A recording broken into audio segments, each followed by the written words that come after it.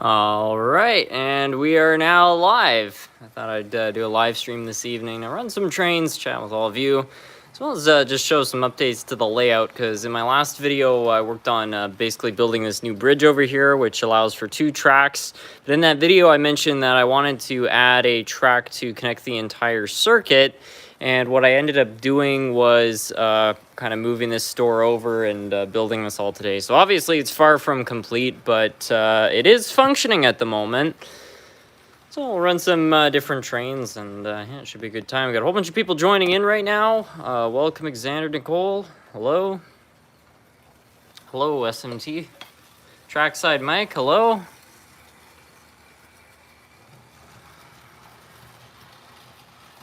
Johnson Family Farm, how are you doing? I'm doing pretty well. How are you? Got any Texas and Pacific locomotives? I don't think so.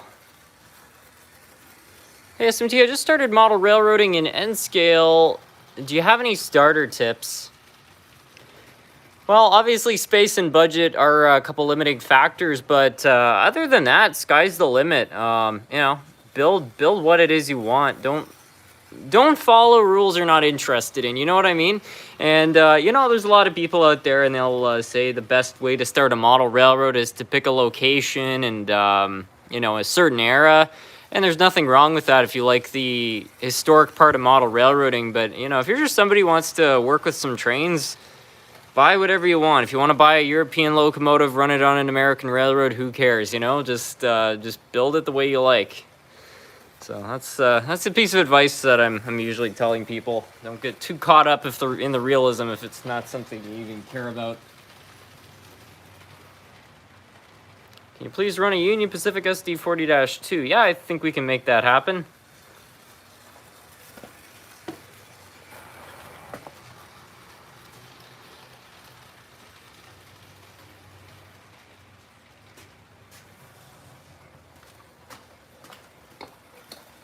Wheels RC, SMT, what's up? Not much, just running some trains. The second one we're running has got to be the slowest on the planet.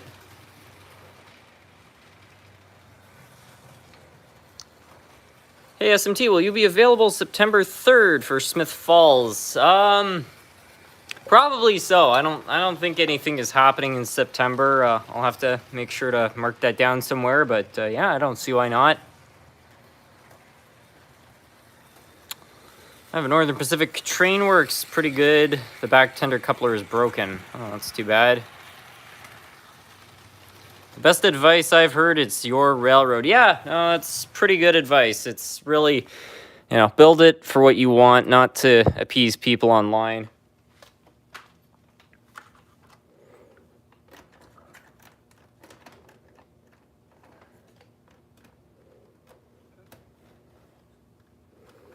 Looks like we got a super chat from South Texas Railroad. SMT buy UP 844 in the auxiliary tenders. I'll keep that noted. Thank you so much for the super chat. Anyways, we'll get the UP S40-2 on as requested here.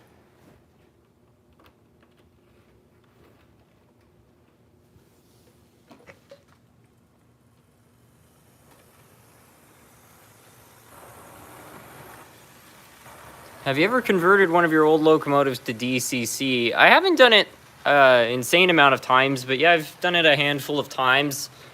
It's not a super hard thing to do. The only challenge I've found is, you know, older motors don't always work very well with modern decoders. They can burn them out. Current draw is too high. Huh, that Athearn just started making a really weird noise.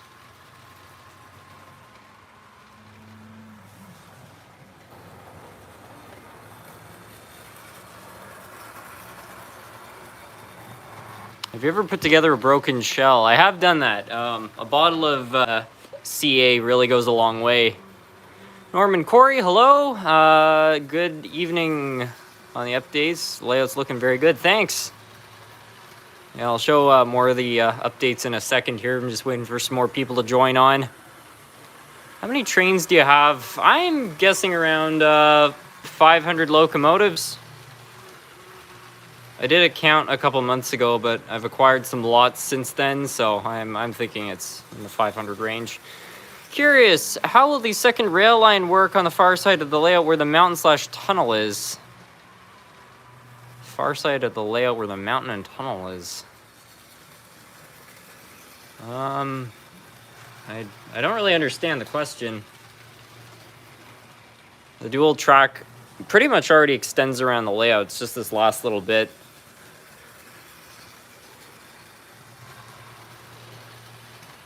How much did your collection cost? I honestly don't know. I mean, through my videos, I could definitely tally up what I've spent, but, you know, I already had about 70 engines before I started the channel. And some of those I bought, some of them I got as gifts as a kid.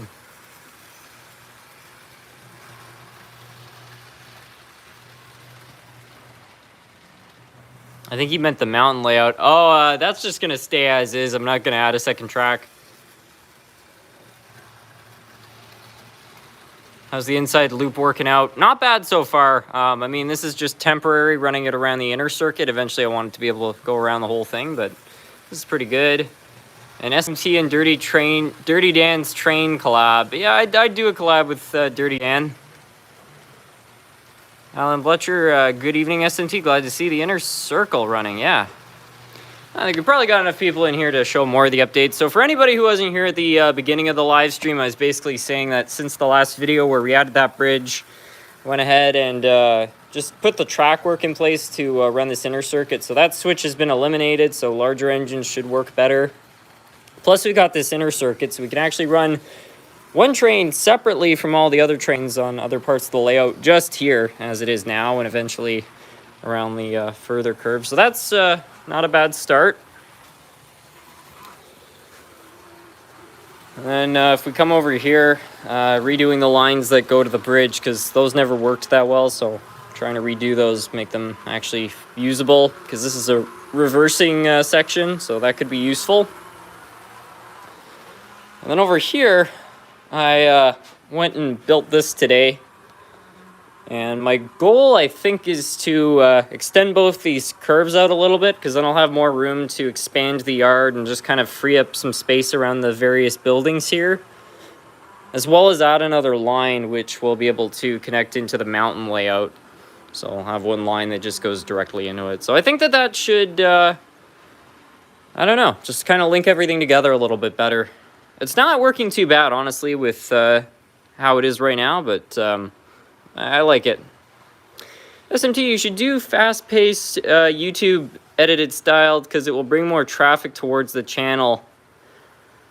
There's a lot of editing in my videos. It's hard to see. The edits are very subtle, but when I'm doing unboxings, there's actually a lot of little cuts just to make it flow a little faster. But something I want to keep on my channel is just that, you know, it's not overly edited. I don't know, it's funny, at one point I was kind of moving in that direction, and I actually got a lot of feedback from people saying I like the current style just because it's a little more chill. So I'm probably going to leave that the same. The only thing I might change is I might start doing YouTube shorts, but that's a very different format of content than I'm used to, so that's a bit of a learning curve, but I'll try to figure it out.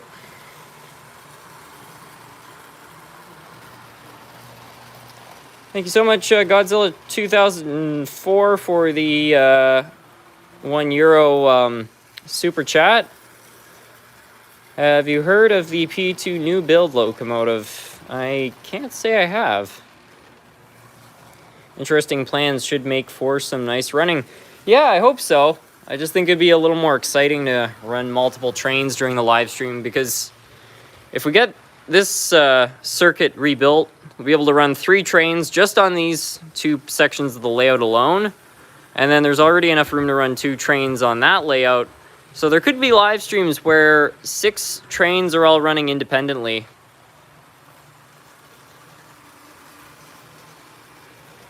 Cool, we got both lines up and running. Yeah, still a long ways to go, but it's definitely going to improve things, I think.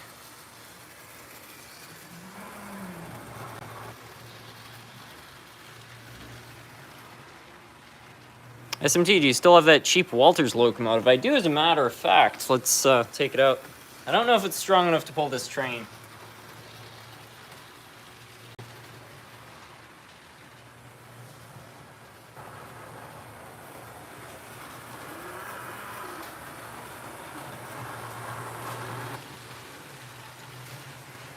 Actually, instead of trying to run it on the outside, we'll try to run it on the inside. I don't know if it will be able to handle the corners, but we'll try it out.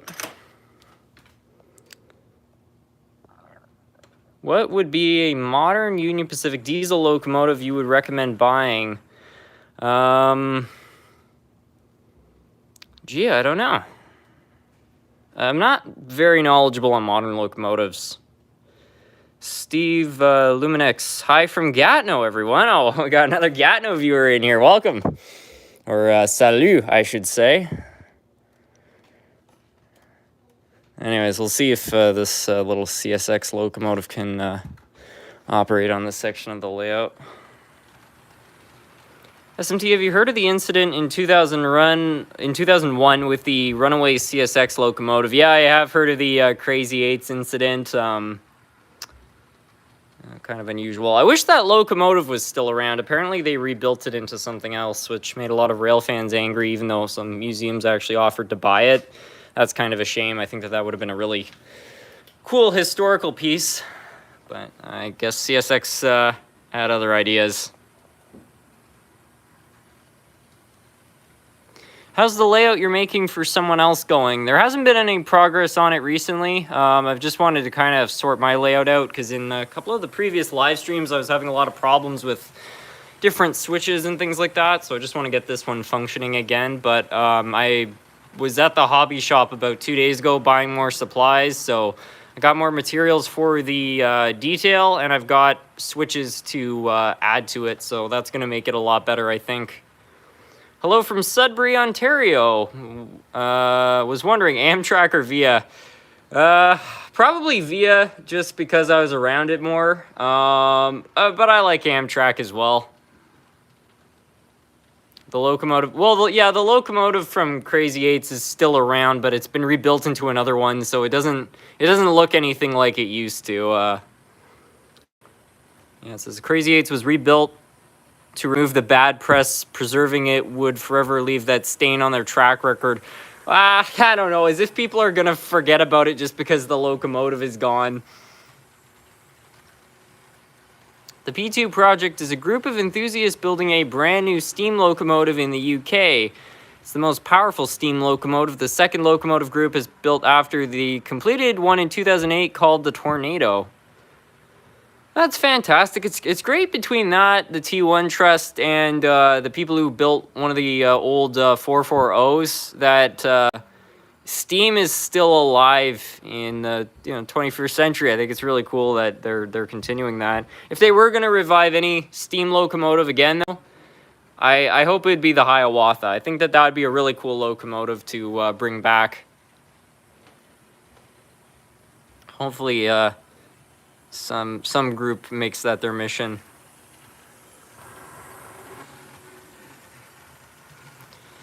Question, I have an SD40-2, but it goes very slow even at full speed.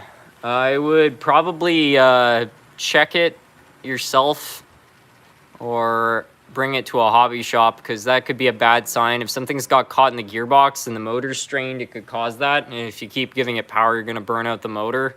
Or a decoder if it's a modern engine. Yeah, check out the gearbox. Motors occasionally fail too, but my money would be on the gearbox. The T1 Trust was inspired by the group of people who built Tornado. I heard that. I remember there was a report saying that.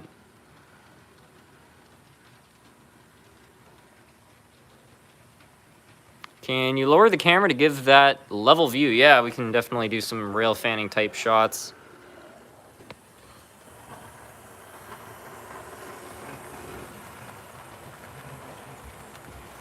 How's that?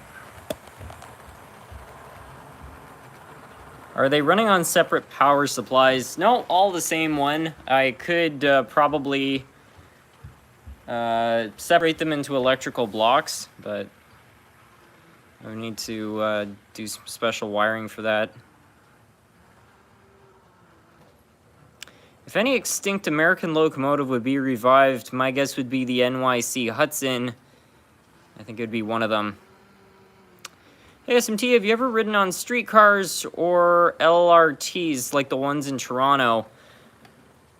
I was on one of the, I think they call them the Red Rockets or something. I can't remember, but the red streetcars they have in Toronto. I was on one of those as a kid back in like 2005. But I've been on quite a few streetcars because I go down to vacation in Maine, and in Kennebunkport there's a place called the Seashore Trolley Museum. If I'm not mistaken, it's the biggest trolley museum in the world. And yeah, you can... they usually have 1 or 2 trolleys, and you can ride both of them the same day. So yeah, I usually head down there once or twice a year and ride some trolleys. It's a pretty cool place.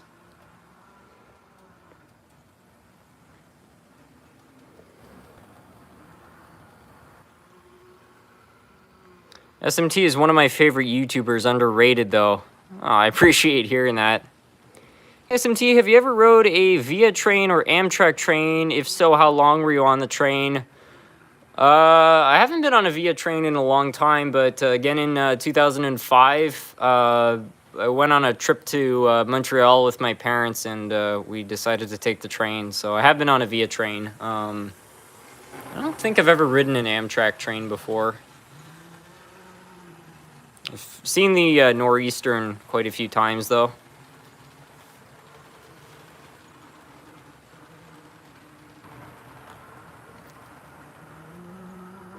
I think we'll change up this SD40-2 for a BNSF -9, just because this engine's making a lot of really weird noises. I don't really know what's going on with it.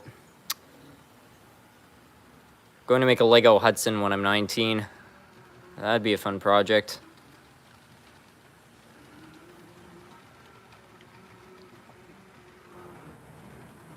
Can you make the train on the inside loop bigger or no?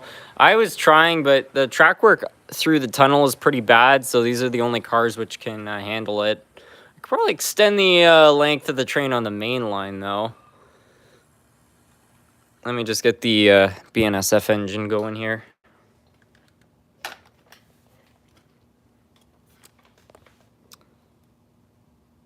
Hey, SMT, how wide are the tables on your layout? They're all either 4 feet or just over 4 feet wide. Some of them are 4'2".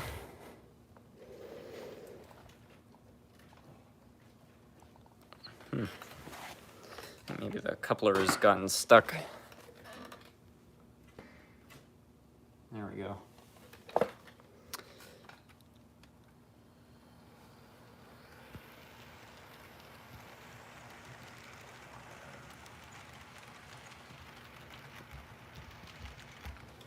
What's the best place to buy HO scale trains?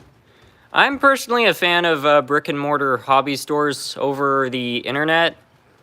However, it depends on what stores are in your area. There are some stores which are awesome. Their prices are good. The service is good. They have exactly what you need. But I have been to a few duds before. So, you know, I understand that it's not for everybody. Amazon is probably not the best place. There are some trains on there. The selection is just not very good. eBay has an amazing selection, but the prices are usually quite high. If there's a train show in your area, that's where the deals are at. That's where you can really stock up on stuff. Could you try to find HO scale auto racks and put them on your layout in a later video? Auto racks would be a good addition to your layout. I'm on the market for some. I'm not going to buy an insane amount if I do, because I don't have a lot of room in my yard, but it wouldn't be bad. Hey, SMT, do you have any American Flyer? I have a small American Flyer collection. Was curious if you picked up any of their HO stuff. I've got at least one American Flyer locomotives. I'll try to find it in a second here.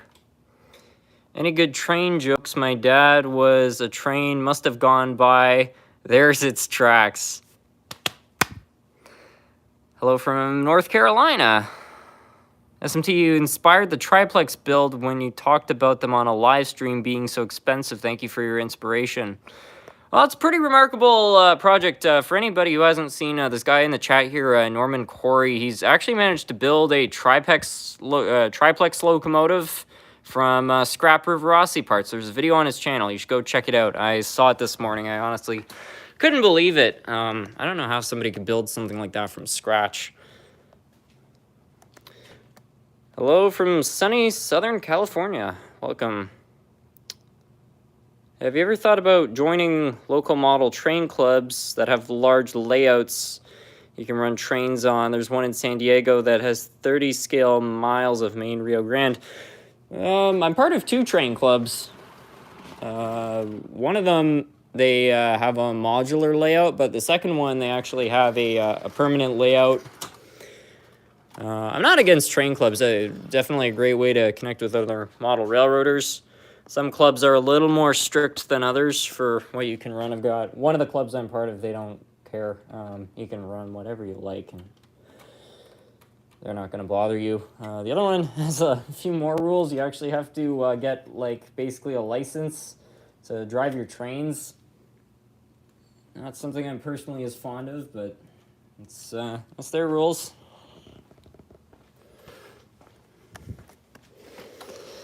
Anyways, we'll see how setting up a train this large goes. That cattle locomotive is going to be getting quite a workout with this.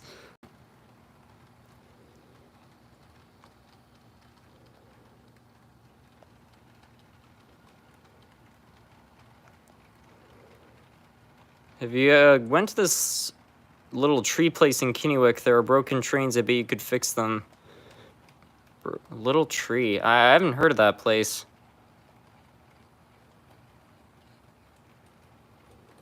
Hello from Florida. I got my Tyco Golden Eagle running today. It was not a great puller for low speed, but it looks great. Mine lacks wire handrails, though.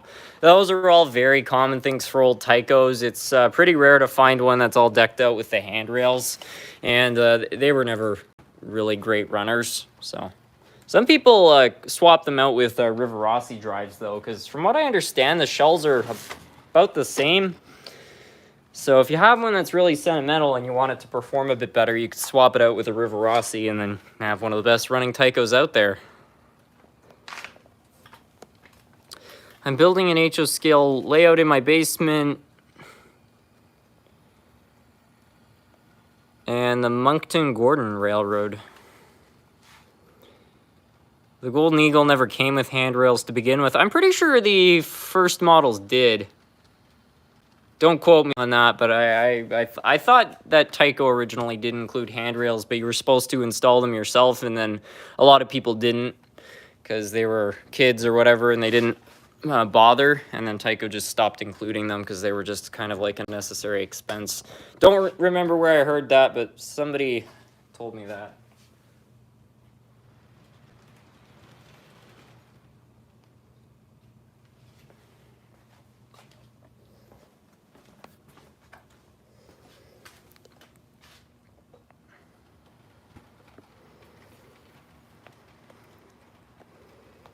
Hello, Harrison. Love your videos. They always make my day. Can you run any Conrail or Rock Island locomotives? Yeah, we could run a Conrail locomotive. Why don't you buy some Norfolk Southern locomotives, dude? I grew up rail fanning those things in Cove, Pennsylvania. I have a few, but, yeah, I don't know. Looks like that disconnected again. I think I need to remove that Gulf car. I think the coupler might be out of spec.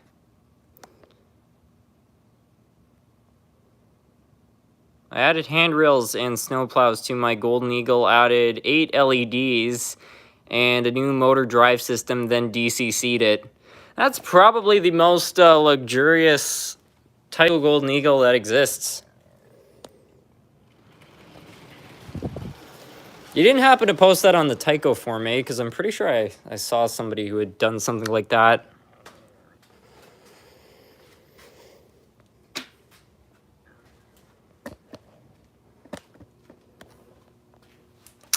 Should you run any Australian locomotives? Also, love your videos. Keep it up. Yeah, we could probably run the B-Class. I've got another Australian locomotive on the way too, so keep your eyes open for that. An American Flyer set that was built in 1952. It has the original boxes and instructions. I run it every Christmas to keep the tradition going. That's really nice.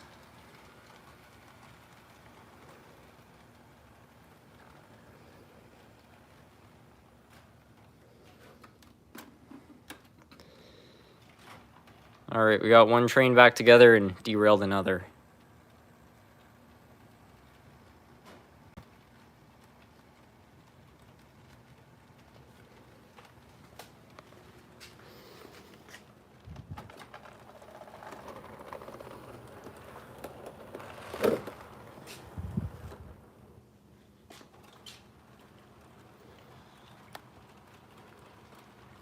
And you run the Southern Pacific steam locomotive. It's one of my favorites.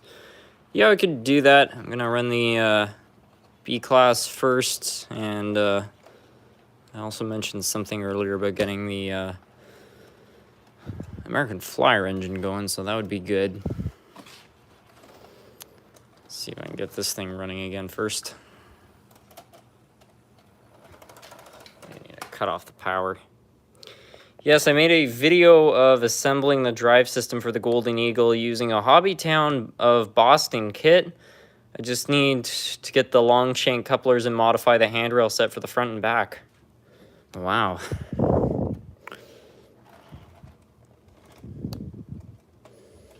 I feel like a lot of people could find a video like that quite helpful, because I know there's some model railroaders who are very sentimental about their childhood Tyco locomotives, but they want them to perform a little better, so I wasn't aware you could use a Hobbytown drive. I'd just seen the Rivarossi mods.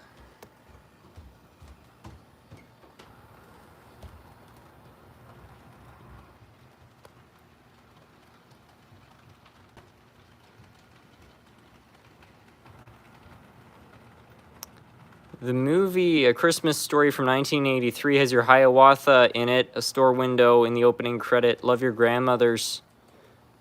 Yeah, I think the one in the movie was by Lionel, but I remember seeing that movie as a kid and being quite surprised to see the Hiawatha.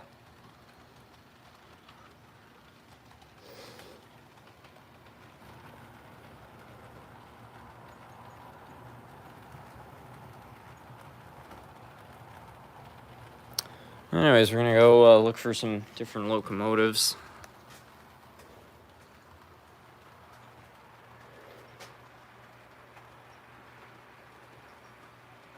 I guess the B-Class is somewhere else.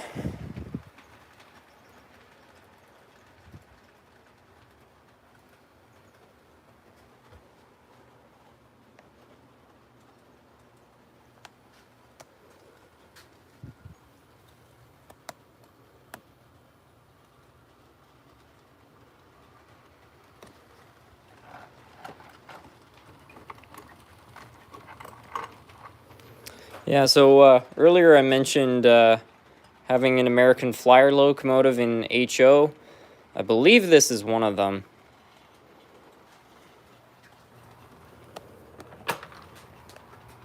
Okay, it looks like the train's kind of come apart, but it hasn't derailed yet, so I think we're just going to let that fly for a bit. Yeah, now finding that B-Class.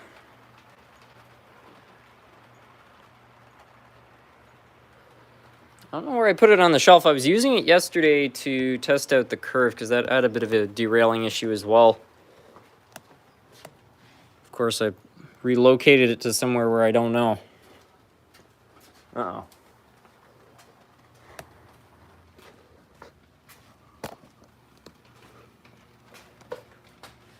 Huh, could have sworn I heard cars derailing, but I guess not.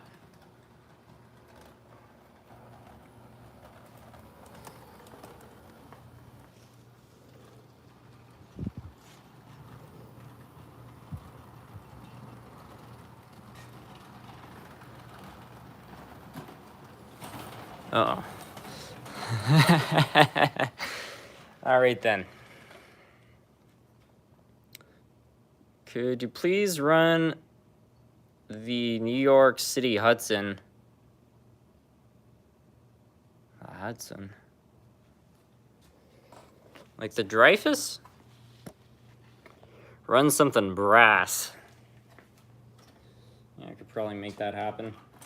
I do want to find that Australian locomotive, but it seems to have disappeared, so I guess we'll run that first.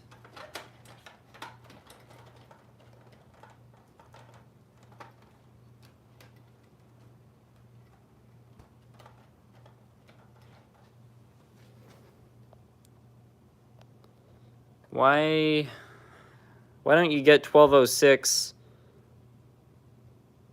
Well, I just haven't bought one yet. I'm not against getting a 1206 locomotive.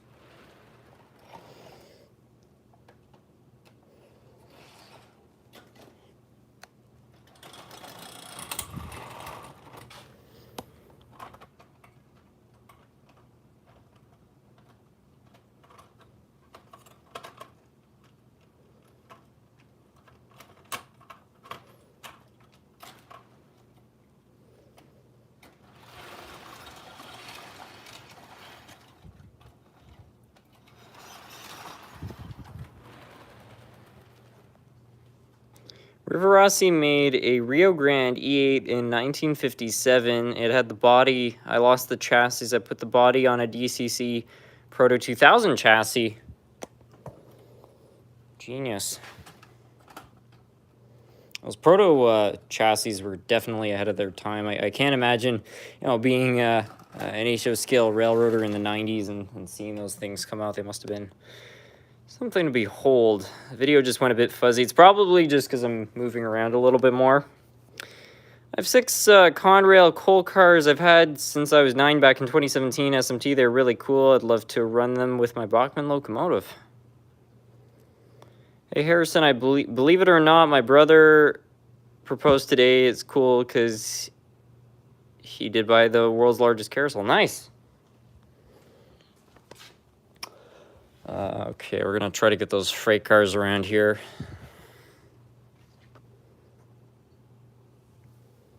Do you use Kato HO scale track? I never have before. I've heard terrific things about it from people that do. I think the only criticism I would have towards it is that it's pretty expensive, but I don't think it will disappoint.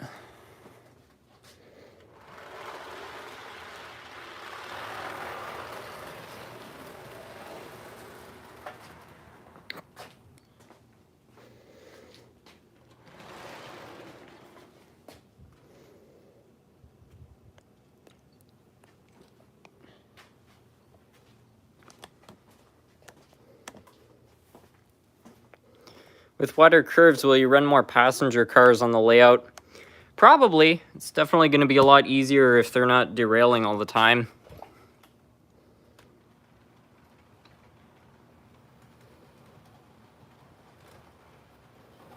Harrison, do you have any plans for your N-scale stuff? Well, I've got a brand new layout waiting to be renovated, which I picked up at a train show for $10. So there's going to be more N-scale stuff on the way. I just don't want to get started with that until I get the train show video done, which I'm still editing that. But the train show and shop tour videos are a little bit trickier to do. I don't know. I find narrating a tricky process.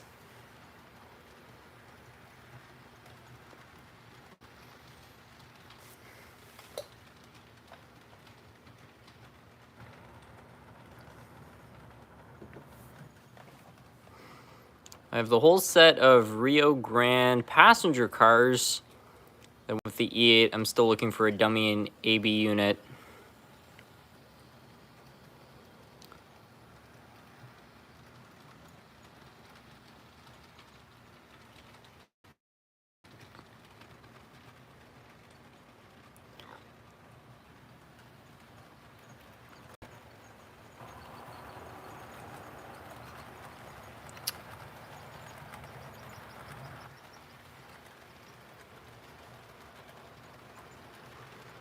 And somebody requested that I run a brass locomotive. I don't know which would be best. Somebody also requested that I run the Southern Pacific Daylight locomotive, so maybe we'll have a go with that.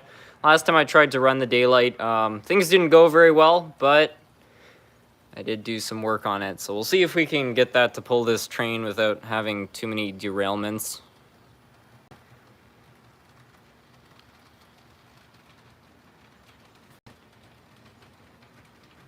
What's your favorite railroad manufacturer in the USA? Either Athearn or Alice. Both are pretty solid. I would feel pretty good buying a product from either of them. I mean, their prices are a lot higher. And to tell you the truth, I feel like a blue box locomotive would probably outlast a modern Athearn locomotive just because they were a little bit more simple. But I'm still a believer that Athearn is putting out quality products, and Atlas certainly has some decent stuff. So yeah, either of those. Walters would probably be a close third. The thing I like about Walters is they're second best to Bachmann in budget. In fact, their locomotives on Amazon are cheaper than the Bachmann ones, and in my opinion, of higher quality, so that's good. Do you think Bachmann still makes good trains? Bachmann definitely makes some decent trains. They're not my favorite because they're not the most reliable. Their prices are lower than the other manufacturers, but I don't feel like you get as good value for your money with Bachmann. Even though they're cheaper, I find their quality not the greatest for what you pay. But I give Bachmann credit because they're still making the cheapest trains on the market. There has to be at least one budget manufacturer, and it really bugs me that there's not a kind of consumer brand. Because if you went back to 1985, you would have had Tyco. I think Lionel HO might have been in production, which was basically Bachmann. So you had Tyco, Lionel HO, Bachmann, and there's Lifelike. So there were like four, and Lima. So there's basically five pretty, not very high quality, but existing budget train sets. And now it's basically just Bachmann. Walters makes cheaper engines, but they do not make cheaper train sets.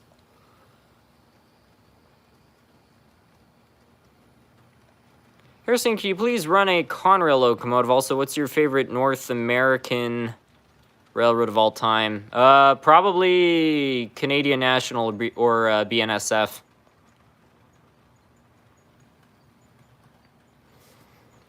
My favorites are diesels or blue box. Athearns for the cost, repairability. They run great. Yeah, Athearns are fantastic. I really love their old blue box locomotives. The only reason I don't bring them up is because they're not in production anymore. I really wish they were.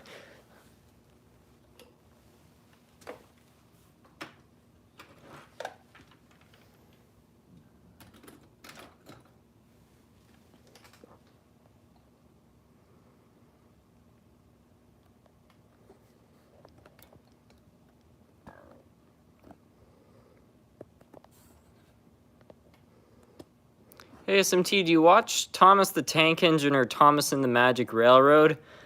I haven't seen either in many years. I was a huge fan of Thomas as a kid. I watched the original series when they were actually filming the show with real models, which was really cool. And I did see Thomas and the Magic Railroad. I was actually terrified of Diesel 10 as a kid. God, I found that guy scary. Yeah, huge fan of it. Just not really of interest anymore.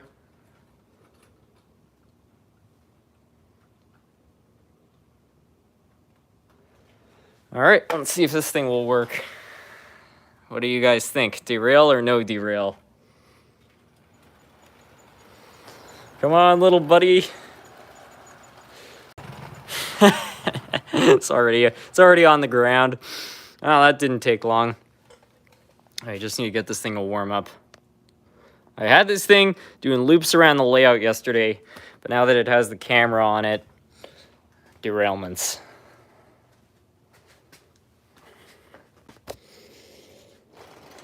I have to be careful though. You never know if the wire is caught around something. That's something that I noticed the other day, is the wire sometimes gets caught around the rear wheels and can cause some funny things to happen. So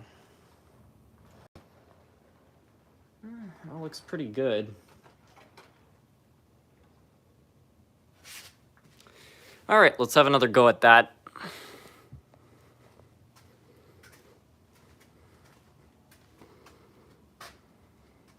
That's going to warrant an investigation, Harrison. Yeah, maybe so.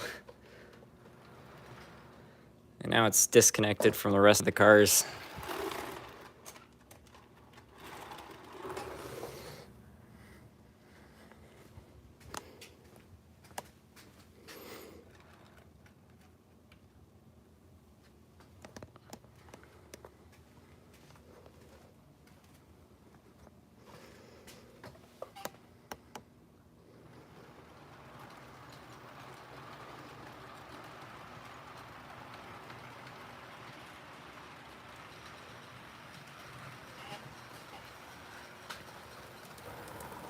It's got stage fright. Yeah, apparently so.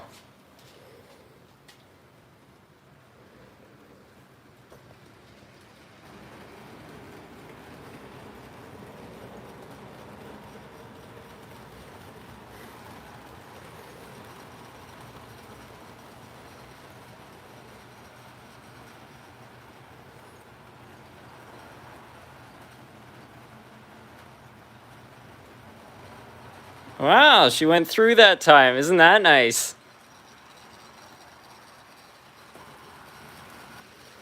Hey, SMT, what is better in your opinion, N-scale or HO? Personally, I'm Team HO. I just prefer the larger locomotives. They're easier to work on. But that's not to say I'm against N-scale. You know, I can appreciate that if you're living in an apartment or you don't have enough space, N-scale is a terrific option because you can just build so much more. Like a 4x8 in N-scale is a massive layout. Like even a 4x6, like you could accomplish a lot with N-scale. So I understand its purpose.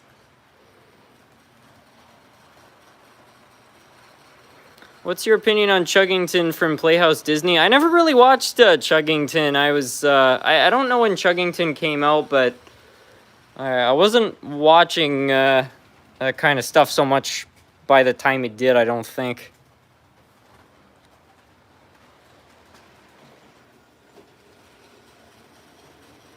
Oh, those cars have disconnected. I think I need to swap a couple of them up here. They seem to be a bit of a problem.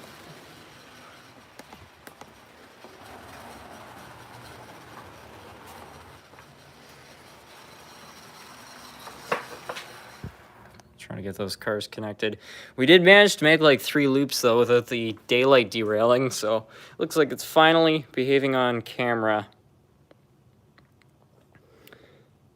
Is the inner loop connected yet, or are you still moving turnouts around? This section is, but it's not fully operable because I removed a switch there and I'm going to be pushing all that back, so it's going to be a lot of work. Did you know the movie Unstoppable from 2010 came out the day before my 3rd birthday, Harrison?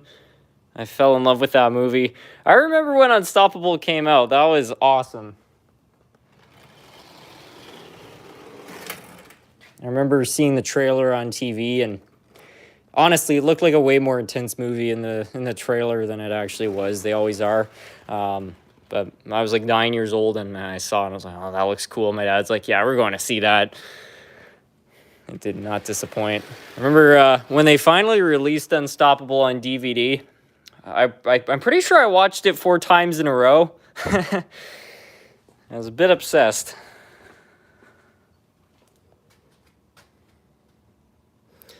Will you ever do any other expansions on the layout? I got a whole train set based on the Sellerstown. Ain't that nifty. Probably no more expansions other than that little one over there, just because it's not my house, and I've already taken up a pretty good portion of the basement, so I think that's going to be it for building the layout bigger, but there's more room now to expand the industrial park, so that's going to be nice.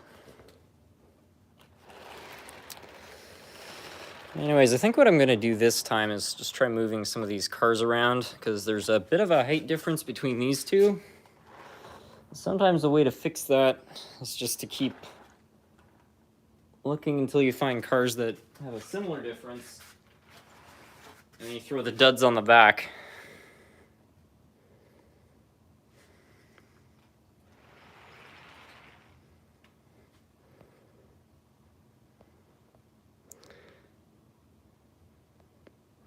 What's your opinion on Thomas the Tank Engine? Again, I loved it as a kid, but I'm just not really interested in buying any of the stuff. It also could be a problem because I've heard that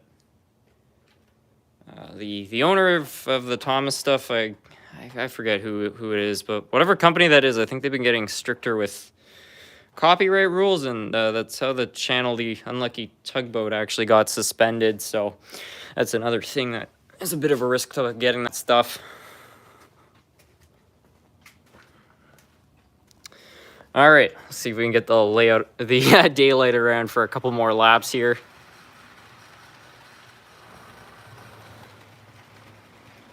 Do you have any Vermont locomotives that you could run in a live? I live in Vermont and always love seeing them run. I don't know if I have any Vermont locomotives. I'd love to buy some, though, because I've seen some Vermont Central engines before.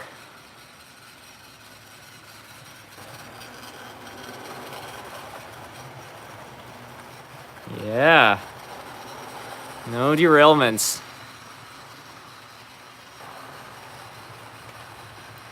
Thank you so much for the super chat, the Kentuckian Maper. Can you please run your Panner tank engine? I'd love to. I don't know which one the Panner is, though.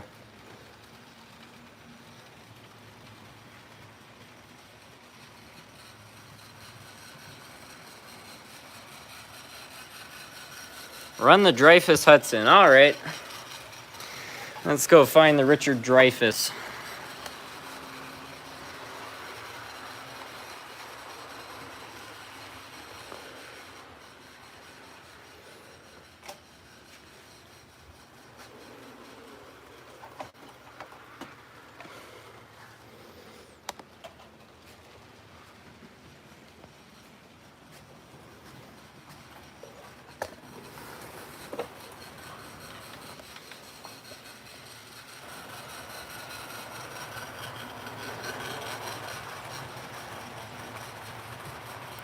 Anime is really bad about that. A couple channels nearly got wiped out after they showed a couple of clips from a couple seconds of shows. Wow.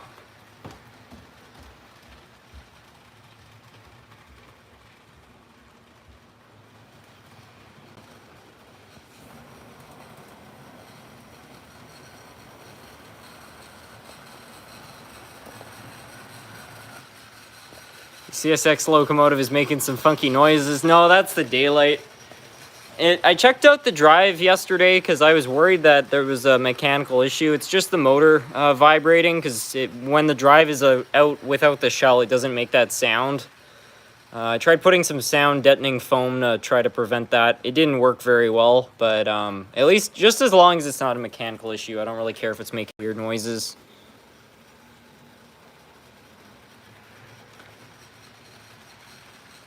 Can you run the Fox Valley Hiawatha? Yeah, I think so. I'm going to let the daylight go around for one more time. Then we'll get the... actually, we'll take the daylight off right now because those cars just disconnected. I'm going to get the Dreyfuss on. And yeah, we'll try to get that on. I also said I was going to run a CSX engine, so I'm going to have to go look for that. Or no, it wasn't a CSX. It was a Conrail engine. That's what I was supposed to run. Do you think Lionel is going crazy with Polar Express as a brand? I think it's cool that somebody's making genuine Polar Express stuff. I feel like that's something that the hobby's needed for a while. Having said that, the detail on those units is not very good, and they're charging an arm and a leg for them, so I don't really like that. And furthermore, they're making fictional cars. They're making cars which weren't even part of the movie, so it's like now they're just making stuff up. It's a cash grab, so... yeah, one hand, I like that they're making it. On the other hand, I feel like it's just a cheap... I don't know. Lionel is really overpricing. You know, I complain about Bachmann stuff doing that, but Lionel just really takes it to a new level. I couldn't believe it, because my uncle, he's a huge collector of Lionel. He's got tons of pre- and post-war Lionel stuff. I actually might do a video on his collection, but... you know, I got this younger cousin, right, and they wanted to get him a Lionel train set. The modern Lionel train sets for kids, they've got plastic track. Like, the whole thing's plastic, and it still costs $300. What a joke. Anyway, they got it for him because, you know, my uncle just wanted him to have the same experience, you know, having a Lionel train set. But I was just like, oh, that is ridiculous. Looks like we got a $20 super chat from Jimmy Seaver. Thank you so much. Have you ever acquired a non-Athearn kit? Walters Bowser Intermountain made a bunch during the 90s. Walter has a surprising go-to for me. Non-Athearn kits. I built a kit a few years ago. I forget the name of the brand. I think it was Roundhouse.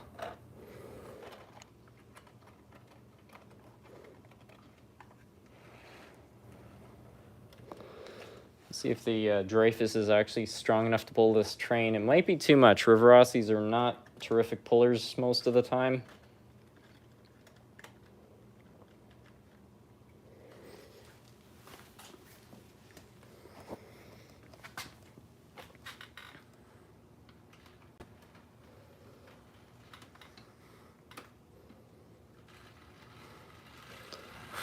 She's not happy.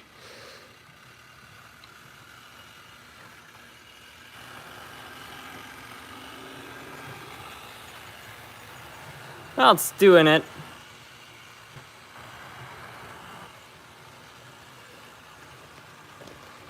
SMT, you should put on the song Break My Stride.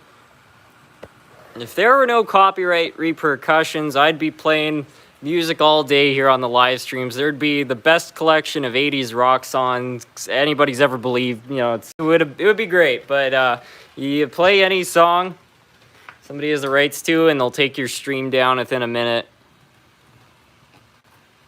I had a buddy once, he was doing a live stream, and his stream got taken down because his brother walked through the room and he had his headphones a little too loud, picked up that audio, and the stream gone.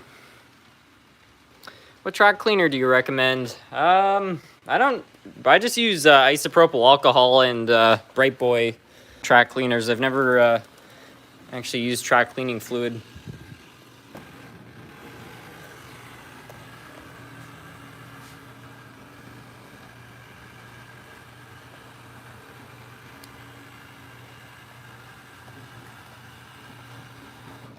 Do you still have the creepy 1950 steam locomotive you got a few days ago? Can you restore it, please? I want to see it running again.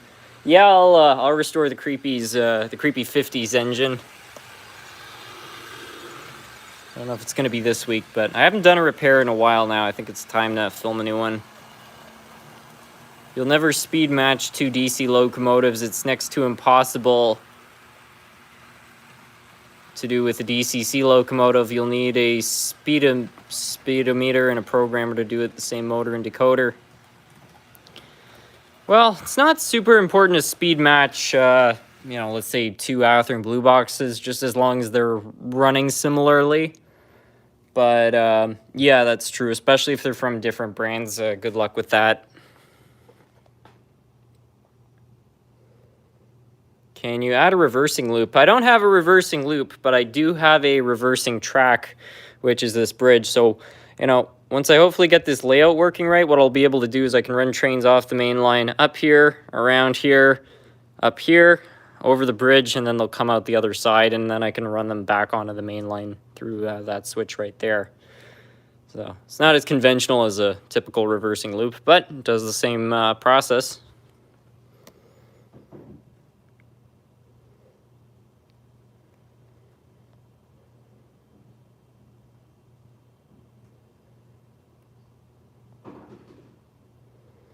Hello, SMT Mainline. Could you please run one of your Canadian Pacific locomotives? Thanks. Yeah, we could probably do that. I'll get the Conrail one on next. Yeah, we'll get... I don't know which engine. Oh, we got something on. Let's see if we can just get the Dreyfus back here.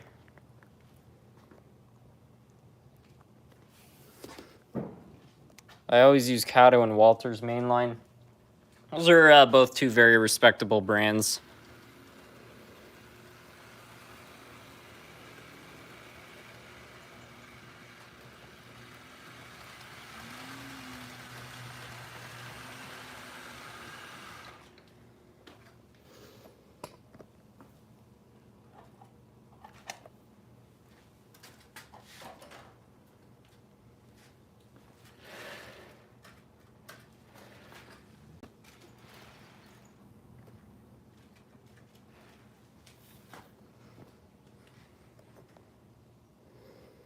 Can you please run the coming around the mountain locomotive?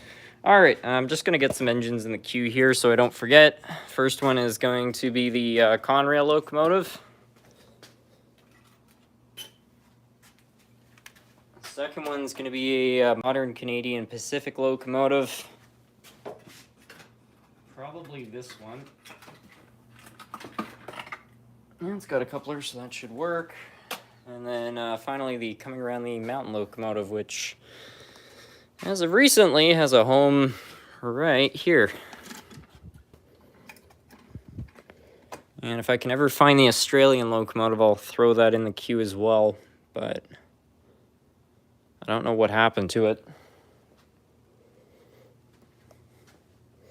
It's probably out on some section of the layout over there, and I've just forgotten it.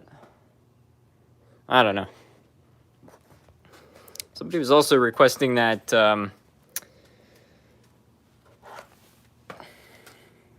run a locomotive with sound, and this one happens to have that, so one of those two birds with one stone situations.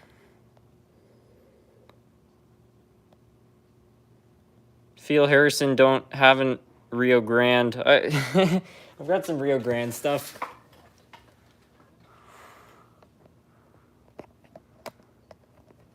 I thought you were making a bit of a joke there, like not feeling Rio Grande.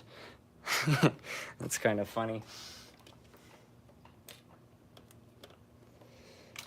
All right, let's see if we can get this thing to start. I think it's programmed to 3.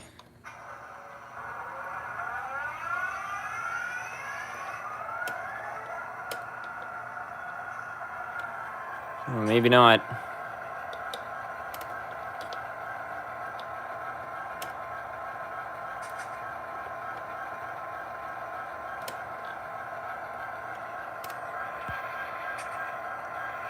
Pretty sure we had this problem in the last live stream. All right, let's see if it's programmed 2572.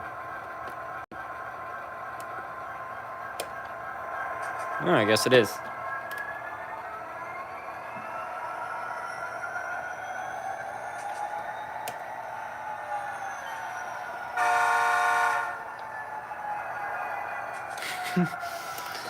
Let's try that again.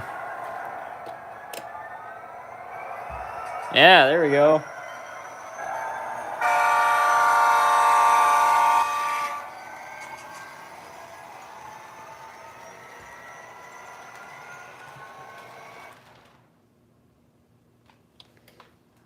Ah, derailed.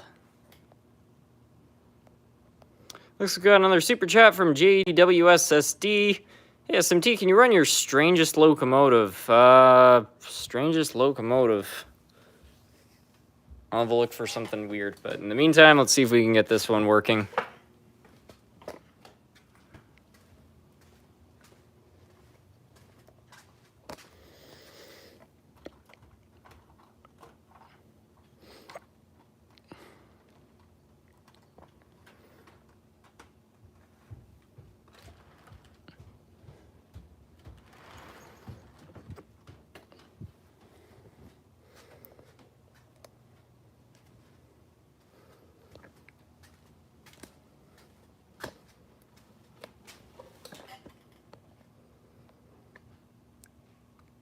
SMT, this is really bad. I didn't mean to send that dollar. I think I might have been hacked. I'm sorry. No worries.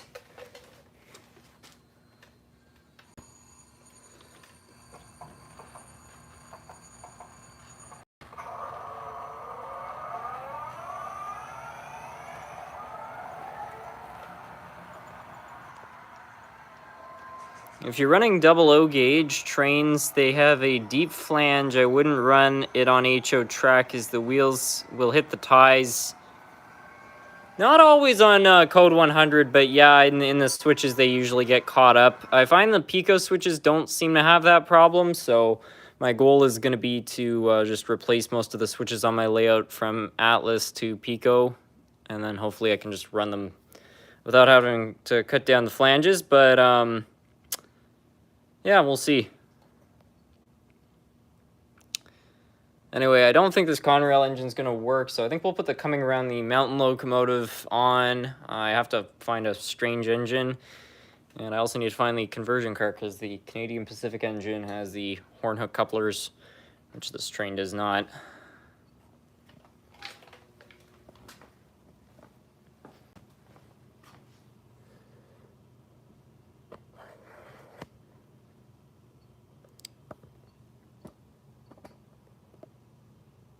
Can you run a Rio Grande locomotive? We can probably get one on later. Maybe the Kraus Mafia engine, but first we'll just try to sort out cart requests.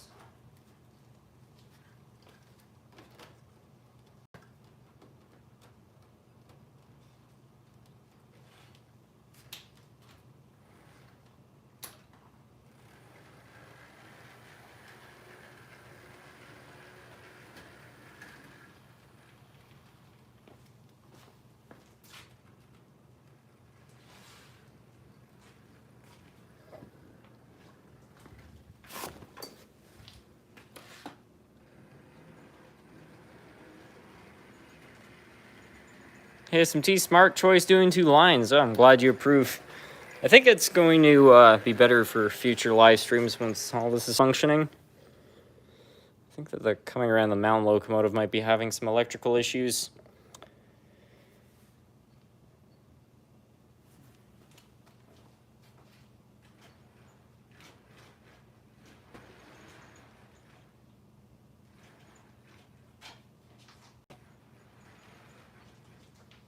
I don't know what the deal with that is.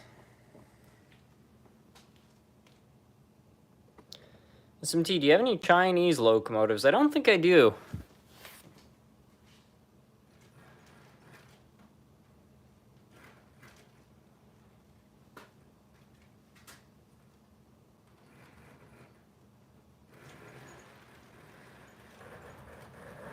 Something's real wacko with that engine.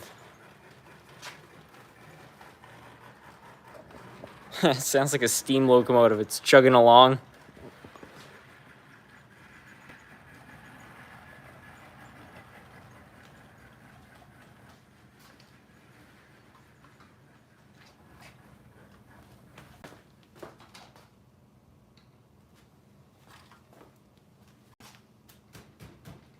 No, that didn't start it. All right, then.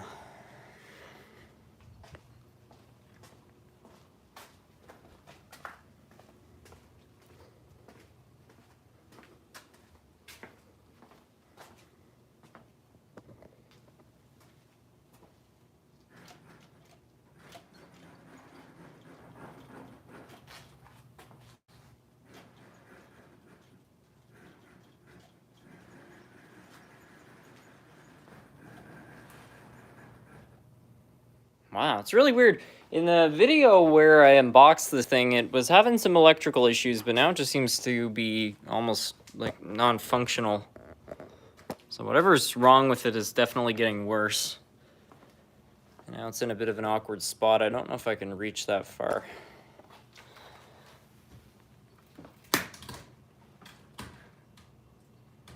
Oh.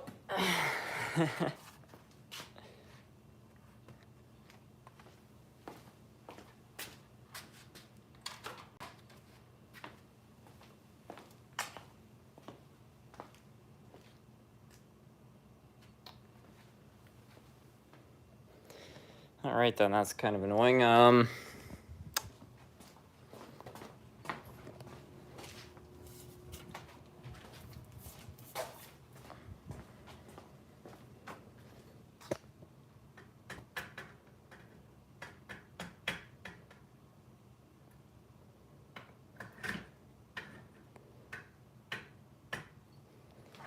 What the heck? Did you break the locomotive into parts? I don't know what's going on with it.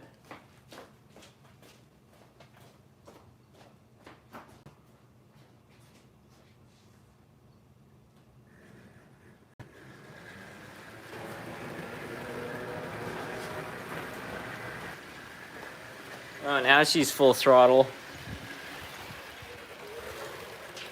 I don't trust that. Let's get the Canadian Pacific locomotive.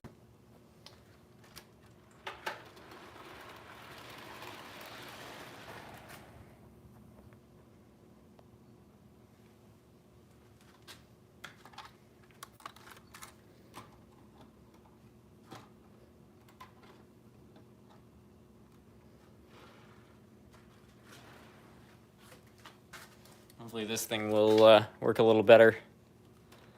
Is that a lightsaber? Yeah, the world's cheapest.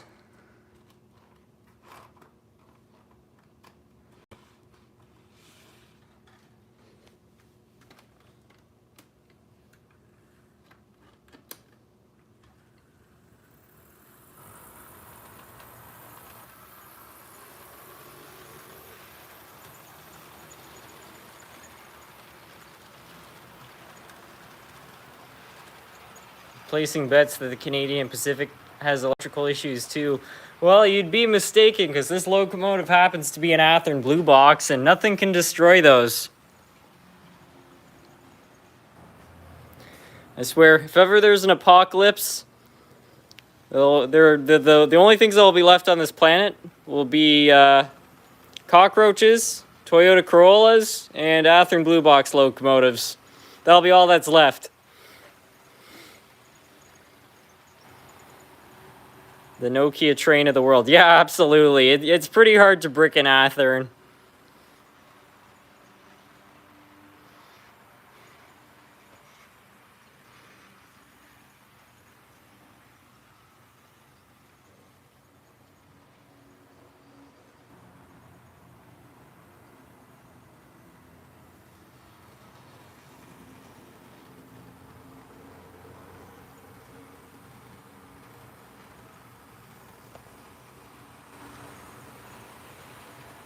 What about the Nokia? Yeah, maybe the old Nokia phones.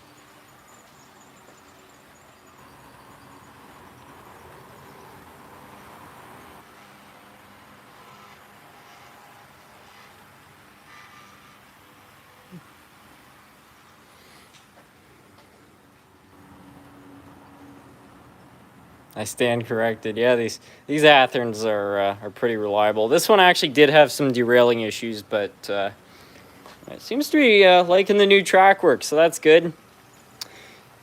Can you run your strangest locomotive? Yes, absolutely. Thank you for the super chat. Let's go have a look for something wacko.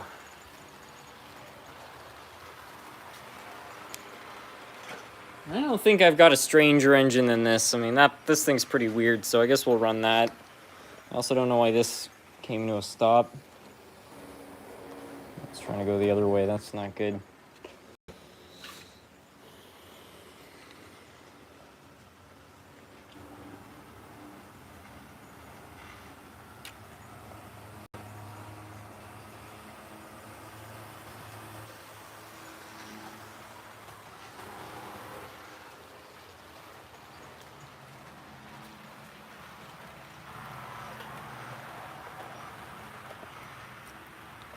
Try running something European.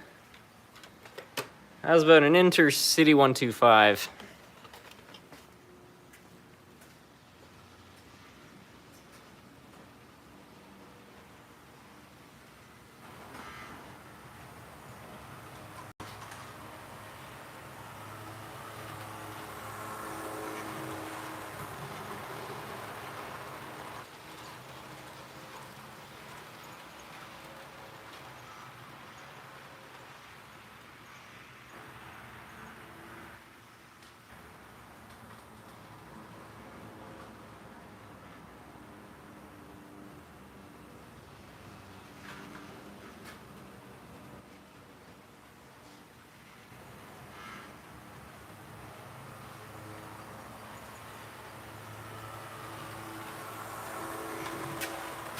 I also didn't forget about the Rio Grande engine, so we'll run that too.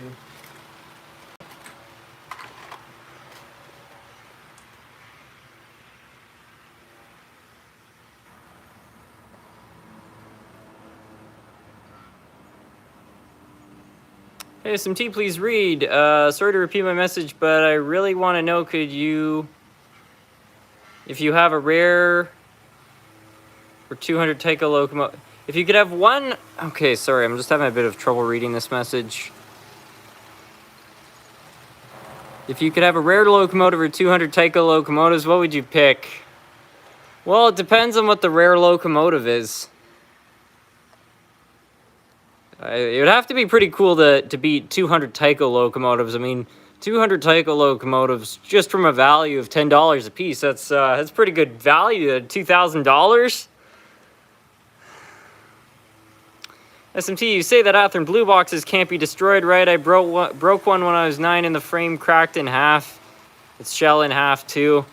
Well, you must have dropped it pretty hard, because I've had these things roll off the table and, you know, the motors pop out and stuff, but I've only seen an Athearn frame break once, so, you know, indestructible maybe is a slight exaggeration, but they're the closest thing. I've never seen a brand of locomotives that are so tough.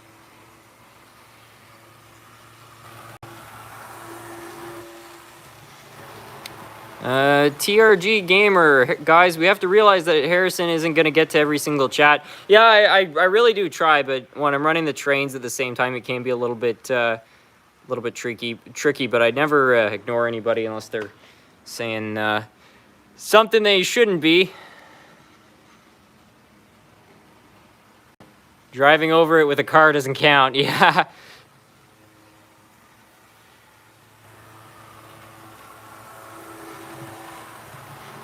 There was one Athearn engine.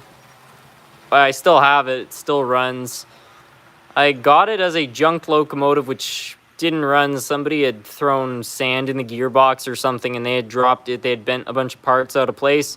So I bent everything back, got it running again, and then that same locomotive was featured in running trains in the snow. And the snow didn't affect it.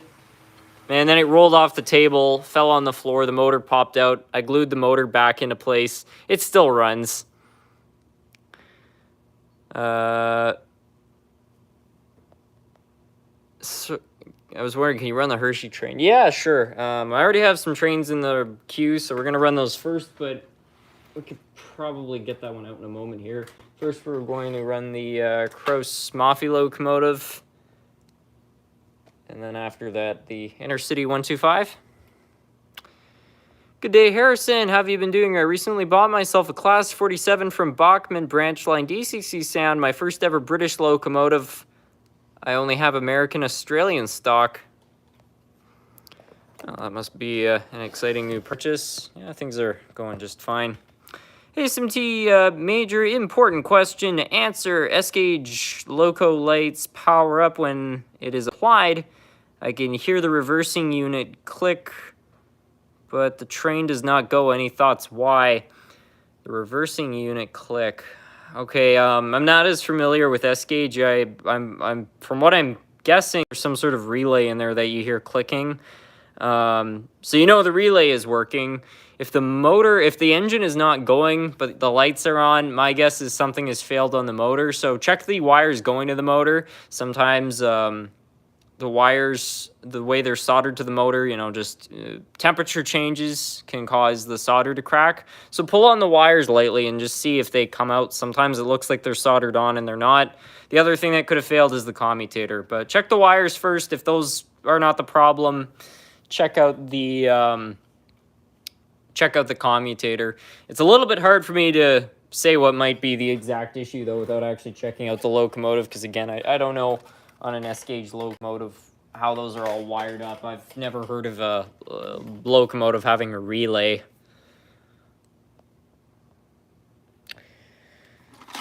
Whoop. The shell on this River Aussie doesn't hold on very well, so it almost slipped out.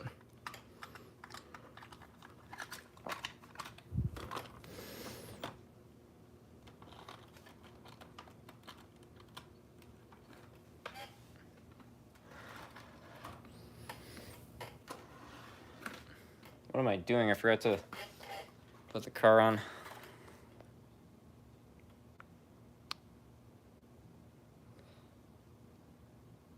Any experience with Mantua Tyco steam locomotives? From my experience, Tyco Mantua locomotives are tanks. They can be very good. I wouldn't put them on par with Athearn, but yeah, they were budget locomotives and they can last an awful long time.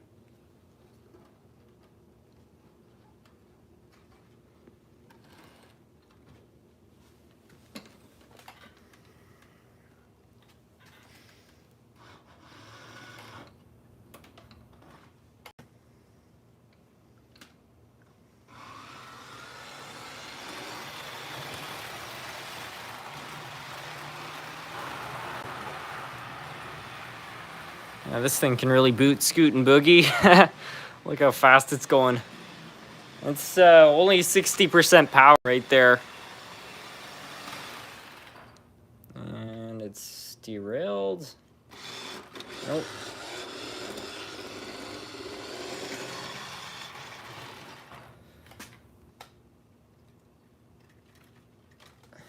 I don't know why. It's like this thing has perfect electrical connectivity, and then it just gets totally jammed up. It's really weird.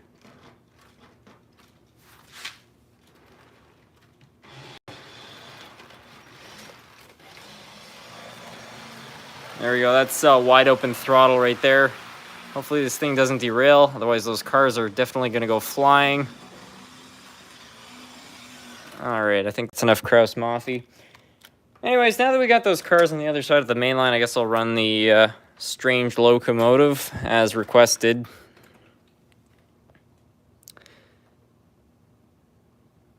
Hey SMT, have you noticed that Bachmann UK is higher quality than their American versions, aren't you? I can't really say I've heard that, but the only European Bachmann locomotive I own is my Swedish locomotive.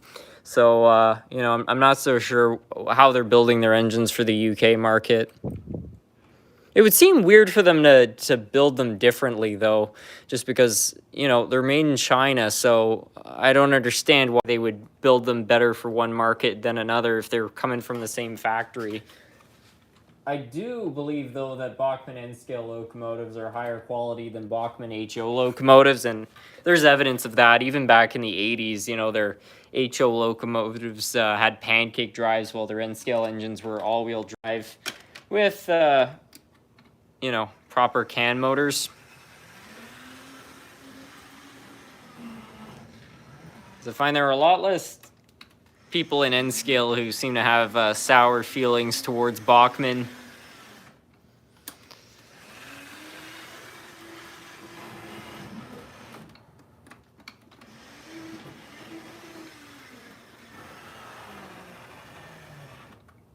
Dyslexic people are creative and good with their hands. Yes, good with their hands, not so much with their reading.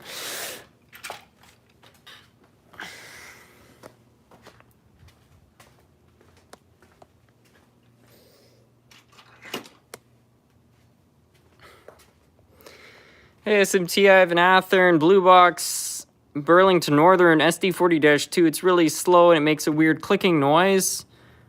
Just did an overhaul. Do you know what a solution to fix this is? An Athearn Blue. It's probably a piece of ballast caught in the teeth of the gear, so clean out between each of the teeth. Or check to make sure none of the gears are cracked. That can definitely have an effect. Bachmann China stuff is high quality. I wish they made more models for the Chinese market. Well, again, I just don't understand if they're making all this stuff in the same factory, why they would design one a little bit different than the other.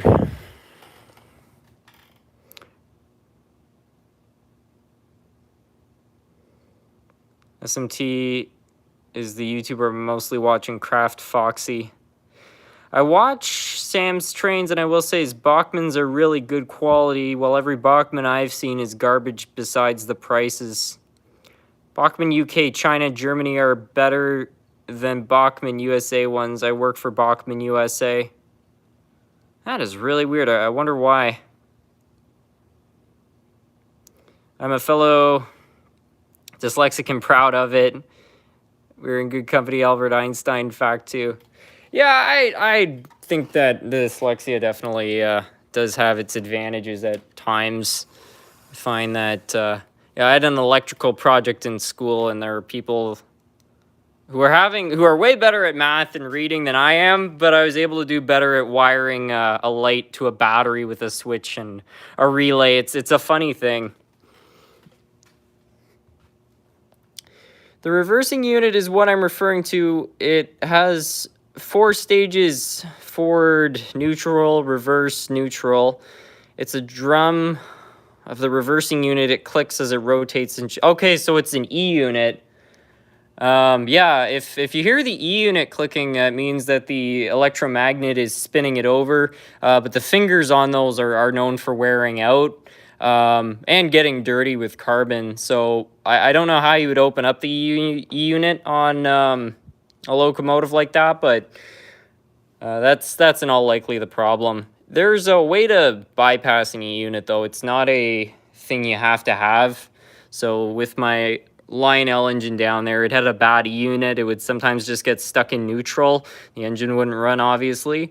So what I did was I just bypassed the E unit and it runs perfectly. I mean, obviously you lose reverse, which kind of sucks, but it's slightly more efficient because you're not having to power that solenoid. SMT, what's your favorite railroad? It's probably CN.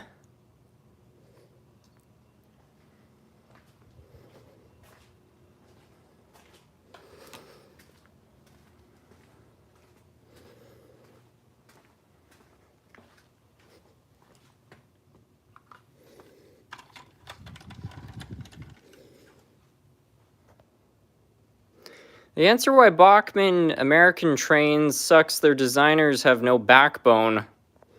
Oh man.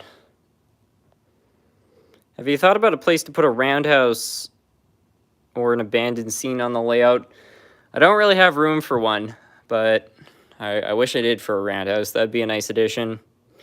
Yes, the fingers are the issue. That's what I was trying to express poorly. Are they hard to replace? I've never replaced the fingers on an E unit, so I wouldn't know.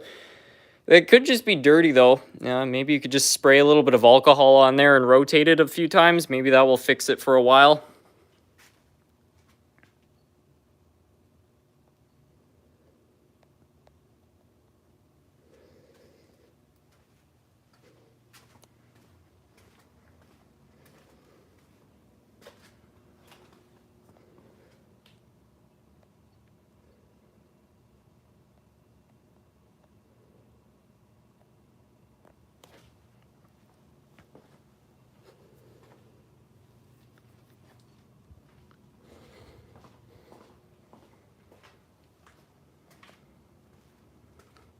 Don't get me wrong, I love my job.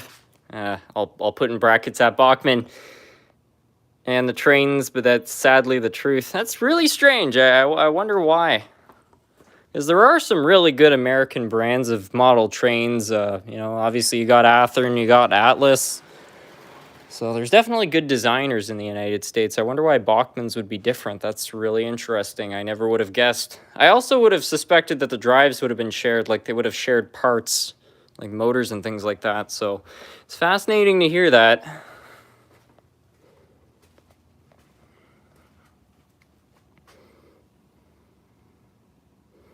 Excuse me, MTH. I don't hate MTH, but I don't think I'd put them #1 on the scale in terms of reliability. I mean, they've made some beautiful products, but I don't know. I find it, in terms of reliability, I've heard some comments from people who have gotten some pretty nasty things from them.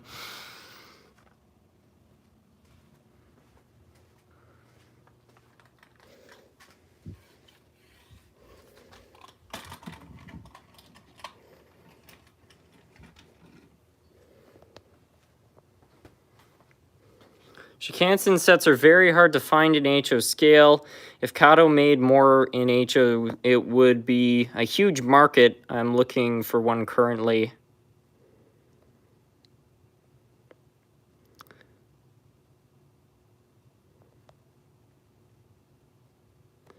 What about the roundhouse you got in that lot that was given to you? I might be able to fit that somewhere on the layout, but we'll see. If I can't, it's just going to go towards that layout, and the kid who that's going to is just going to have a fancier layout, but I'll see. I would like to make that roundhouse work. I mean, it would look kind of weird. I guess I could try to add it somewhere here, but I don't know if I want to do that or not. Scale Trains is #1. Yeah, Scale Trains, I've heard, is a good manufacturer. I have never actually owned one of their products up until recently, so I can't really say what the reliability is like, but I've heard a lot of good things about them.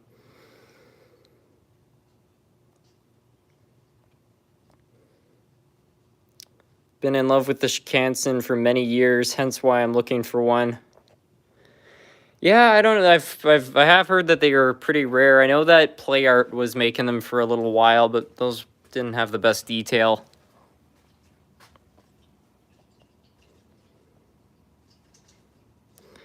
Why do people have to be so rude sometimes? Just because he doesn't read your message doesn't mean he's trying to be mean. Yeah, exactly. I understand why some people feel like, when their messages don't get read, it's like an insult, like they're being ignored. But it's not like that. It's just, when there are multiple people commenting things at the same time while I'm trying to run trains, it can be a little bit tricky to keep up. But it's never an intentional cruel thing. I don't know why somebody would think that. I don't know. I'd try to single them out. It's just not true.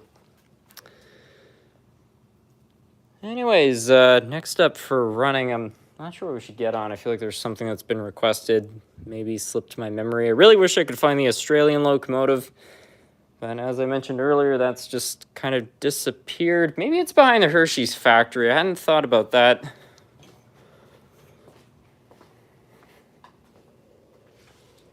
Nope. Not back here. Wow.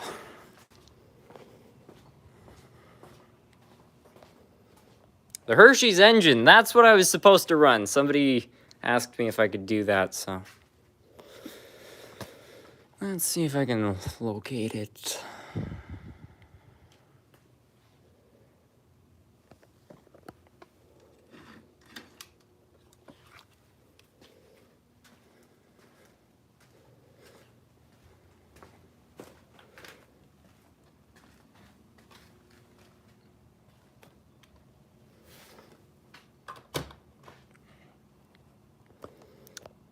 Any idea who makes the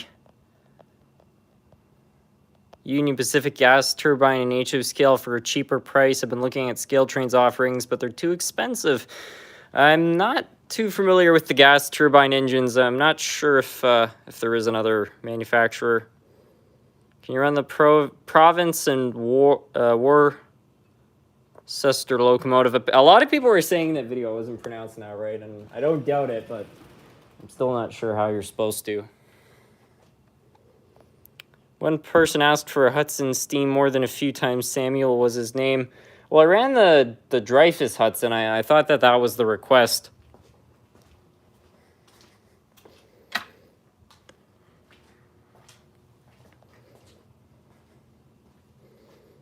Have you ever heard of the Conway Scenic Railroad? My brother works there, pulled their 280 Main Central 501 for restoration, built in 1910. Hasn't been running since 1958. I feel like I have heard of the Conway Scenic Railroad. I'm pretty sure somebody in a previous live stream was talking about that.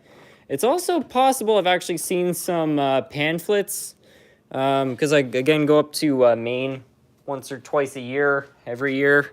And I'm pretty sure there was some pamphlets encouraging people to visit there, so.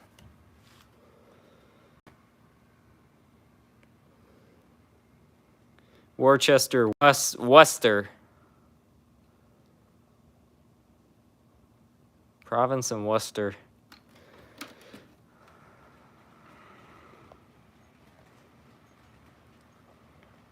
My favorite train is the Louisville and Nashville. It merged into CSX in 1993. Hey SMT, what do you think your most expensive locomotive is, and what do you think is your most expensive car? Expensive car, I've got a Rapido Canadian Pacific Continental car. I think it's probably worth about $150. As for expensive locomotives, it's probably the Hiawatha. These things go on eBay for over $1,000, so that's definitely the most expensive engine I currently own. But that's up for some debate because it's not in prime condition, so.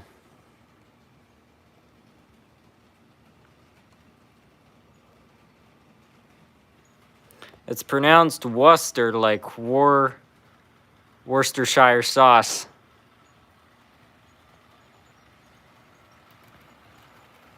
I finally got a Play Art Model Power Shikansen Zero set. It runs okay. Yeah, those Model Powers were... I'm pretty sure they were the same as the Play Arts, because Model Power definitely was sharing designs with them, or they were the same company. They had decent can motors, but yeah, the drives had problems. SMT, please read this joke. Why do Alcos always have to go to the shops? Because they're always taking a leak. SMT, do you have any Illinois terminal locomotives or heard of the railroad? I also got an Athearn C44 9W painted in custom Grand Trunk paint, and GT had C44. I can't say I have heard of Illinois terminal, unfortunately. Do you have anything Japanese? I had that Japanese set, which I worked on a couple of years ago, but they weren't. It was a Japanese model, but it wasn't made. It wasn't like it was an American engine that was made in Japan. So I don't think that really counts. I would love to get a Shinkansen locomotive. I think that would be a nice addition. I mean, those engines in the '60s were so ahead of their time. It was really remarkable. They still look futuristic, you know, some nearly 60 years later. SMT, do DC controllers mess with DCC locomotives? They can. It's okay with a modern DCC locomotive to run them with a high-quality DC controller, but it's not what they're meant to do. They're meant to run on DCC, obviously, and I certainly wouldn't do it with an old controller, like a train set controller from Lifelike or something like that, because those older controllers are prone to voltage spikes, which can actually destroy decoders.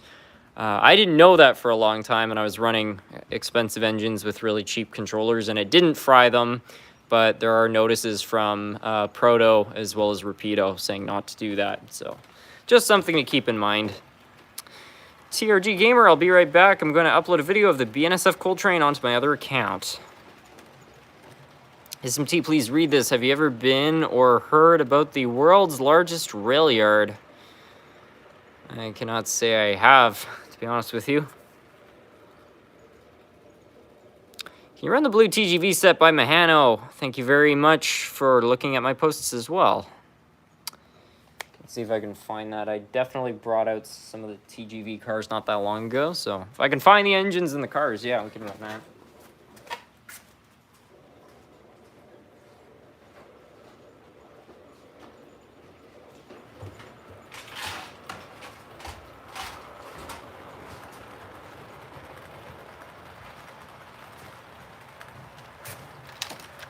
Alright, I found the two locomotives, but I've yet to locate the passenger cars. I'm pretty sure I know where they're at, so I'm just going to go have a look.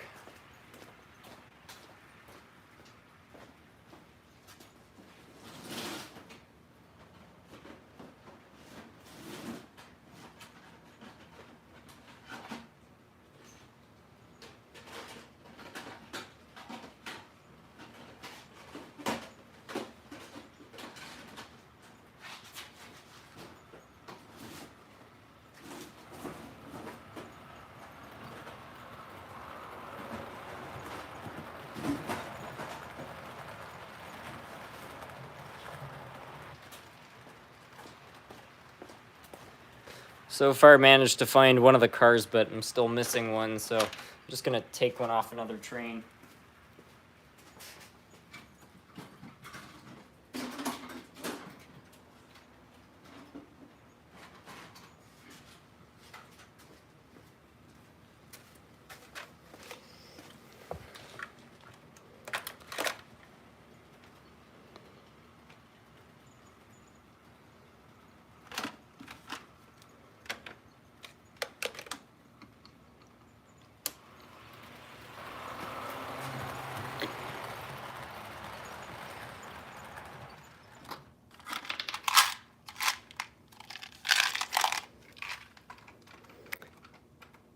You should set up some form of chocolate factory, SMT.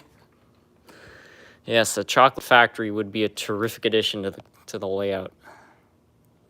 But I can only dream. Does the Bachmann trolley run? Yes, it does.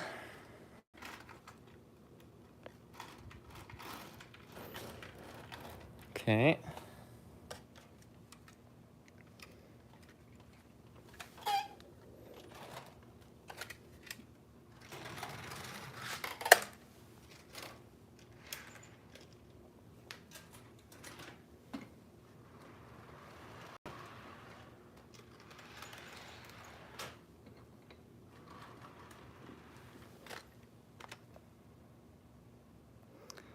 It's called the Bailey Yard in North Platte, Nebraska. I'm from there. I'm pretty sure Nebraska also has the world's largest train store. It's kind of funny. World's largest train yard, world's largest train store. I have a similar Bachmann trolley, like that in N scale. It's from the 70s. It tries to run, but it's very rough. It's kind of just a display piece now. Yeah, a lot of the Bachmann N scale stuff from the 70s does not run that great. Harrison, were you able to stop the plugs from popping out on the Berkshire? I haven't had that problem since. I was looking at the track after that live stream, and it was pretty dirty, so I don't think it had anything to do with those wires. I think that since it's a DCC engine, and most of the engines I'm running are DC, it was just a little more sensitive to the track being dirty, because after that live stream, I cleaned the track, and it didn't have another problem after that, so I'm writing that down to my track, not the locomotive.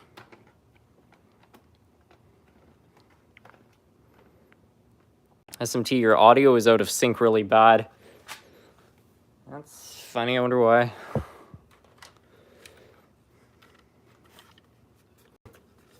So, as I said, I wasn't able to find all the cars, but this one's identical mechanically, so we're just going to use that instead.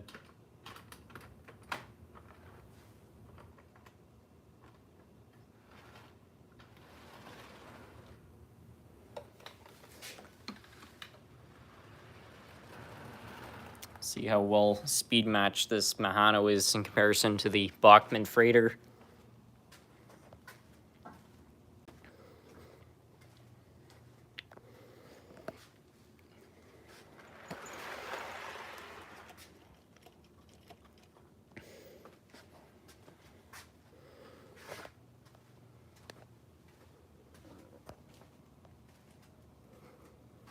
Hey Harrison, Hershey's coming back to Smith Falls. Really? I haven't heard anything about that. Wouldn't that be a thing, eh? If Hershey came back to Smith Falls, that'd be a cause to celebrate. That'd be a big deal.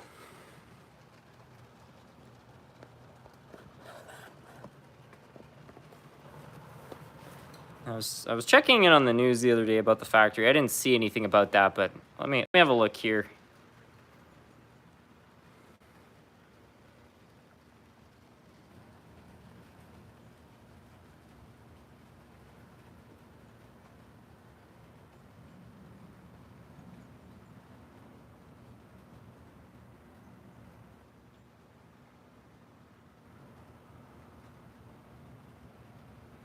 Yeah, I'm not seeing any news about that, but I hope that's true.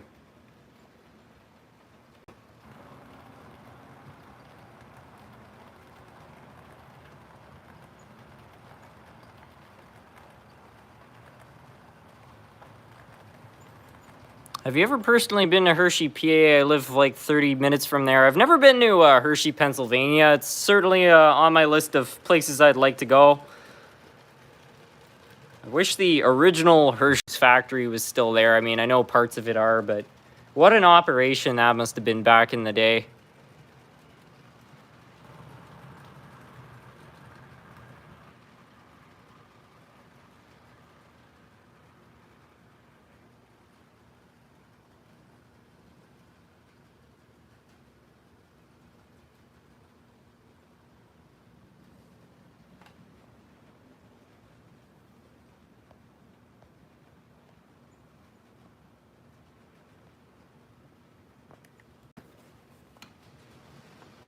I think we're going to have to hold the TGV train back for a little bit.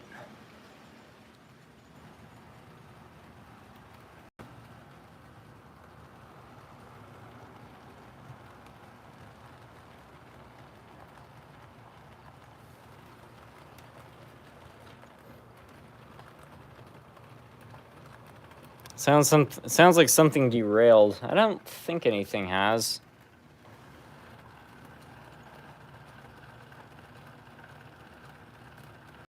I'm not super familiar with Bachmann's Bluetooth line of locomotives, but it should be the same as any other ordinary HO locomotive. Remove the coupler and screws and the shell should come off. Yeah, I don't think there's any difference in terms of changing couplers. SMT, do you remember me from Dirty Dan's live stream? Yeah, I did see you in the comments on that.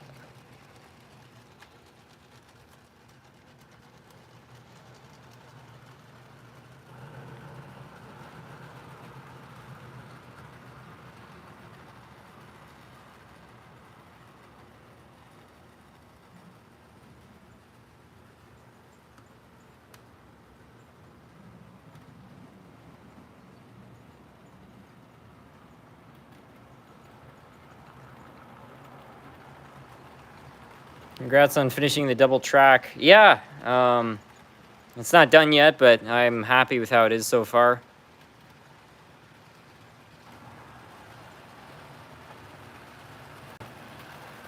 Do you drive? Yeah, I've got a license.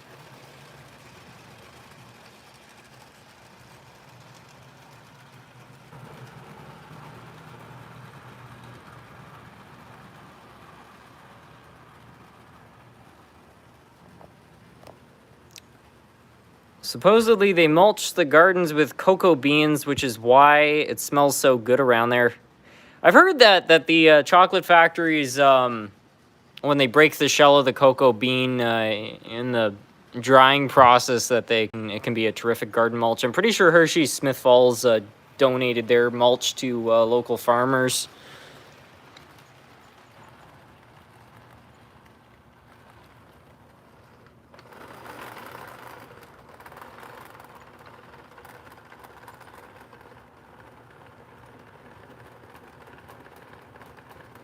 SMT, every time I see a Dodge Ram, I think of that live stream and it makes me laugh. People still remember that meme, eh? Dirty Dan and his Dodge Rams. His distinctive Dodge Ram trucks.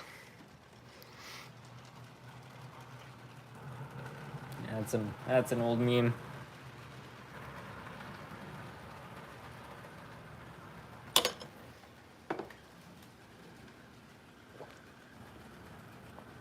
I remember that live stream, I think it was like 5 years ago or something, but yeah, the guy contacted me the next day. He's like, SMT, I don't approve of the Dodge Ram thing, saying that I like Dodge Rams and stuff like that. I'm like, well, what's wrong with liking Dodge Rams? And he's like, well, my family's a Ford family. That's really offensive to us.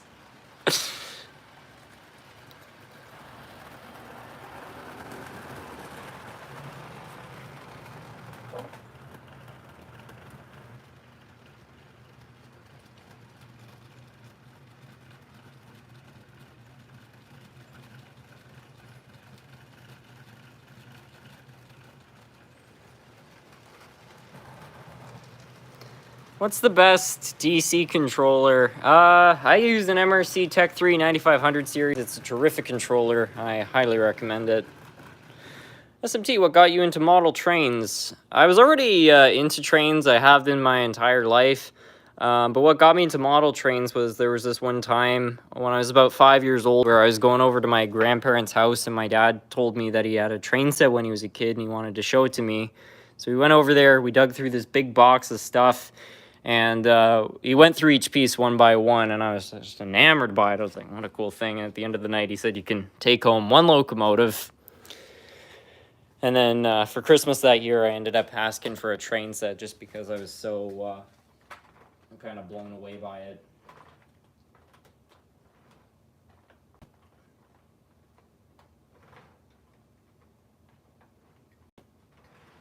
I might dig up the footage of my very first train set because I was watching it a couple years ago, opening up my first train set, and I'm pretty sure there's footage too because my dad's locomotive, he hadn't run that thing in 20 plus years. It had been put away sometime in the 1980s.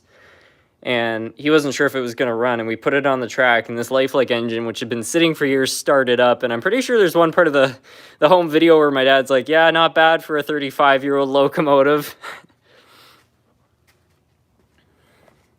DB Tech says, if you like Dodge, drive a Dodge. If you like Ford, drive a Ford. If you like Chevy, drive a Chevy. I've had 3 Chevy trucks, 2 Fords, all good.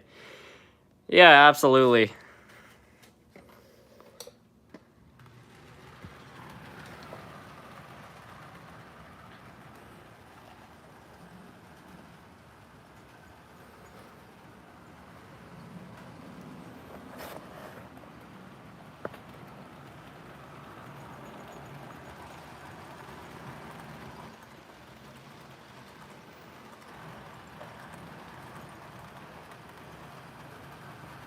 What was your first layout? This is my first layout.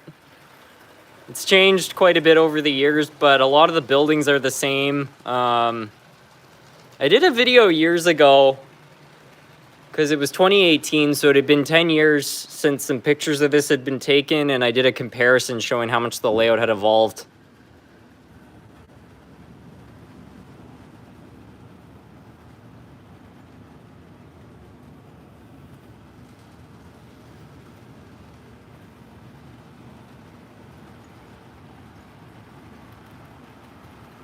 SMT, can you run the Yellowstone? Yeah, we could try. It wasn't running very well last time, but why not? I think we'll take the TGV off because it keeps tailgating the other one.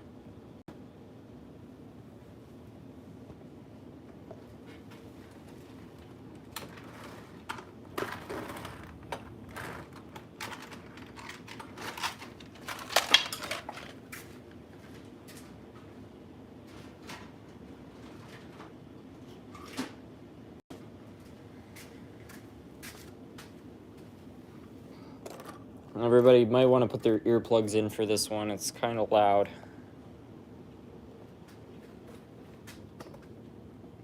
Can you run a Union Pacific -8? Yeah, I don't see why not.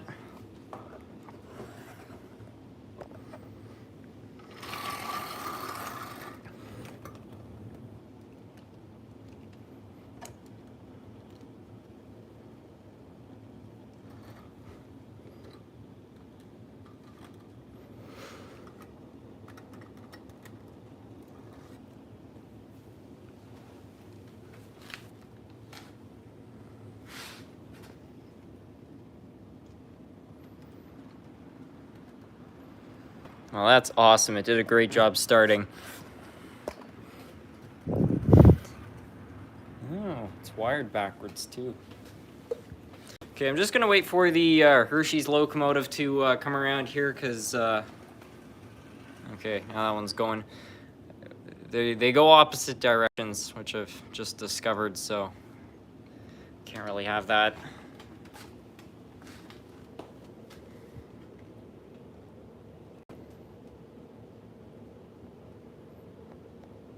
I'm so disappointed with Norfolk Southern. At least a lot of the good memes came from Norfolk Southern this year.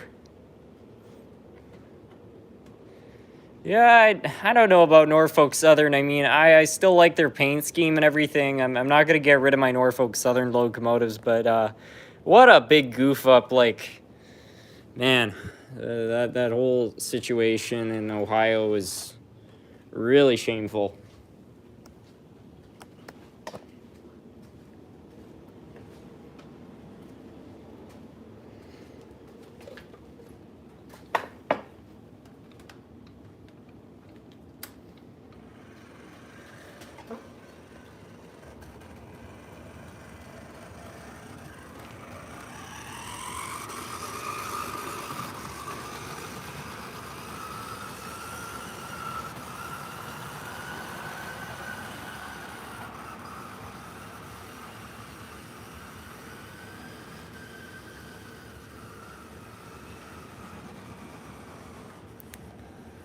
Hey, SMT, if Broadway Limited saw lifelike trains, they will put the middle finger at them.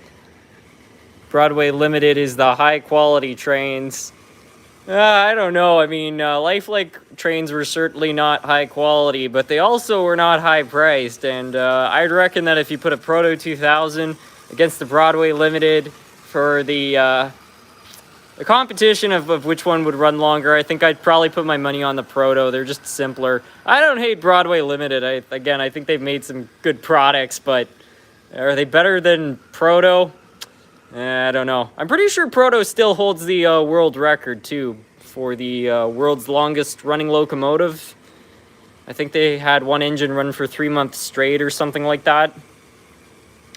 How old is your cat? I think about 15. We got him in the summer of 2009, but we don't actually know because he kind of just moved in here. He was our neighbor's cat, and we didn't know that at the time. And yeah, he just kind of picked us.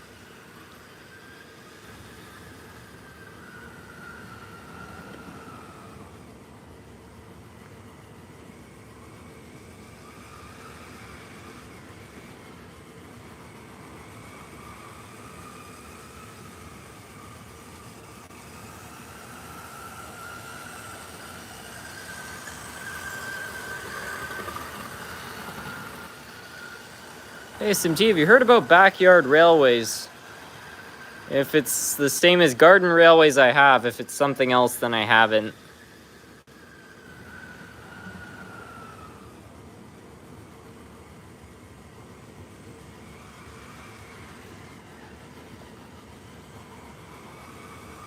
No, it's the Athearn Blue Box locomotives that are the tough.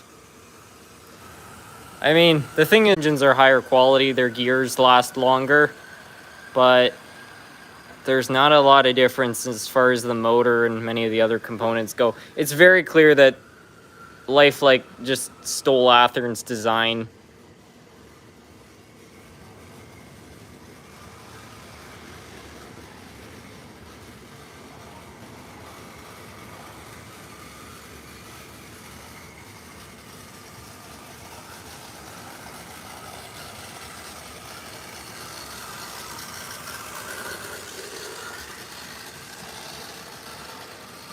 SMGs, I've had experience with Broadway Limited. If it didn't have the Paragon 3 issues as well as the installation block issues, I'd recommend it. Although I think the Paragon 4 is miles better than 3.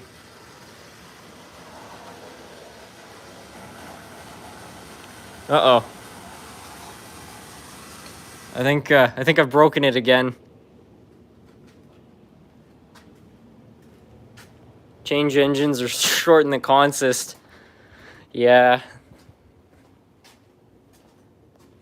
So sad Norfolk Southern jumped the tracks yesterday and flew into the Shannon River. 793 gallons of petrol into the river. Oh man. That ain't good.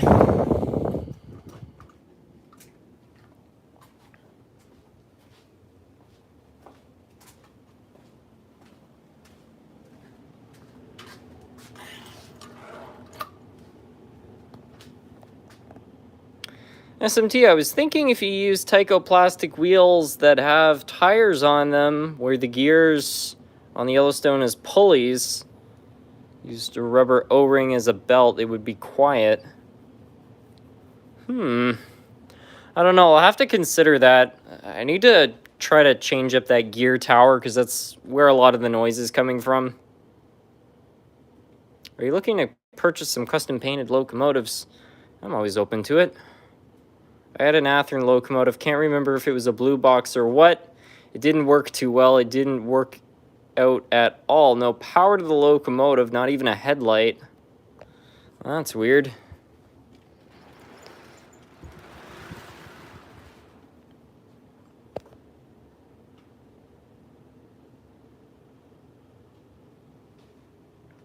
Hey SMT, if Athearn saw Lifelike's proto line was a rip-off chassis, I think Athearn would have a stern talk to Lifelike trains. I'm kind of surprised that Athearn didn't try to take some action against Proto. I mean, I've asked people before in the community who supposedly are connected to manufacturers if there was a deal, because some manufacturers used each other's designs. They just had like a contract where, you know, one would manufacture products for the other. But from what I've heard in the industry, there was no such case between Proto and Athearn. But like, if you look at a Proto 2000 locomotive and you look at an Athearn side by side, like almost all the parts are identical. The only exception is, again, the earlier Protos didn't have very good gears. But I've even heard from some people that the engines were so similar that you could actually put Athearn gears inside a Proto locomotive to get better reliability.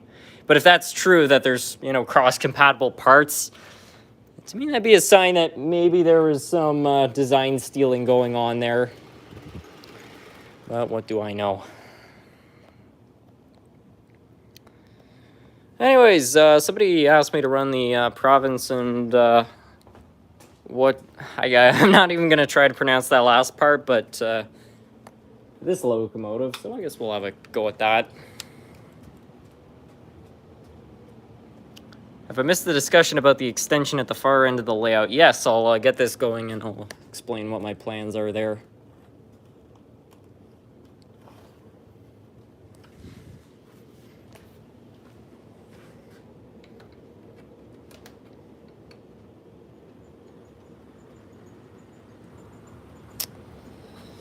So,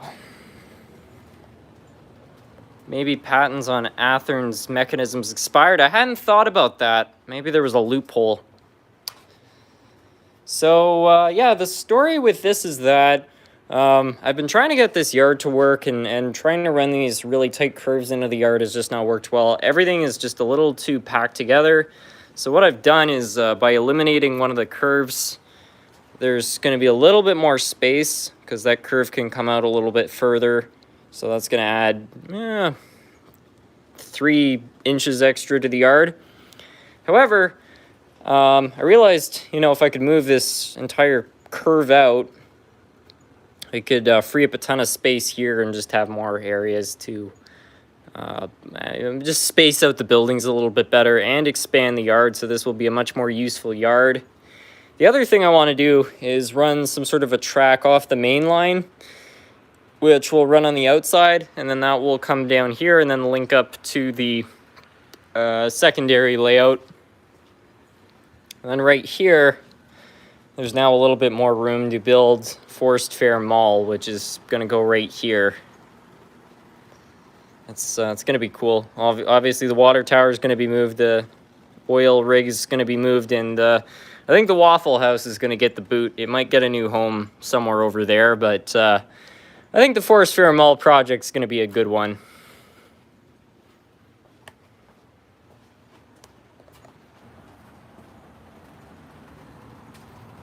I think these two engines probably run in the same direction, so we may as well get the CSX going as well.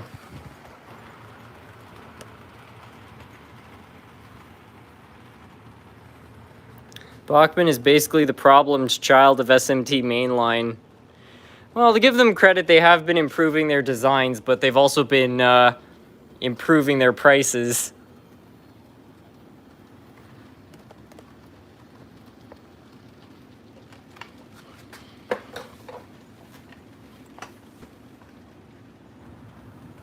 I have a layout under my bed and it works well. That's a very creative way to build a layout if you don't have the room.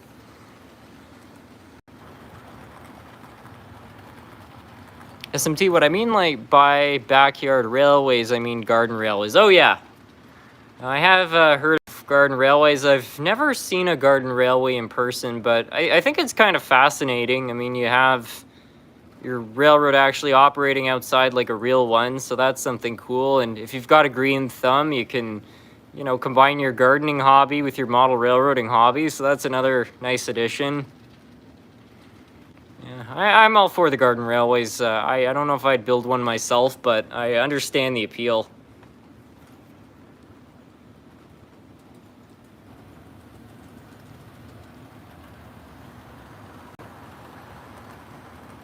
I made a small DC HO switching layout on an old table leaf. It's a lot of fun.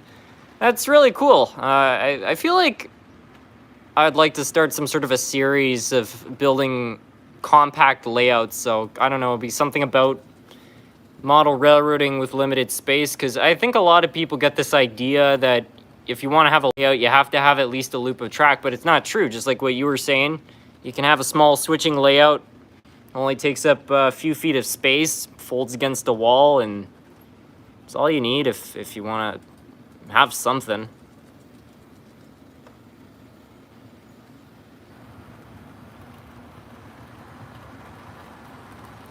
The thing that kills me, SMT, is that Norfolk Southern is not the problem. It's the collapsing infrastructure everywhere besides the Northeast Corridor. Yeah, it's not the first time I've heard about the infrastructure being in dire need of repair. It just seems like everybody's, I don't know, not investing in proper maintenance. Custom locomotive I was talking about was a pair of Athern GP7 high hoods and an SW6 caboose, modeled after the St. Marie River Railroad.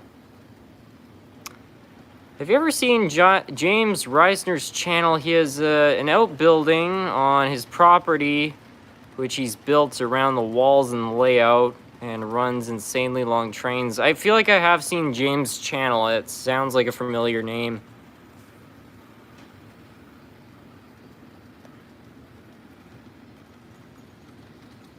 You could do a point-to-point shelf layout. Huh.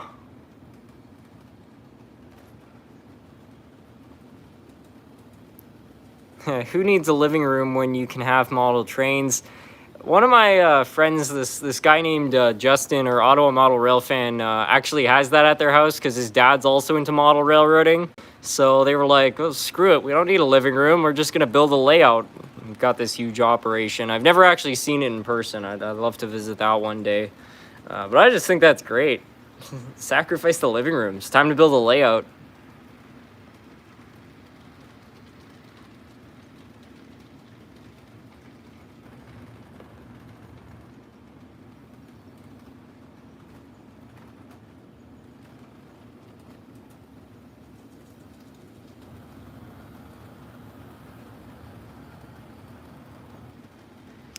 Didn't the bearings melt on one of the Norfolk Southern derailments? How can roller bearings just be that neglected? Well, I mean, accidents happen, but from what I understand, I guess it's harder to tell if you've got a hot box because the trains are so much longer today that if something overheats and catches fire, the engineer on a long corner can't actually look back and see if anything's burning. So I guess that was part of the issue.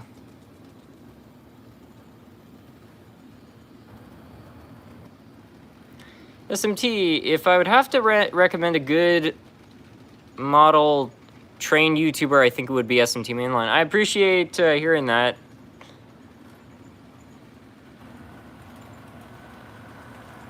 I want to make more videos trying to help people get into the hobby, because I get a lot of questions from people who are saying, hey, well, I'm sold on model trains, I want to get into the hobby, how do I start? And honestly, it's I can see how it'd be a very intimidating process from the outside. So just make some just basic information videos kind of explaining, you know, how I would start the hobby if I didn't have anything today. If all this didn't exist, how I would begin.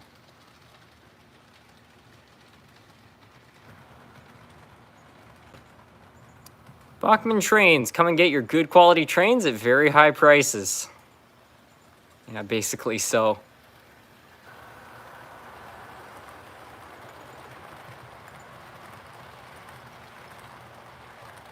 Also, what is the DCC engine running on the inner loop of your layout? It's a GP15 from Walters.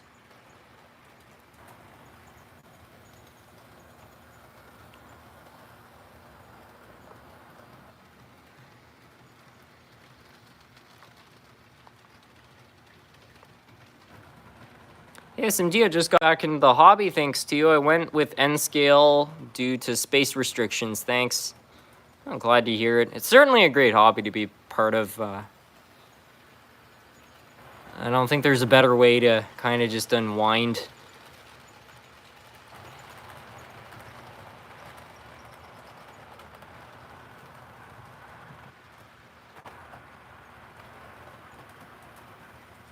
Can we see the cat? I don't know where Nerf Kitty's at right now.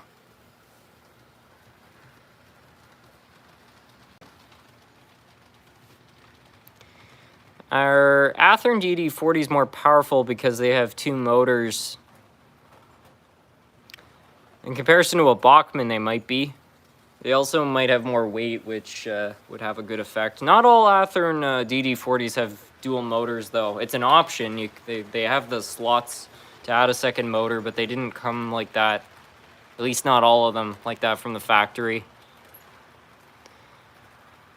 The real problem is that cars have brakes from 1901 and the railroads pay out the money to get rid of the regulations that would have made cars brake automatically once the car becomes disconnected. Huh.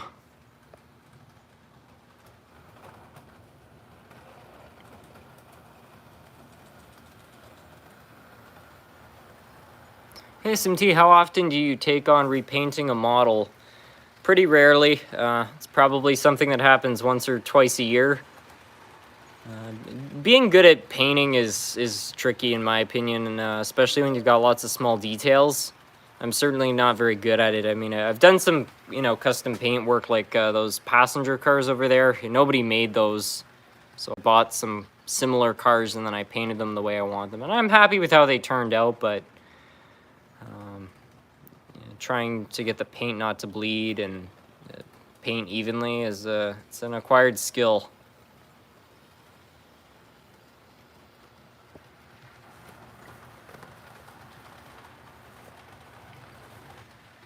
Painting models is mostly about patience and having the right materials. Yeah, those are definitely two important things. And I've also heard rattle cans are not the best way to paint something. A lot of professional painters, they get a proper air gun and actual modeling paints, which I have no doubt would work better. So that's part of the problem when you're working with rattle cans. You have to really shake the can properly, otherwise it's not going to be even. And so I find what happens is that, the first part of the can is mostly gloss, so it's really runny, and then the next part is mostly the matte finish, so then that part is not so good, and you can end up with a really uneven paint job, even if you're painting correctly. Hey SMT, what would you pay for a Bachmann DD40X with DCC? Probably around 200 American dollars. I'm not, again, the biggest fan of Bachmann, but I think the Centennial might be an exception, just because I've had one for years, and it's one of the few Bachmann locomotives which I'm actually really impressed by. That engine has never let me down. It had a small problem with the gearbox, but that might have been my fault, so I'll cut it some slack there. But other than that, it's been fantastic. It was even able to handle 18 radius curves, which is very impressive. So yeah, it's one of the few Bachmann engines I really like.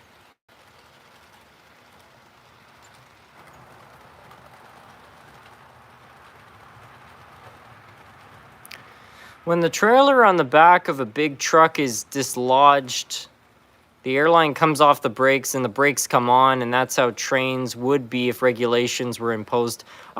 Again, I'm no expert. I don't work on a railroad, but my impression of how train brakes work is that every car is loaded up with some air pressure, and that the hoses connecting the cars are actually preventing the brakes from being shut. So when there's a loss of pressure, the brakes are automatically applied because each car already has some pressure in it. I'm no expert. That's just what my understanding was, that it wasn't the air going through the hoses. The air going through the hoses was just to control the air inside each car, if that makes sense. Correct me if I'm wrong. Definitely shake the spray can for at least 2 minutes. It makes a big difference. It certainly helps. I find another thing which helps too is just spraying a little bit onto a piece of paper, just because even if you shake the can properly, the paint that's already in the line is sometimes no good, so you need to get that out of the line. But like I said, I find it's an acquired skill. I've gotten better at it, but I'm still not very good at it. I can confirm that painting is a blessing and can be annoying. I use spray paints. I don't have steady hands. I've painted all my ship models. That's 47 models I've suffered through.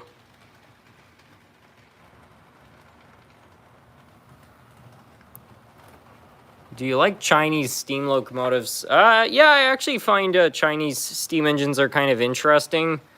I especially find it fascinating because some of the Chinese steam locomotives are actually rip-offs of American locomotives. So they have the same whistle and everything, but the cool part is they're still using these things in some parts of China. So it's kind of fascinating because it's one of the few places in the world which is still using actual steam locomotives for operation, and they sound identical to their American counterparts, so much so that there's a museum somewhere in the United States, and they actually bought a Chinese steam locomotive just because it was so similar. It would be fine for the tourist railroad. I forget where that is, but yeah, it's interesting.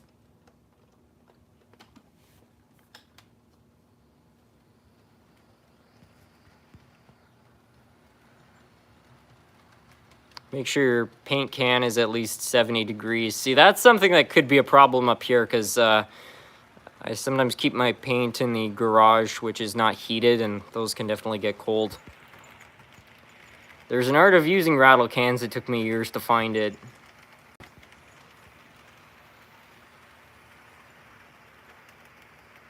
A Chinese steam locomotive is currently at the same museum where the Challenger is being rebuilt.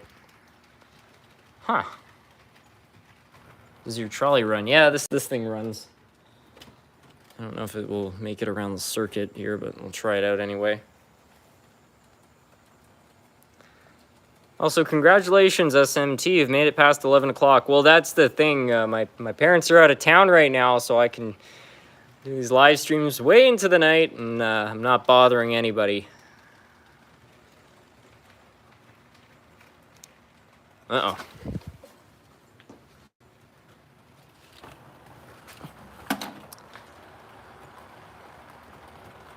Hey, SMT.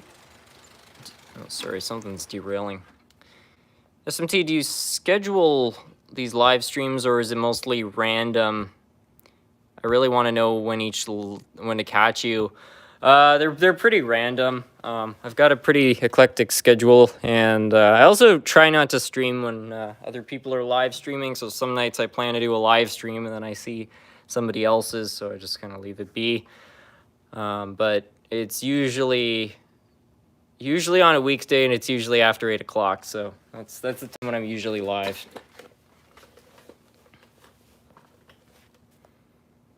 We need a Hiawatha Trust. 100%. That would be a terrific project. I really hope somebody gets behind that.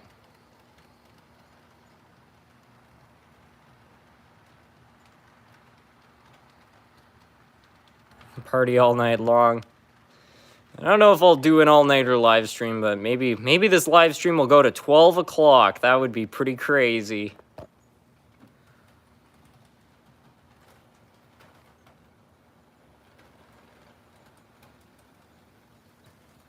I like not knowing, like, it's waiting for Santa Claus. Oh, that's a nice way to put it.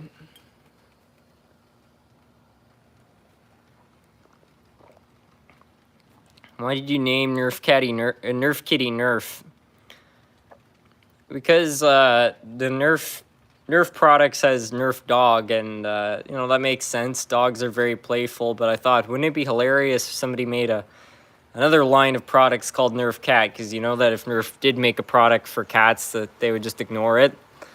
And then Nerf Cat was coined. What time zone are you in? I'm in Eastern Standard Time.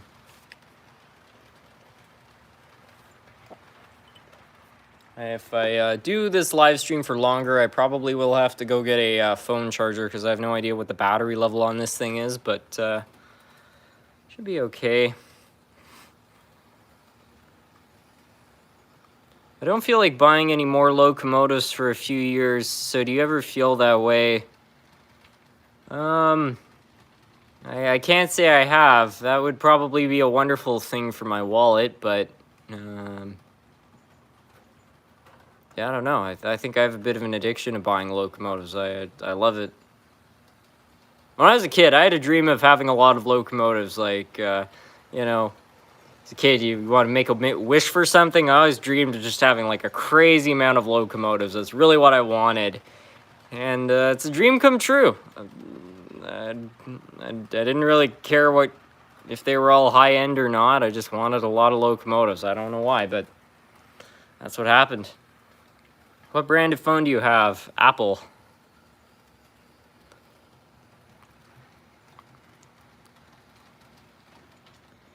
What good is money if you don't want to spend it? There is a point to that. I know some people who are very fiscally responsible. They don't spend a dime.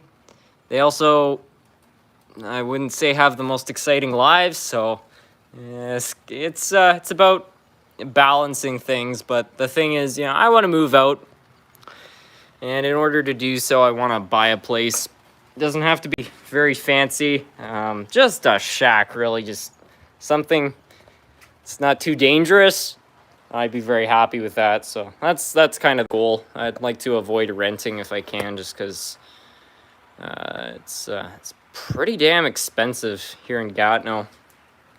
Even for pretty bad places, like they're charging $1,600 a month.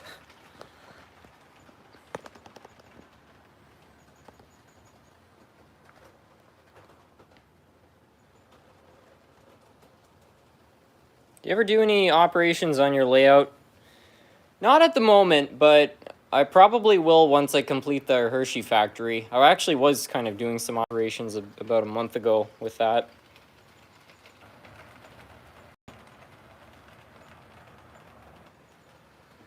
That's true, but you gotta live as well. I spend 3 weeks on the road at a time, so I afford to buy some things. Yeah, exactly. It's all about creating a balance.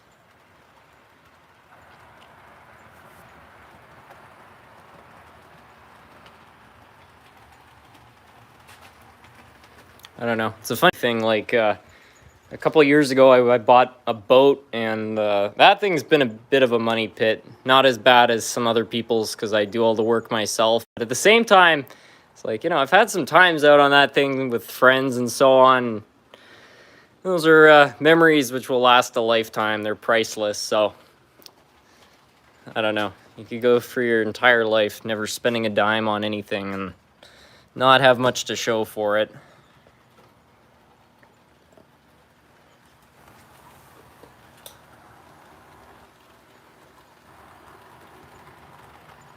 Controller Packers, welcome. A boat is usually referred to as a hole in the water that you pour your money into. Yeah, I'd have to agree with that. I find the expression that I prefer is break out another 1,000. That's what boat stands for. The thing I've heard from most people is you never want to own a boat. What you want to have is a friend with a boat, and then you can enjoy it with none of the expenses or liability.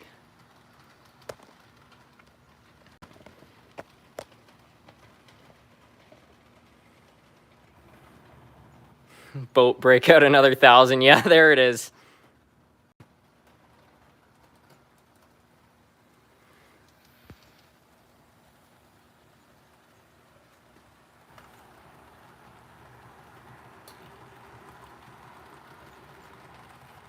The two best days of having a boat is the day you buy it and the day you sell it. I've heard that one before. I don't entirely agree. I've had some wonderful days out on it, but yeah, they can burn you pretty bad. The trick is doing your own maintenance, though. That's where the savings are. Because when I first bought the boat, I took it to a real mechanic. $500 bill. It was ridiculous. I'm like, well, that's worth almost the same amount as the boat. Like, that's a lot of money. So, you just sit down, you'll learn how to do the maintenance yourself. It's not that hard on an older one. You save a crazy amount of cash. I mean, $500, that's a week's wages with the work I'm doing. So, yeah, if you can do all that work in a day, you've saved an entire week of work. That's not bad.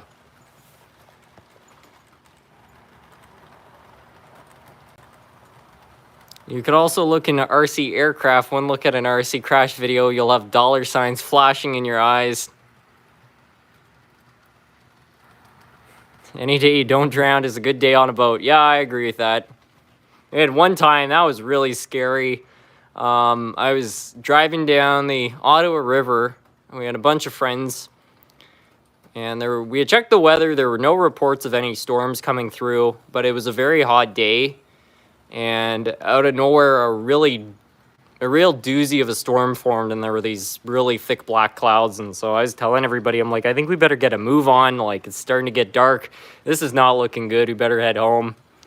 We're driving back. All the other boats spun around. So we're just going off into the storm. Like, okay, this is looking really bad. Anyway, about 10 minutes later, we were like getting tossed around in these waves. There was hail coming down. There was lightning. It was really scary. I really questioned what was going to happen. The only bit that I think really kept everybody going was we had Rolling Stones Give Me Shelter playing in the background, which just fit that scene so well. Oh, the storm is threatening my very life today. Like, that's the first lyric of the song, and we're just going into this crazy storm. I was also terrified, too, because the motor I had on it at the time was a 1977 two-stroke, which happened to have a huge hole in the top of the motor. So I was worried water was going to go right into the carburetors and then kill the engine, and we were going to be dead in the middle of the water. No propulsion.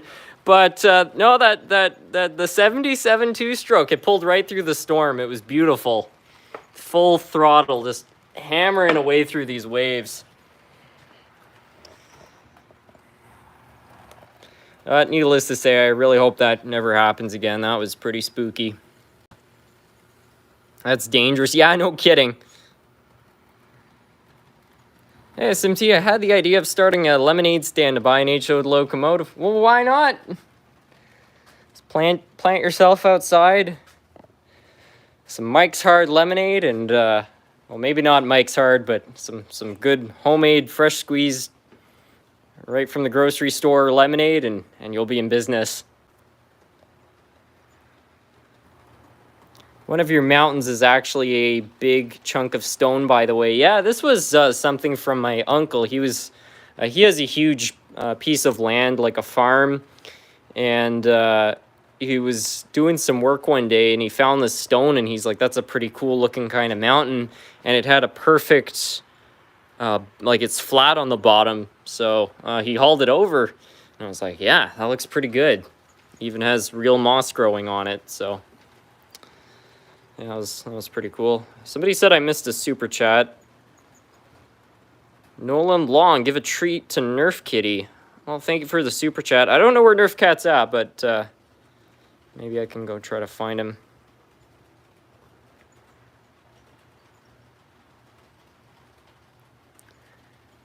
My non-train liking friend said, do Canadians have maple syrup in their veins? And I'm mostly Canadian, so I said. Okay, I don't really get the joke.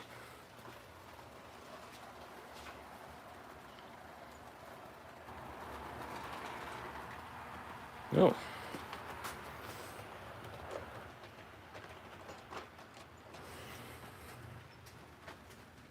How many trains do you have? I'm guessing around 500 locomotives.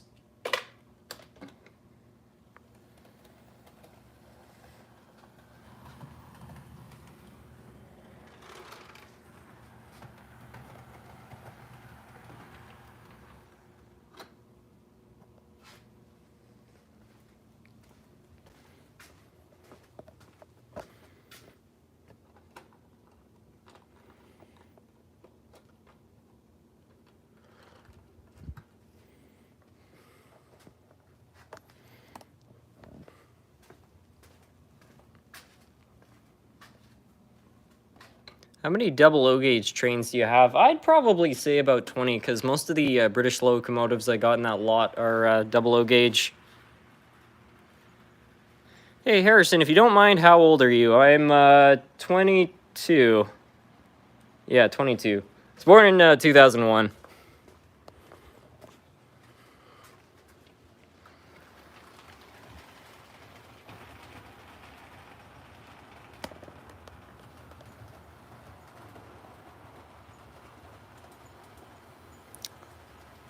I live life simple. Eat, sleep, work at my local train yard in Louisville. Go back and play Hearts of Iron 4 and watch your past live streams. I was completely able to restore a 70s Bachmann 060 from watching your feed, so major props there. The pancake was fine, the gears were broken. It runs well now. I'm glad to hear you're able to get that going again.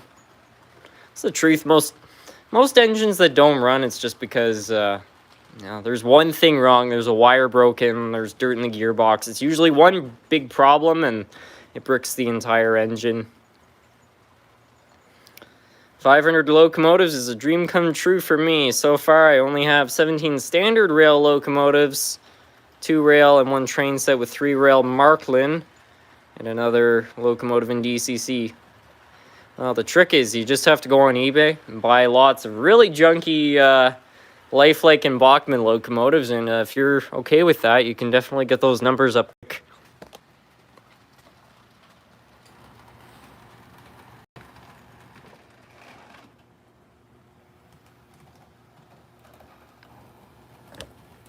GGS Railways channel. Dude has a room filled with loops on the floor. I don't think I've heard that channel before.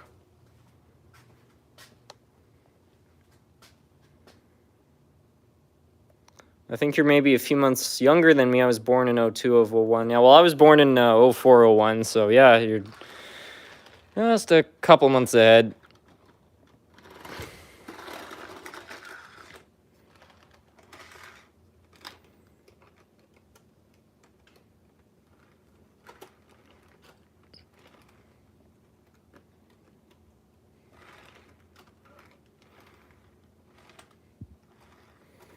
Okay, that might be why this is derailing. This coupler is a little bit low and it's actually touching the rails. So we'll just probably convert that into a, I don't know, a 2-rail locomotive or something like that. I'm going to be making a layout soon, but using pink foam for the terrain. It seems like a good idea. That's what I used on the layout for the Hershey's factory. I think styrofoam is probably the best material to build a layout on, just because you can actually carve, rivers and things like that into it. Plus, it's a perfectly flat surface. Like, if you build a flat frame and you put styrofoam, the styrofoam can't warp like wood can. It can't really absorb moisture the same way, so that's a pretty big advantage. A problem I've had was the plywood I used over there was... I think it had been exposed to moisture and it warped pretty bad. I've had this problem so many times that I actually went with marine grade plywood for that. I know it seems a little bit extreme, but the basement definitely has had some humidity issues, so I think that is going to fix that. Marine grade plywood is also impervious. It's perfect. Every sheet is the same. So, with conventional plywood, you can see it's a little rougher. This marine grade, it's flawless.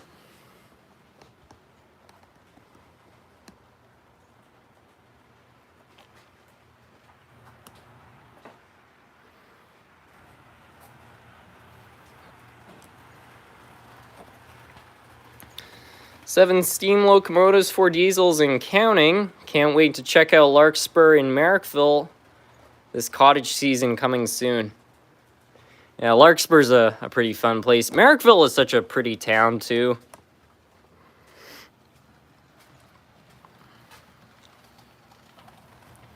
I find a lot of train stores are usually in pretty weird locations, and Larkspur's one of the few train stores which is actually in a really beautiful town. And it's really nice because if I want to go there with people who are not into trains, there's lots of stuff to do. Do you have a second job besides YouTube, or are you full-time on YouTube? No, I've got a second job. I work at a restaurant, and I don't know. I also find myself doing lots of odd jobs. So my mom was actually doing some designing for this guy, and you can't find people these days to build IKEA furniture and stuff, and building furniture is actually a very high-paying job. A lot of people don't know that. If you're willing to put together IKEA furniture, people are usually willing to pay through the nose for that because, I think the world has become so mechanically uninclined that seems like a daunting task. So, there are some IKEA furniture builders who earn $75 an hour. That's pretty good wages. I didn't get that much. I was getting more like 40, but still that's pretty good there. But, it's one of those jobs where you have tons of work and then all of a sudden it just goes away. You don't hear from anybody for months. So it's been a little bit quiet on that front lately, but that's okay. Best wishes to Harrison and all the train heads. Well, thank you so much for stopping in, John Hood. I would love to earn $75 an hour. Well, become an IKEA furniture builder. Some people have an actual business, and they could be earning very good wages. That's good money to put furniture together. Yeah. I mean, the thing is that it's a job that doesn't take that long. So even if somebody has to put together, let's say 4 tables or something like that, it's probably only going to take about 2 hours. So for those 2 hours, that's good. You earn $80, but it's only 2 hours of work. So Sounds like I should start building furniture. I had a blast building IKEA furniture in my apartment. That's the thing, it's pretty easy. You know, you get yourself some power tools to help you, like a drill. You avoid using the tools from the box, that can certainly help.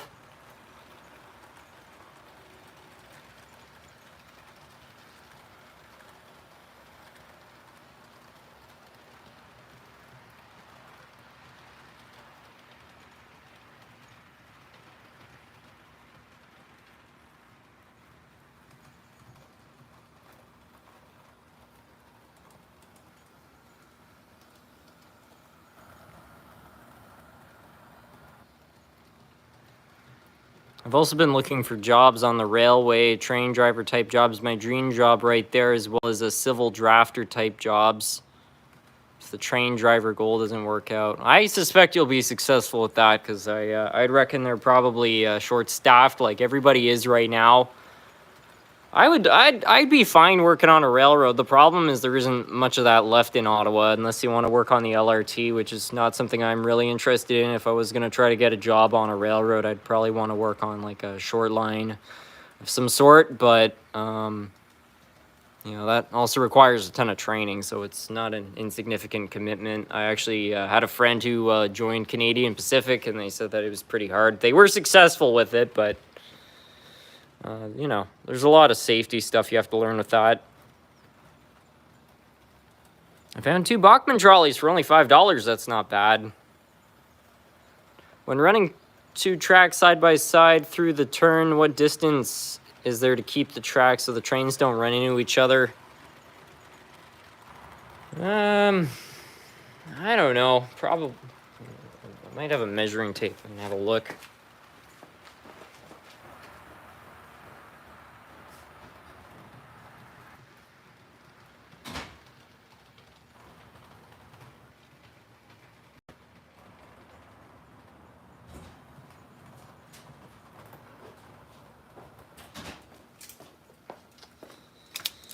All right, the answer is about 1.5 inches. I'd probably maybe put 2 inches between both the tracks, because if you're running larger locomotives and cars, they might bump into each other. I just couldn't do that for this section because the space is limited between the buildings. Keeping my opinions open, I'd probably go with the train driver job. Also, what other railroads run in your area? Does Canadian Pacific have any jobs in Ottawa? So the only railroad that actually operates into Ottawa right now is the Ottawa Central Railroad, which is a division of CN. That railroad has been hanging on by a thread for probably the past 10 years, because Ottawa has become very deindustrialized. Like, we really don't have any industries left, so it's 1 train a week. There's no work there. And then there's the Quebec and Gatineau Railway, but they also quit operating up here because, again, we lost one of our big paper mills.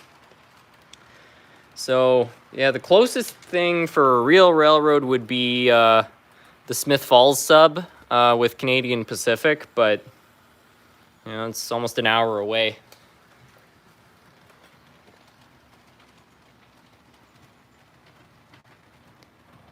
Canadian Pacific abandoned Ottawa in 2009, Smith Falls to Pembroke. Yeah, I heard about that. I was hearing rumors, though, that they might rebuild that line. We'll see what happens there.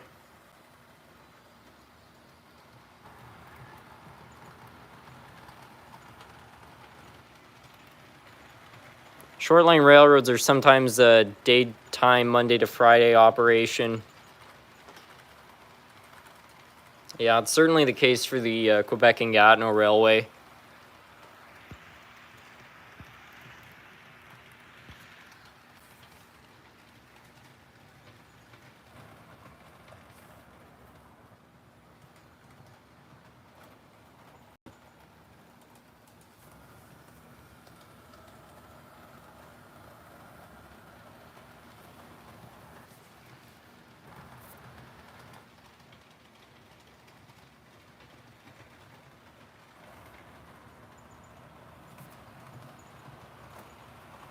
Can you run a long freight train with a mid DPU? I don't think I could coordinate the speeds on a train like that very well.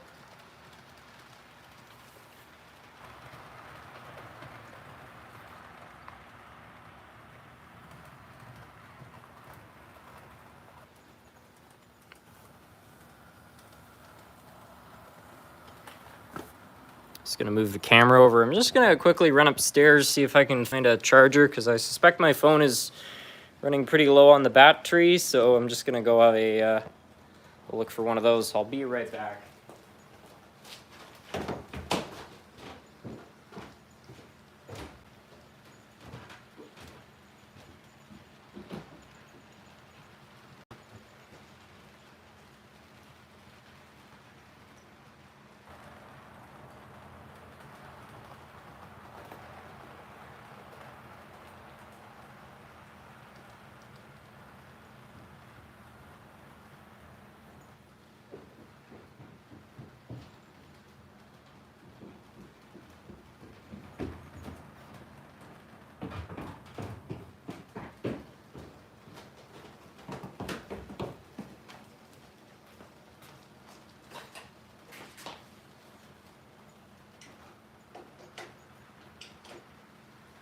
All right, I got us a charger.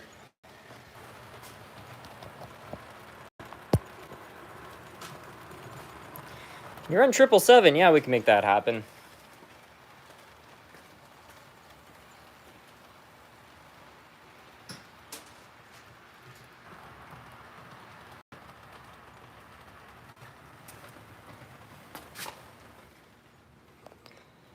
How would one set up a mid-train DPU? I'm using NC Power Cab, and I've never been able to fully figure out how it's supposed to be set up. I think I don't know how to speed match locomotives. There was a guy in my train club that showed me how one day, but I can't remember the process. But there is a way to adjust the speed on either locomotive through the CVs, so they match, and then I think you address both locomotives to the same address. That way they just operate as a single unit. I think it'd be as simple as just splitting them up, but not 100% sure. Whoop.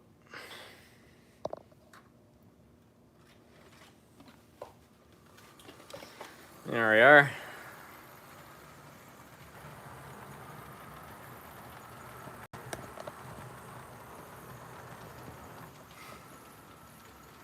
Stanton curve music starts to play, yeah.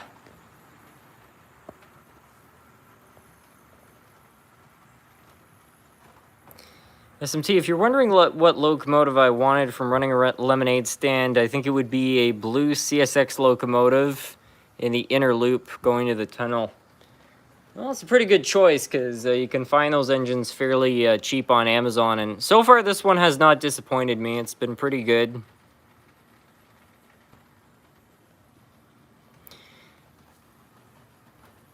SMT, do you still have the River Rossi cab forward? If so, can you run it on the layout? Yeah, we can make that happen. We'll let this 777 go around a few times, but we can definitely run that engine.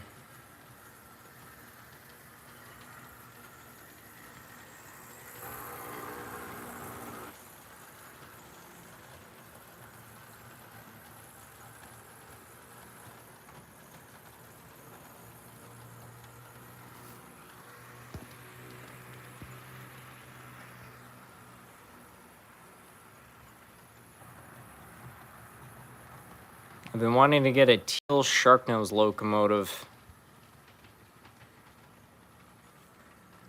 Controller Packers, have you ever thought about getting a modernized Hiawatha? I don't hate the second generation of Hiawathas, but if I'm honest, I don't hate them, but I just don't find them as appealing as the original.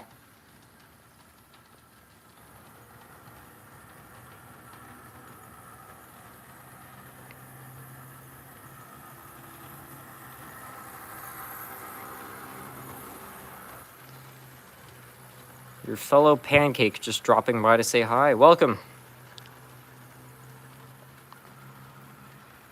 I think it would be cool if you had the big boy running with your intermodal cars. We could probably make that happen.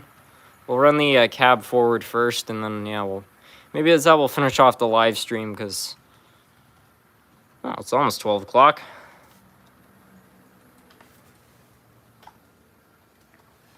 Just gonna go look for that cab forward.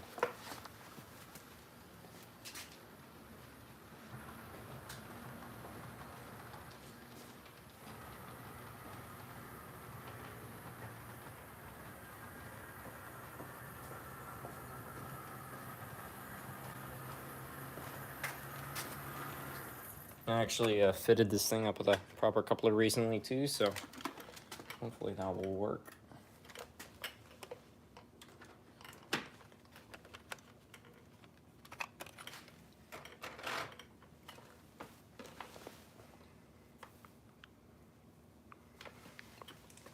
Have you seen the Meta Hiawatha? No, I have not seen that. I've got a recommendation for an Australian locomotive, either a J-Class steam DCC locomotive or the K-Class Tate train, 7-car in DCC. Well, I did buy one recently. Let me see if I can find it here. I forget what it's called, but this thing appeared on eBay and I couldn't help myself. Yeah, I bought a CLP8.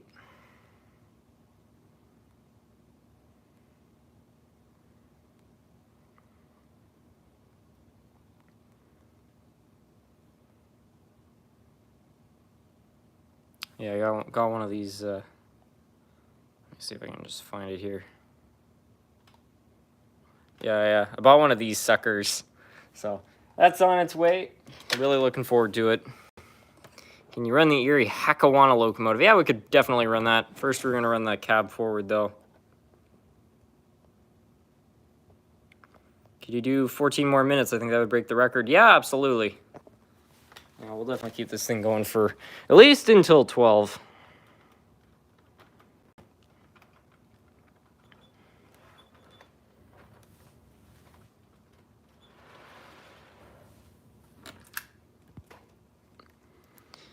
I wonder if you have any extra steam trains you don't want, please give them to me. I don't have any steam engines. I'm going to bed soon. It's getting pretty late up here. Thanks for the live stream. Oh, no problem. I actually have a cab forward locomotive from Broadway Limited DCC Sound and Smoke. Beautiful model. You'll probably take it for a spin. And a Broadway Limited Ford is, I believe, an AC5.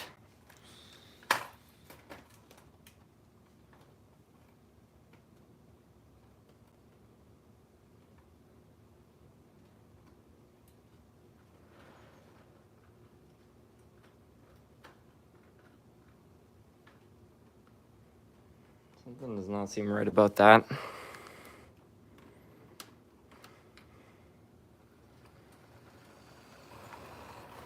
I guess it's okay.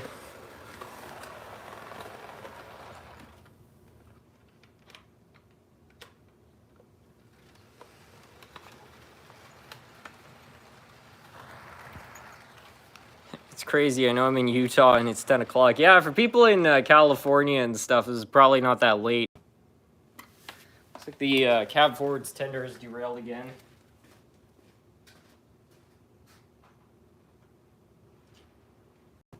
Maybe it's too late. I don't know.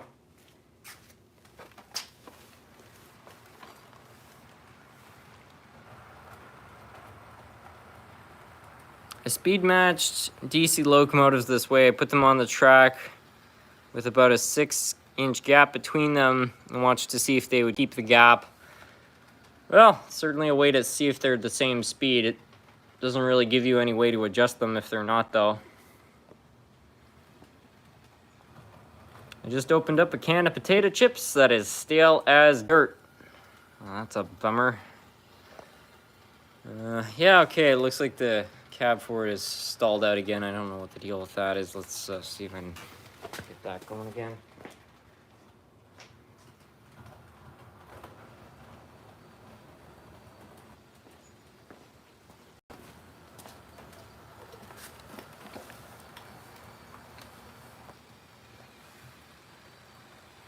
Here in Melbourne, Australia, it's 11 minutes until 2 p.m. Wow. Someone's committed.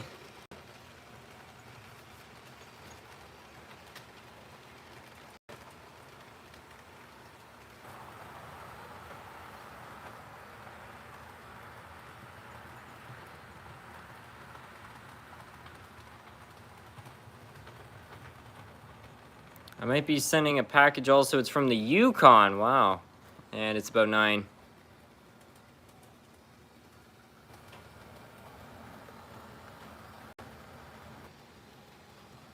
Well, this thing seems to be running a little bit better now.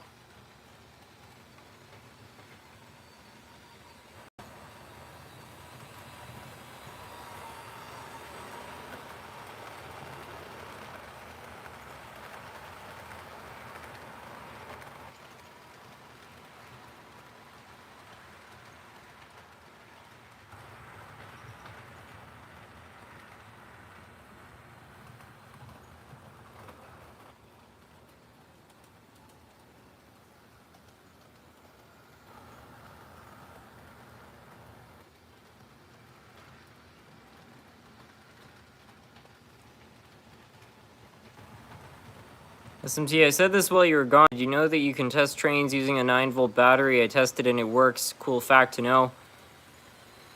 Yeah, it's definitely a good way to test trains if you just need to check one out quickly. You can actually do that at a train show. The only thing is the battery's not going to last very long. 9-volt battery is not meant to take that much current, especially if it's an older engine. So it does work, but if you do it for too long, you're going to just waste a lot of batteries. Nathan Delay, welcome to the live stream.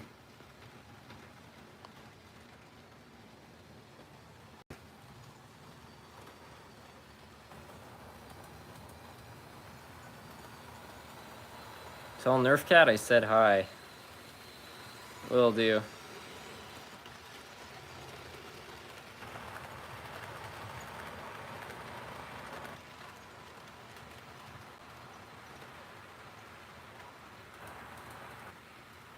How's the small HO layout coming along? I haven't made any progress on it lately, but I bought more supplies a couple days ago, so there's going to be more progress on that pretty soon.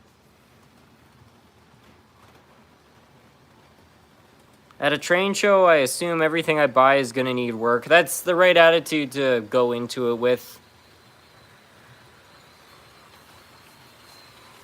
You never know who you're dealing with. I've had some sellers at train shows who have been overly honest, and they've said, "Oh, these don't work." I've brought the engines home and they're fine. And then I've had the other experience where I've asked the seller some questions, just to make sure it's a fair price, and they've been like, "Oh, this engine's perfect. It just needs a little bit of oil, and it'll be in business." Brought it home. The motor itself had locked up. Yeah, it wasn't good. I know you're from Quebec, but do you know how to speak French? Not really. I'm learning, but I actually went to school in Ottawa, so I never learned French. You have to take it as an elective there, so I wish I had. It would be very helpful, but I've kind of just been slowly learning it naturally because I work in Quebec, so you just hear people speaking French all the time, and you know what? That has probably been the best thing ever. When people are speaking a language around you, you just start to kind of pick up little words and stuff. So I wouldn't say I understand it perfectly, but I know way more than I did about a year ago. Nathan Delay, Harrison, how often do you get to Pennsylvania or anywhere in America? I was just curious. Pennsylvania, not super often. It's kind of hit or miss. I was there last year, coming back from Ocala. But I do go to the States pretty often. I go down to Maine at least once a year, sometimes twice a year. And once in a while I'll go down to New York, sometimes when the Messina train show's there. So yeah, and I've also gone to some just miscellaneous trips to the States. Beautiful country. I'm always very happy to be there. I went to Michigan a few years ago because that's actually where my dad was born. So yeah, there's probably going to be some more trips on the way. French isn't too hard to pick up, especially if you already know another Latin language, such as Spanish. Yeah, so I don't know Spanish, so that's not so good. But yeah, the tricky part is a lot of things are backwards. So like, for example, it's, you know, not the United States, it's the States United. Things like that. Just trying to wrap your head around those sorts of things, but like I said, just hearing it definitely helps. Milwaukee, Wisconsin is next. I hope so. It's either going to be Milwaukee, Wisconsin, or Cincinnati, Ohio. I'm not sure. But it's going to be something in the fall, that's for sure. Especially now that all the travel restrictions are gone. Anyways, I said I was going to run the big boy earlier, so I guess we'll get that on with some intermodal cars. There was something else I said I was going to run. Unfortunately, that has slipped my mind. Tried my best to remember what it is, though.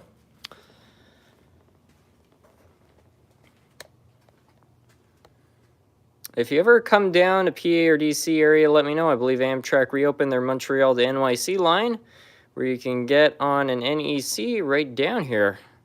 Well, that's handy. SMT, you're kind of breaking up on my side. I think it's the internet. Somebody says, the action or the verb is placed before the object or the noun. Yeah, that's something I've been learning. The other funny part, too, is that, you know, I've been actually using like a translation app, Duolingo, to help learn. And it's certainly helpful for learning words. But Duolingo teaches you French, whereas the French I'm hearing here is French-Canadian French, and the two are very different. So just because the accent is so different, it's tricky. Sometimes I'll learn a word on the app, and then I try to use it, and people are looking at me like, what is this guy talking about? You know, my girlfriend also happens to be French. And I was talking about a car, which is a Voiture. You know, that's the French version. She's like, yeah, nobody in Quebec calls it that. It's an auto, l'auto. So that's another thing on top of that, which makes it a little bit trickier.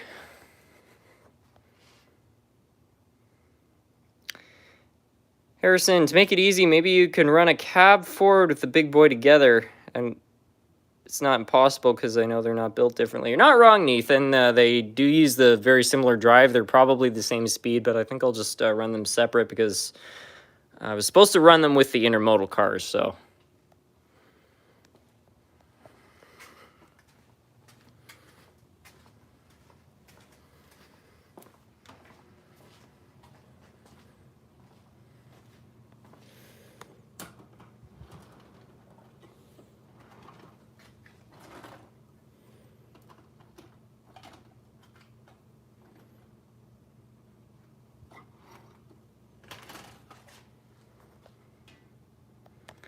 Hey, SMT, have you ever been to Columbus, Ohio? There are 3 train shops down there that I'd recommend to you. I've never been to Columbus, no.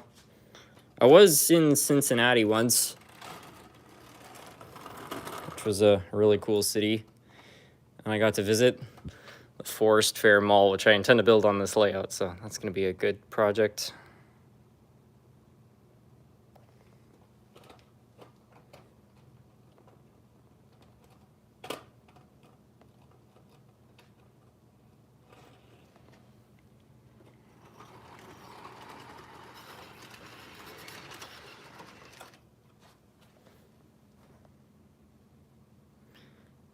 Do you have any recommendations for steam locomotives at a good price? I don't know where to get them at a good price, but Mahano IHC locomotives are sometimes sold cheap, and they're very good engines for the money. Super reliable. The only thing that's not so good about them is that they're not amazing pullers, but I've had tons of Mahano engines, and they've just been flawless. Harrison, is it hard to keep up with watching everybody's videos, knowing when they take a break from YouTube until you get back? Because I feel the same way. or I'm just wondering. Yeah, it can be tricky keeping up with other people's videos in the community. And the truth is, too, you know, sometimes I'll watch somebody's video, but I just don't know what to say. So I'll just keep quiet. But I feel kind of bad because, you know, I'd like to acknowledge, you know, whatever it is they've done. But yeah, I don't know. Sometimes I see videos, which is why once in a while I'll give a shout out to somebody. Yeah, there's a lot of people in the community. It's certainly grown a lot since I first joined.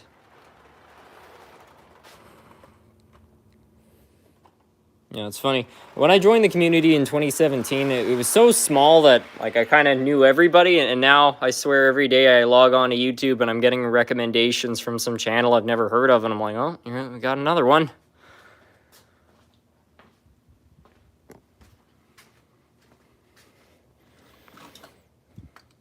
Hey, look, it's the V-Line locomotive. It was back there the entire time. I was wondering if you were gonna find that locomotive during this live stream.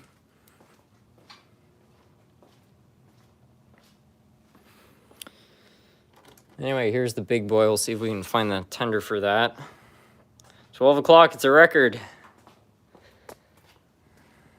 That might be.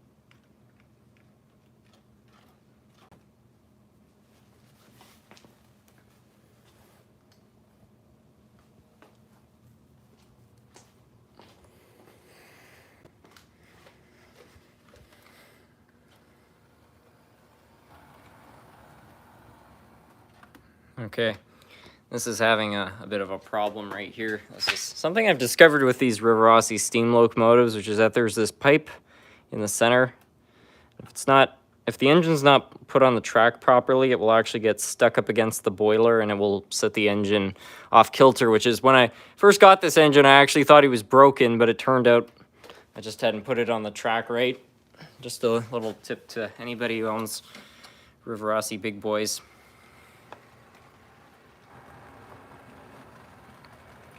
Harrison, did you know that the Freedom Train had Amtrak one time, Amtrak brand new, and I don't mean to promote, but I explained it in the video to prove a point about Amtrak. I didn't know Amtrak had anything to do with the Freedom Train.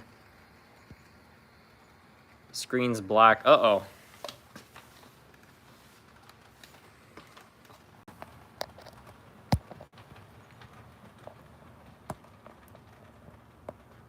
Stream is fine. Okay, that's good.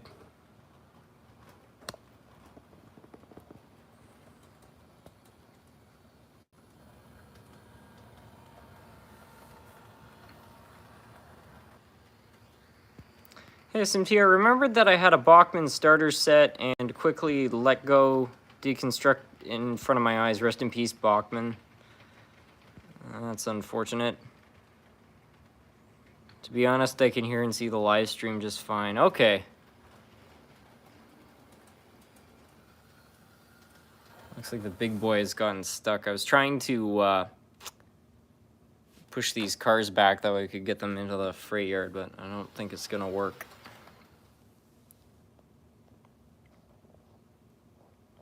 Hello, I want to start an HO scale layout. What's your best recommendations? Okay, get inspiration wherever you can. it doesn't really matter. You get model railroading magazines. You can see other people's layouts. You can look up designs. Just get real railroads, whatever it is, and grab yourself a pen and paper and just write down a massive list of all the different things you want, and then determine how much space you have and what your budget is, and deduct from there. Just make it whatever you want. You know, I wouldn't. Don't restrict yourself, because again, other than space and how much money you have to throw at it, there's not really much you can't do.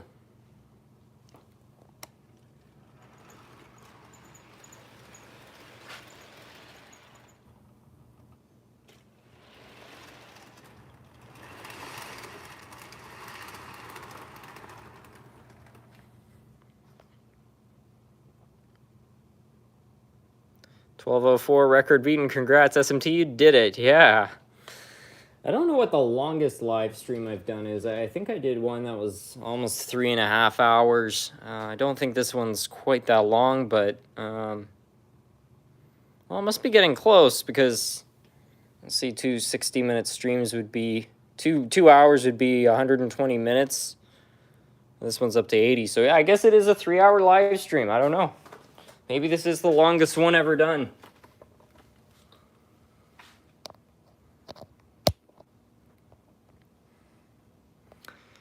On an ad to get it to trains, I would look up pictures online of places you like to model, but they don't have to be exact because it's your railroad. Exactly, Nathan. You know, just find something that you want. This layout has inspiration from all sorts of, you know, different parts of my life too. So that's one thing you can do. It's just, I don't know, subtly kind of reference things.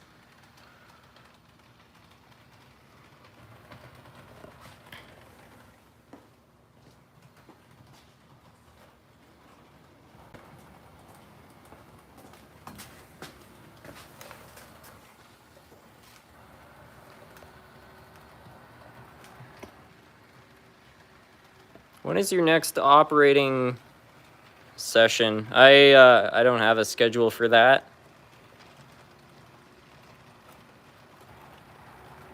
It says it started 3 hours and 19 minutes ago. Oh, well, I guess better just keep it going for another little while. Just make the longest live stream that's ever happened.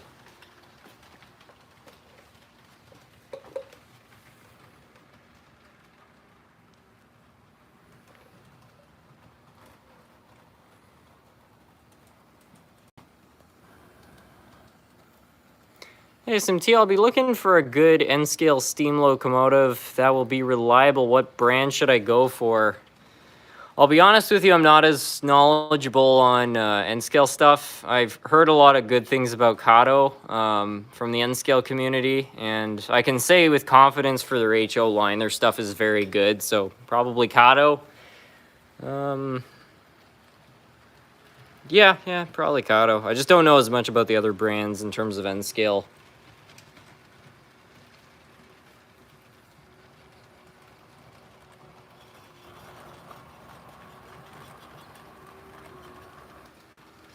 What other channels would you recommend for model trains? Let me have a look here. I have some subscriptions, which I watch every once in a while.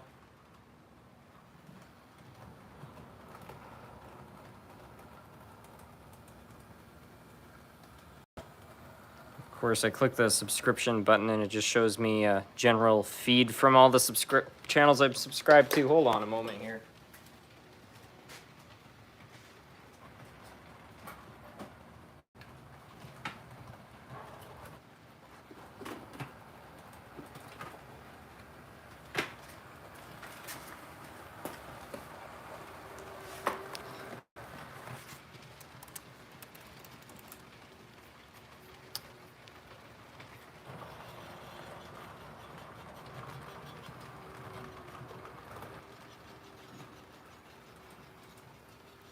So there's Forever DC. He was in here earlier. He's producing pretty good content. DB Trains. He's actually just DB Tech. He's got a pretty good channel. One I really like is Darth Santa Fe. He does really in-depth repairs on things like Well, he does expensive brass locomotives. He also does older locomotives, which is something I like. So definitely check out Darth Santa Fe. Watch Trains Now. He's another Quebec-based channel, and he mostly works with N-scale stuff, but I find his videos very relaxing. They're well put together, so I'd recommend him. Let me see here. Ars Trains, that's another good channel.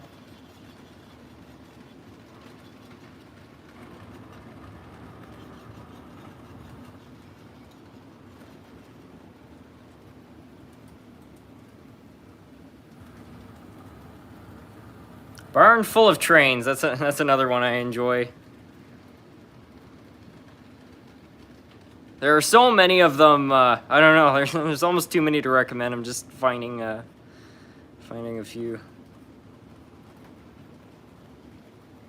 I don't know, who do you guys like to watch? That's a good question.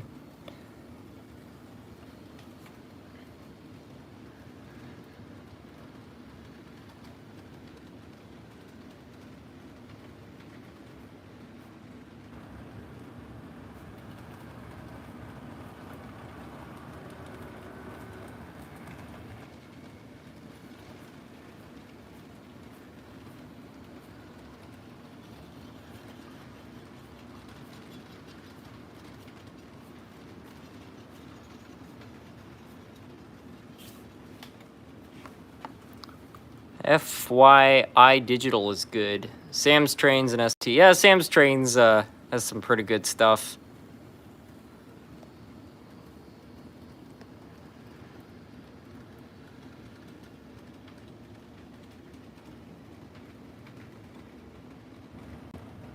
What about the man with a beard that has a rack of trains in his background? Oh yeah, classic model trains. Yeah, I've seen some of his videos. They're well done.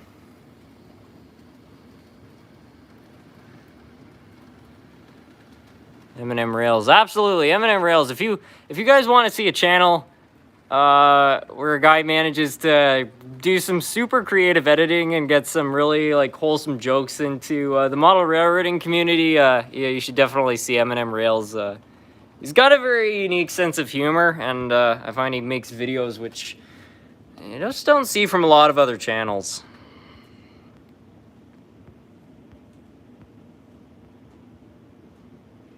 I enjoy Barn Full of Trains. Depends on what scale you like, and if you like repairs, just running trains. And it also depends on where you're from too. I mean, there's tons of channels from you know, across the pond that are great, but you know, those communities, they kind of overlap, but it's a little bit different. Like I know a lot of people like Sam's Trains, but most of his videos are about the British pieces of rolling stock and vice versa. I got some people from across the pond who like my videos, even though most of them are about North American trains.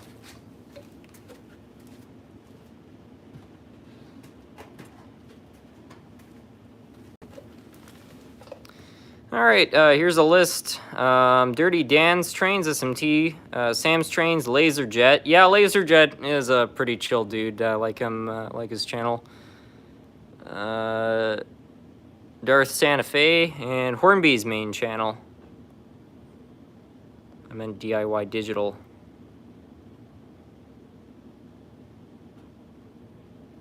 Ron's Trains and Pap's Train Show.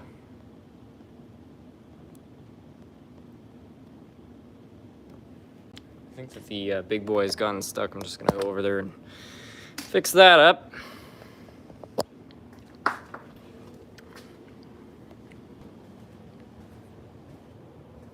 Double tracking your mainline was a great idea for your live stream so you can run 2 trains at once. It probably makes your operating sessions much more enjoyable. That was sort of the idea, because I find what happens is, you know, while I'm working on one train, it's just nice to have something else. I'm thinking about maybe isolating it, that way it can just run separately, but it's just kind of nice that in between the requests, there's just something that's kind of consistently going on.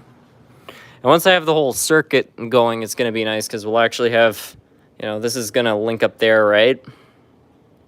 So eventually trains are going to be able to go all the way around the circuit, and then we'll have 2 full trains actually operating in opposite directions. Or you have one train operating on the inner circuit here, one on the inner circuit here, and then one on the main line. And we could have 3 operating, which would be, I think, really nice.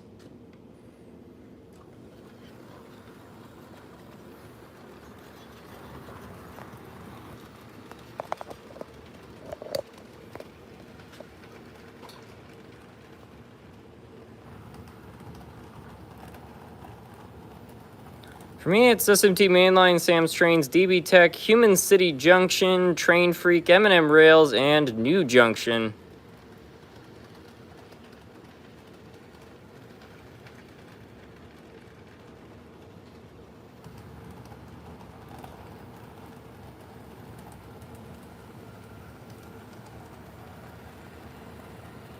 I don't know if he's still making them, but there was this other guy, Ant and Bruce. He might have been in the live stream earlier, and he did a interesting series, which was where they were cooking videos, but they were all meals that the railroad served. So meals that were prepared on famous trains from all around the world.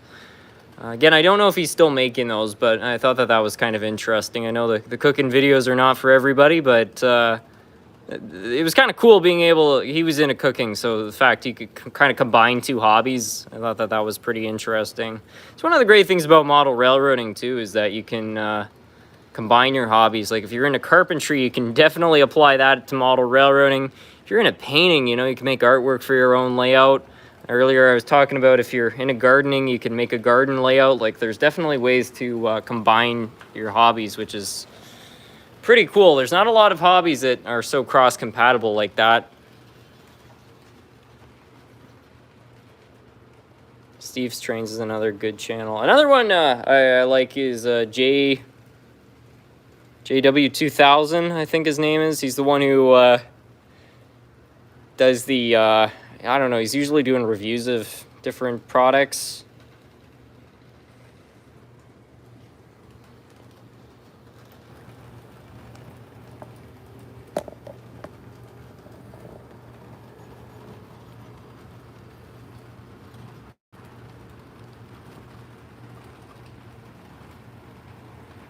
I was thinking about it the other day. I want to contact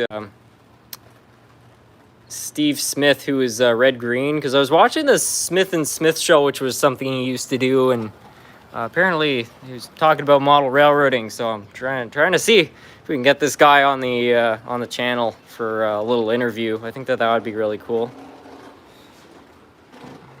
What the heck was that?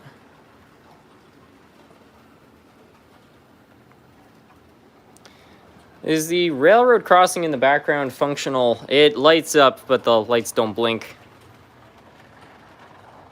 Uh-oh. There's definitely something derailing there. I think I'm just gonna let it go through the switches. It might re-rail itself.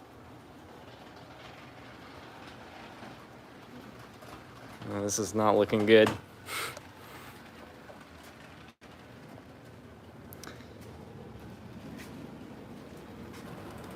DB Tech, I do N-scale HO, O-gauge repairs, scenery, track, building accessories, and electronics and train show halls. That was always something new.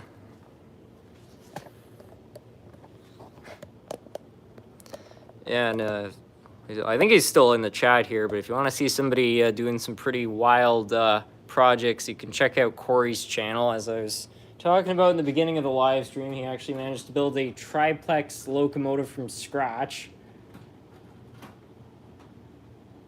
That is something I've yet to see from any channel.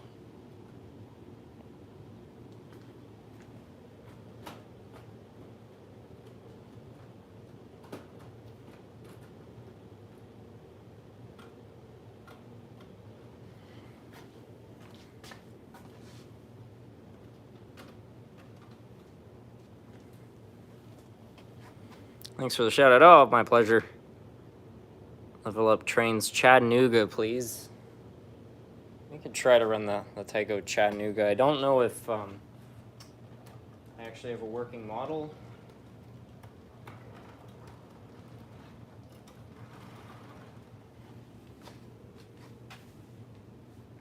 First live derailment I've seen on SMT Mainline. Let's go. It won't be the last. They happen so often.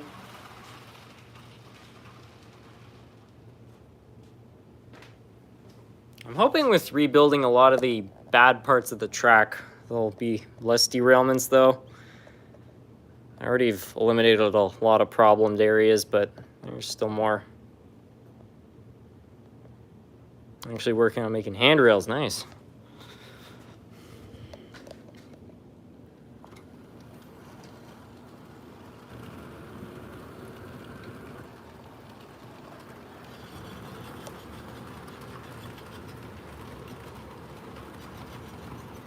Tycho time.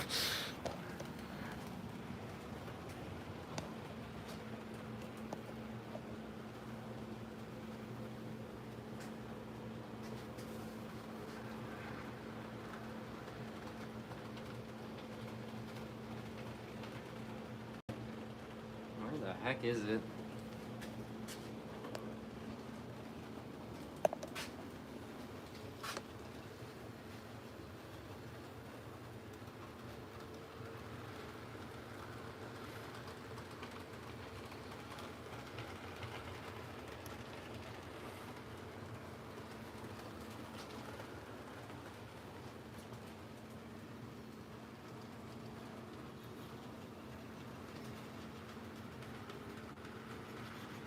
Definitely had a working Tycho Chattanooga at one point. I wonder if it broke and I put it into the repair section over there. Because I'm not seeing it. There's the Royal Blue, which is right there. And as for that there Chattanooga, I don't know where it's at. Can you please run the B class? I did say I was going to run it at the very beginning of the live stream, and I didn't because I wasn't able to find it. So yes, we'll run that. Before the stream is over, I would like to try to find that Chattanooga, though. Huh. Well.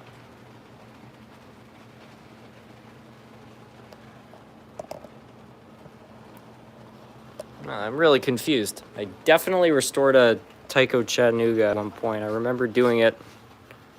Run the Royal Blue is the Chattanooga. I mean, we could try. I'm pretty sure that engine's broken too, though.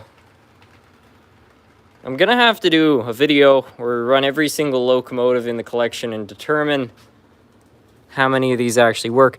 Okay, here is the locomotive. Where's the tender at? Well, I apologize, Level Up Model Trains. I don't know how that happened. I have the front part of the locomotive. The tender is nowhere to be found. Why I disconnected them at some point, I have no idea how that happened, but alas, we may not ever know. We'll try to run this, however. They're tough to keep running. Yeah, that's for sure. Especially this one is already pretty clapped out.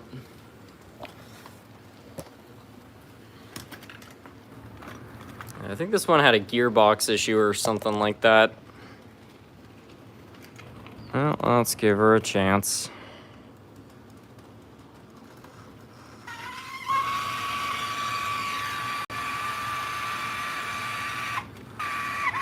Well, that doesn't sound very happy, does it?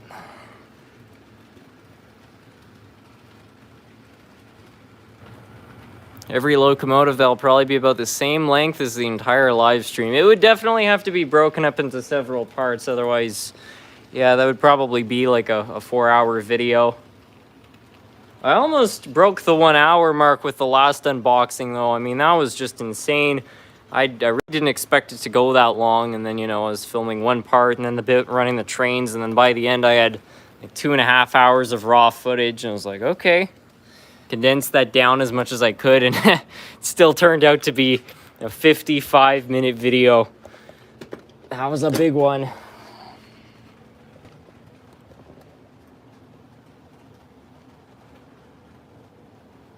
Who wins, the Acela Express or the concrete floor? Find out next time on SMT Mainline, 9 p.m. Eastern Standard Time.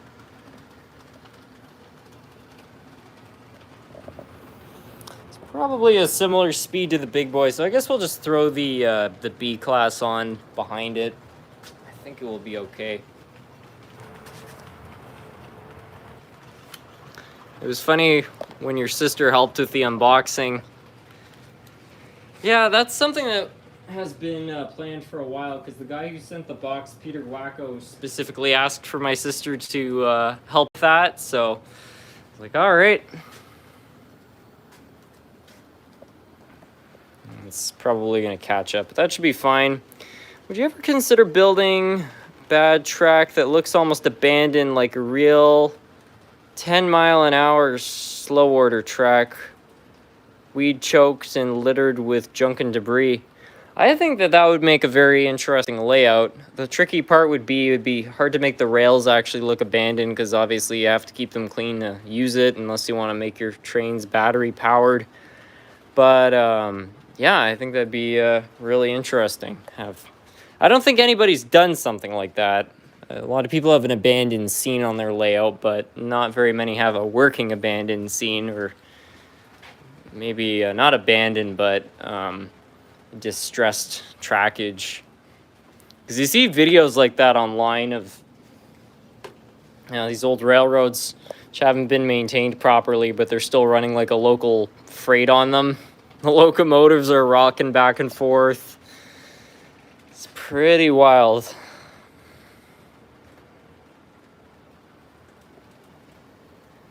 Harrison, I convinced my sister to go on Amtrak with me for family reasons, and normally she doesn't like trains. She's doing it just for the ride. Well, that's nice.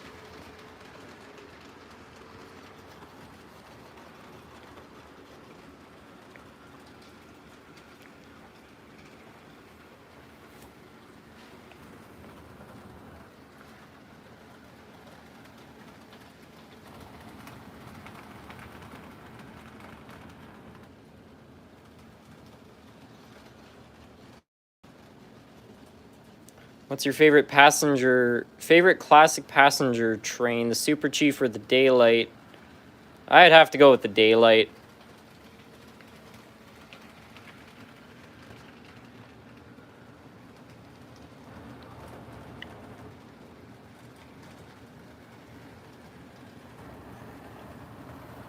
I think that locomotive just bumped that car there. Maybe there is not enough space between the two tracks. I don't know. Hey, SMT, have you ever watched Mysteries of the Abandoned? No, I don't think I have.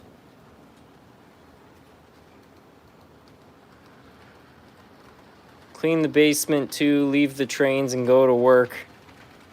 Clean the base. I've been trying my best to keep things cleaner down here. I mean, this is a mess, but it wasn't like that when I started the live stream.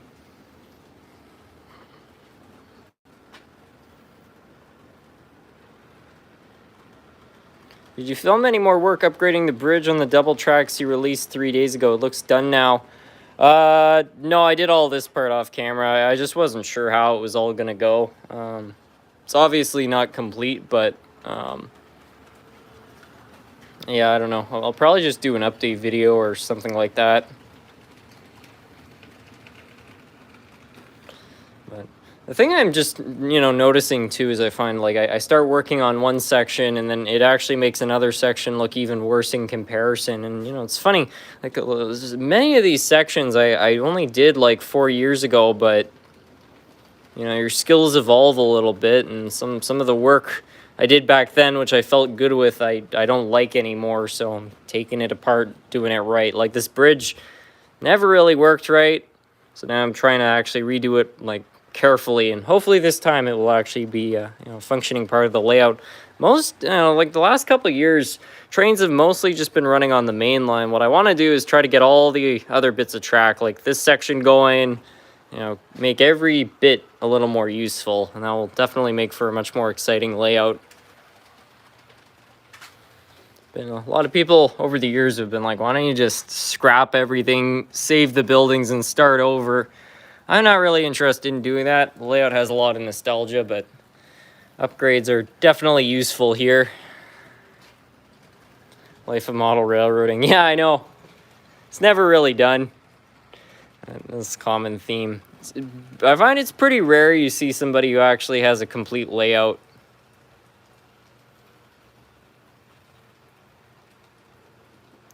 How many trains do you think you have? Probably 500.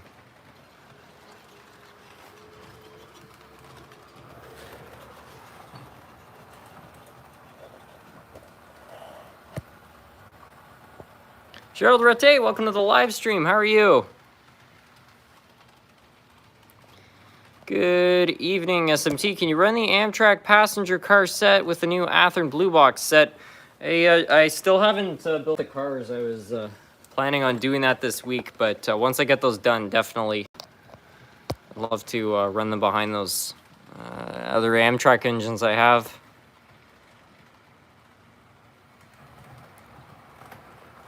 SMT, if you ever build a port, can you add the RMS Titanic?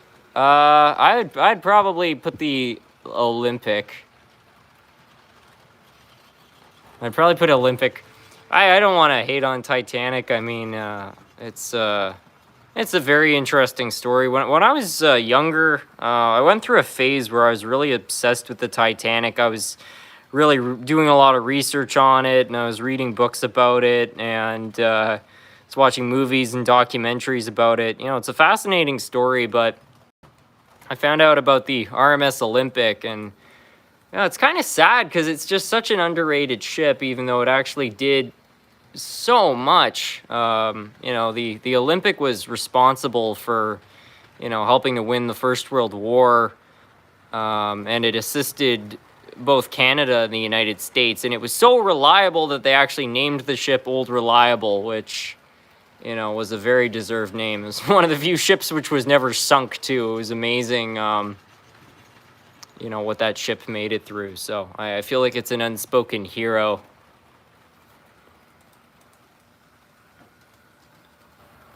Lars Strout says, how much money do you invest in all this garbage? As much as I feel like, I guess. Do you have conspiracies on the Titanic? I do, actually, but I'm not going to get into that on here.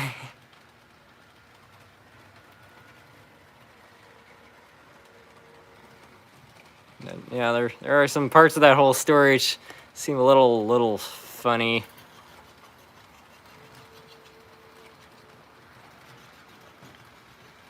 I was obsessed with the Titanic when I was younger, reading books about the movie Titanic.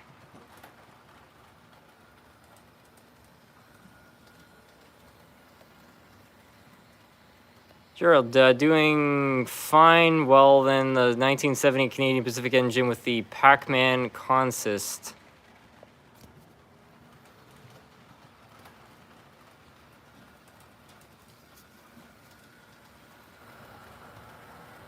I could probably get one of those out. Do you have any opinions on DC sound?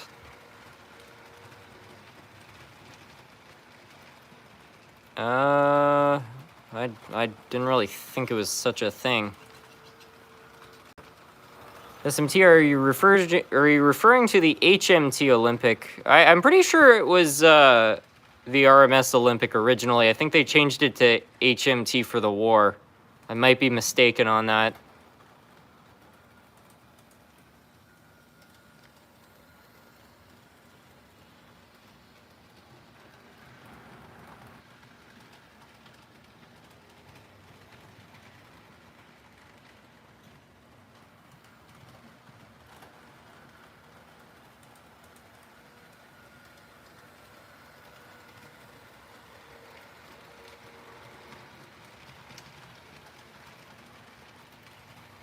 Do you have any other hobbies? Yeah, I'm big into power boats and paddle boarding, a little bit of horseback riding, economics.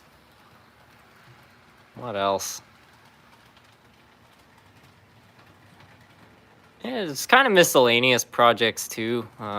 Little mechanical things, small engines, stuff like that.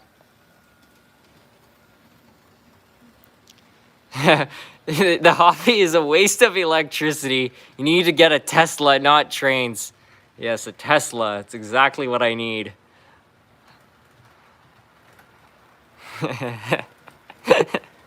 This guy's pretty funny. I like it. Go out and buy yourself a Tesla.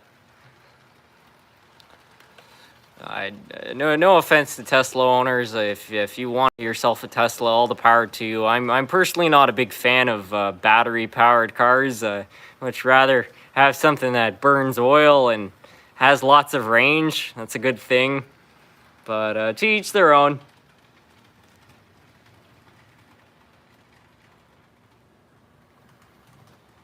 I have an SD40-2 with DC sound. It will randomly sound out the bell and brake squealing, slowing down. Wow.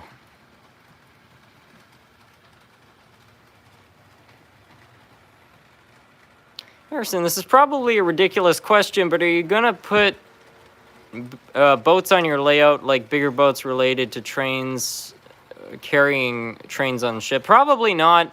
I might put some small power boats down in the ravine just to kind of reference the other hobby, but the problem is that most of the power boats don't have the outboards I want. Most of them are inboards. I prefer outboards.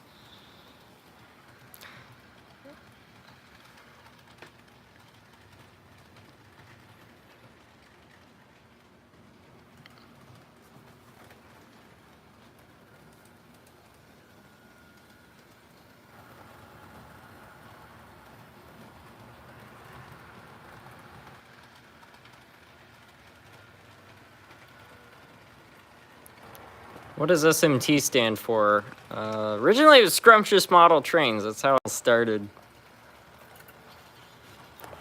Harrison, when I looked on YouTube about Titanic survivors, they said that the ship was already going to sink anyway. I know it's on YouTube somewhere. Stands for Scrumptious Model Trains, right? Yeah, that's true. I can't imagine trying to do a road trip in a Tesla.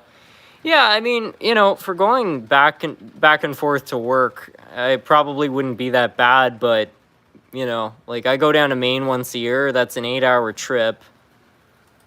I don't know how much range you have in a Tesla, but if you have to stop for an hour to charge it, you know, that will take a while.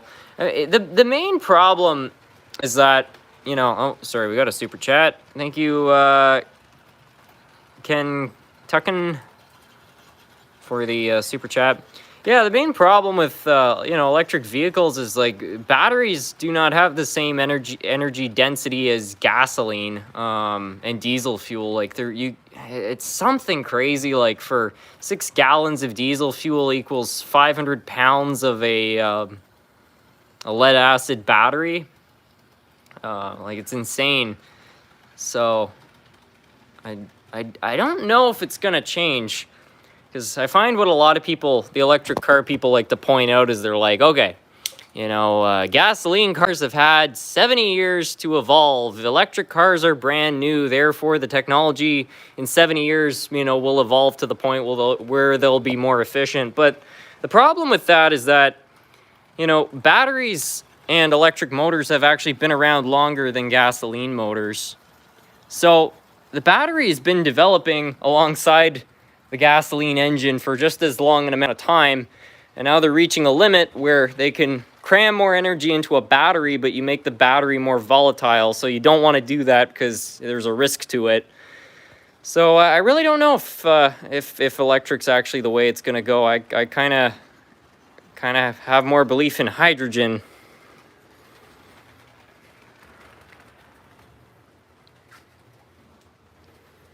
Top G will not like these trains. Who's Top G?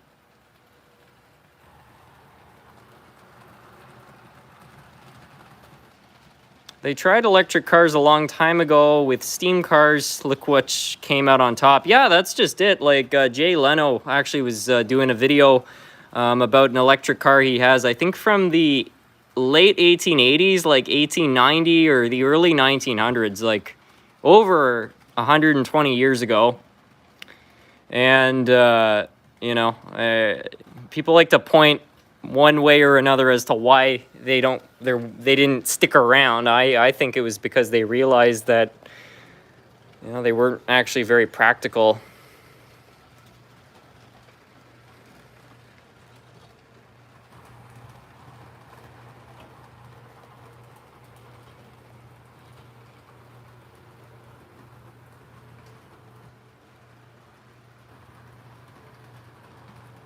What will we do when the batteries are no good? You still need gas or oil to get electricity to charge them.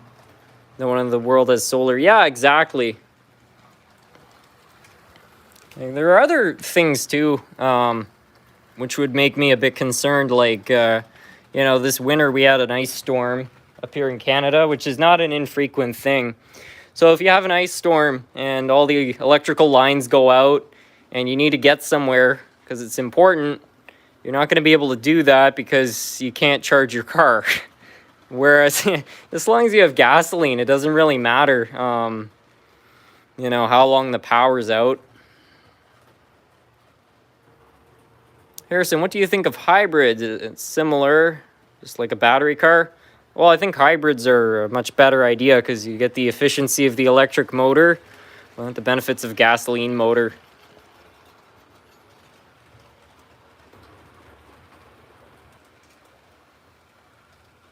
You need gas or diesel to make electricity. Yeah, exactly. Teslas are just big golf carts. Yeah, exactly. Now Ford and Dodge are on the same bandwagon. Yeah, absolutely. Now, I give props to Toyota. They're the only company that hasn't gotten involved with this thing so fast. I heard that making batteries for Teslas requires a lot of energy to mine when the metals are needed. Get your Tesla. Yeah, exactly.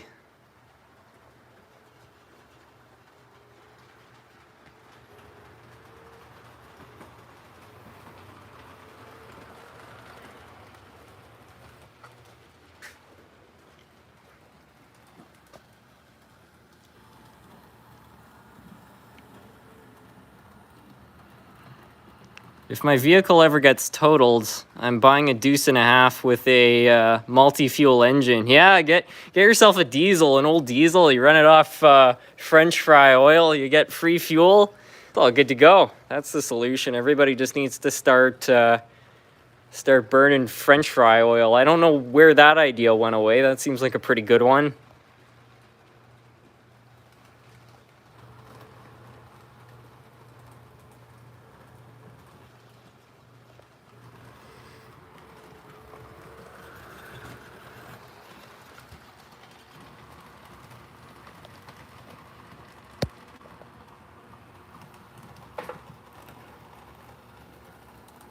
Is it more than 10Ks? What more than 10K?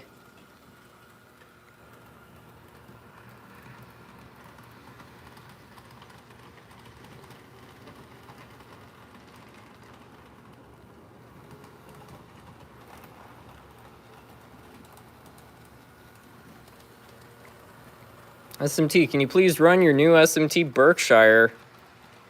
And please stop ignoring me. Yeah, we can run the Berkshire. Do you play Roblox? I can't say I have. That would mean I could get cheap fuel from work. I work at a restaurant as well. Yeah, exactly. Most restaurants have a deep fryer. They just throw that oil away. You can't run a modern diesel on that stuff. It will screw up the injectors, but apparently old diesels, you can run them on filtered French fry oil or just, you know, fry oil in general.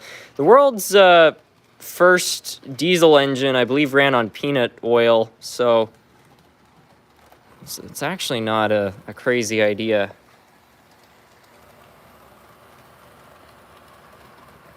Sorry to ask again, but will you be able to run the brown MBR Atlantic you restored a while back? Yeah, we can definitely run that.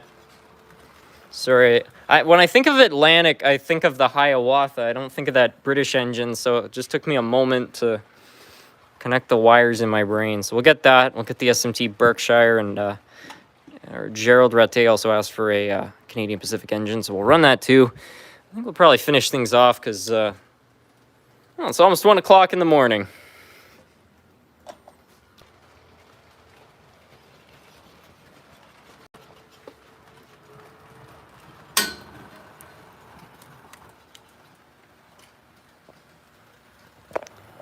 SMT, I'm sure I'm speaking for everyone. Thank you for your time and knowledge. Well, thanks to everybody for joining in. Really nice. I learn a lot too, you know, whenever I do these live streams, people giving me advice and stuff. It's very helpful.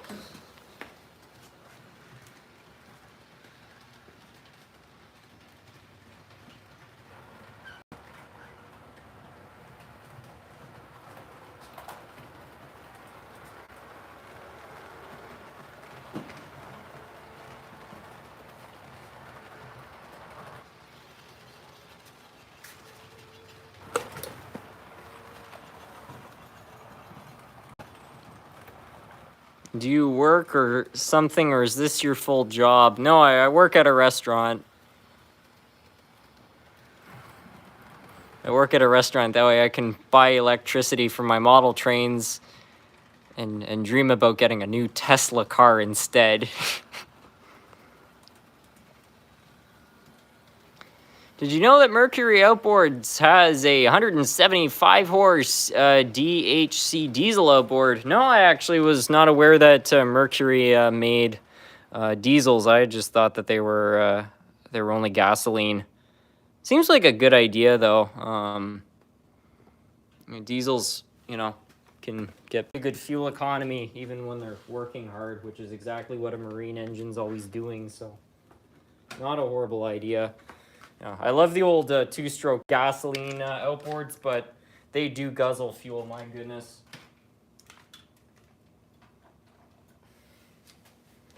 Like my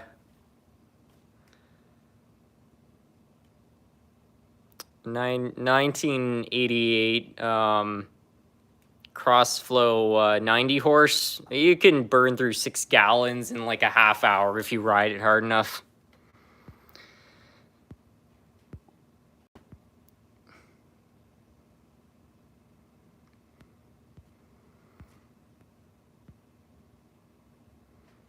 Did the stream reset? Yeah, I don't know what happened. SMT, when are you planning to finish off the Hershey factory? My goal is to have it done for June. Yeah, it's June 16th, because that's the day that they opened the real factory in 1963. So this year is going to be the 60th anniversary. I think it would be nice to have it done for the 60th anniversary. So.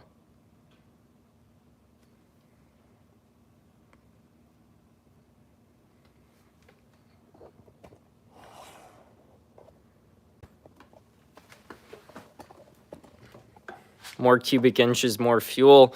Not necessarily. The big problem with the old two-strokes is that they were cross-flow engines. So they just were... A lot of fuel was being wasted.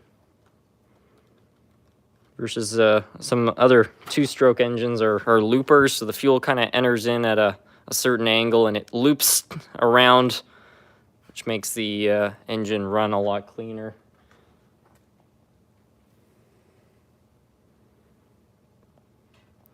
I don't think environmentalists will be truly happy until they see everybody running around in Fred Flintstone cars. Well, I think that would be the best solution. Can you imagine? You just have this, you wait for the floor of everyone's cars to rust out. You can just put your feet down there and just power them along like that.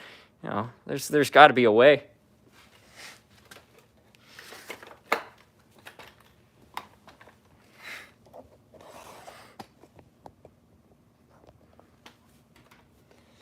All right, let's see if we can get this thing running.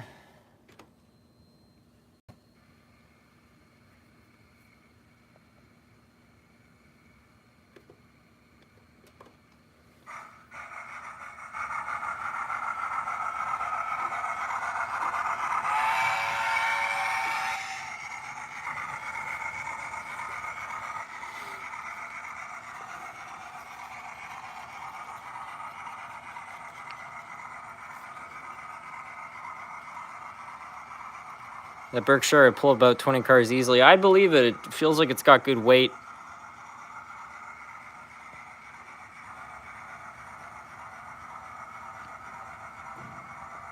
Harrison, when you said you worked at a restaurant, are you a waitress or a chef? Also, would you want to work with Gordon Ramsay? I'm guessing it's a no for the Gordon Ramsay. No, I'm in the kitchen. I'm the one frying things up and building sandwiches, things like that. Pretty straightforward work. I don't have to deal with customers. That's nice. But I probably wouldn't like to work with Gordon Ramsay. I mean, I like Gordon Ramsay. He's hilarious, but he's kind of horrible with a lot of the people he works with. My God. You see in Hell's Kitchen, this guy didn't cut up a beef right, and he threw it at him like he's crazy.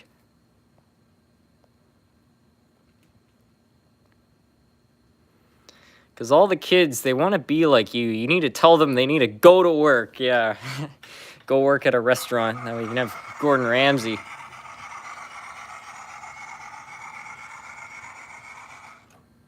What happened? I don't know what's going on here. Maybe that wire got loose.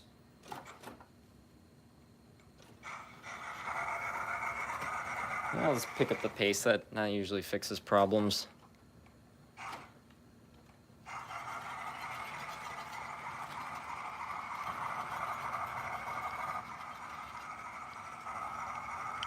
We gotta have a Hershey train role play, stops play.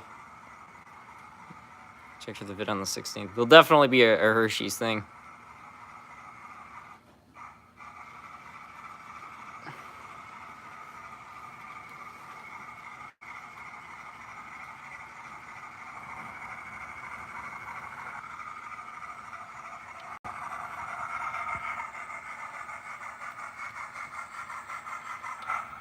How many pieces of rolling stock do you estimate you own, including freight and rolling stock? Probably about 100 pieces. I can't tell if Lar is serious or not anymore. I can't tell either. He's funny though. Anyways, I'm just gonna put this back on the shelf. We'll run the Canadian Pacific locomotive. I don't know if Giro is still in here, but run it either way. Didn't IHC buy Model Power? I don't know. I don't know if IHC bought Model Power or if it was the other way around.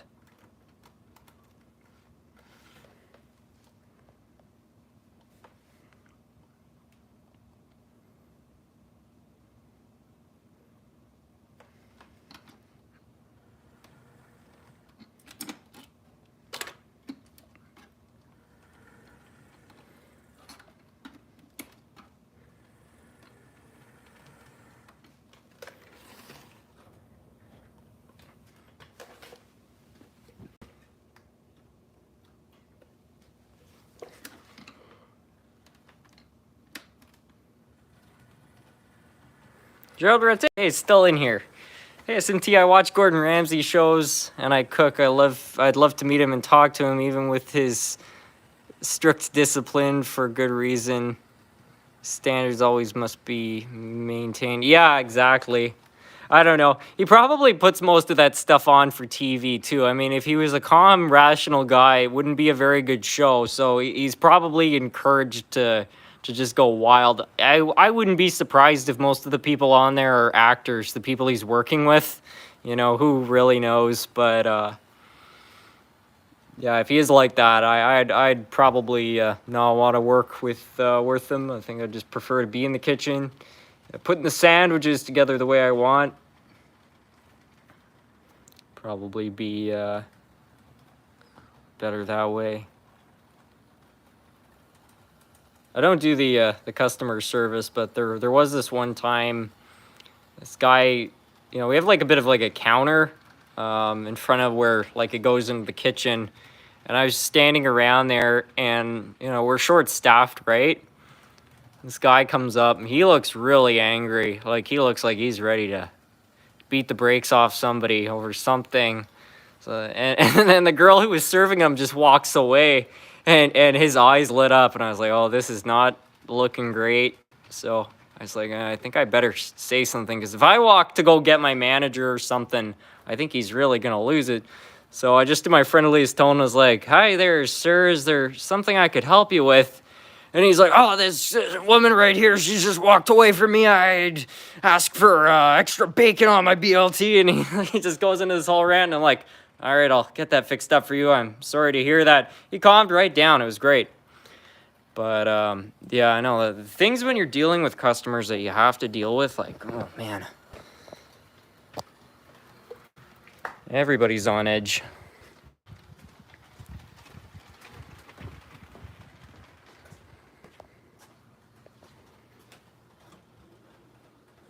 All right, this thing just stopped.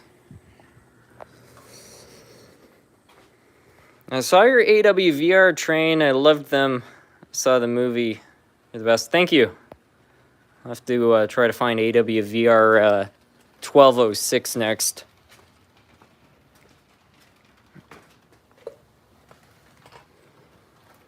It stopped again.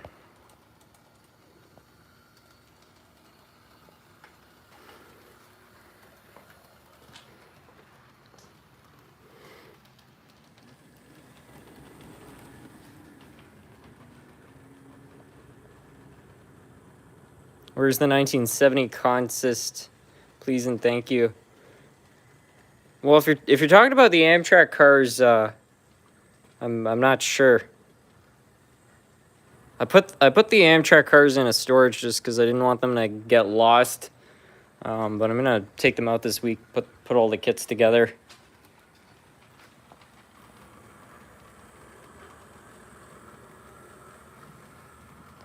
Kids aren't the only people who like trains. That's just stereotypical.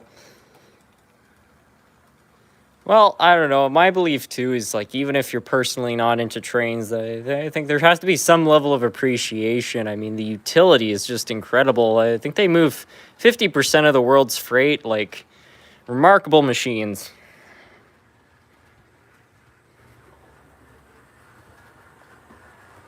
I know what you mean, Harrison. Some customers are mean. I can't say all my experience, can't say all of it, but there's some good people out there that are customers. Yeah, there's some people that are perfectly nice. They're very respectful, but that's funny. Like, a little thing can really light somebody up. If they're having a bad day, like, that can just be the thing that sets them off. And if you're on the receiving end of that, it's not so fun.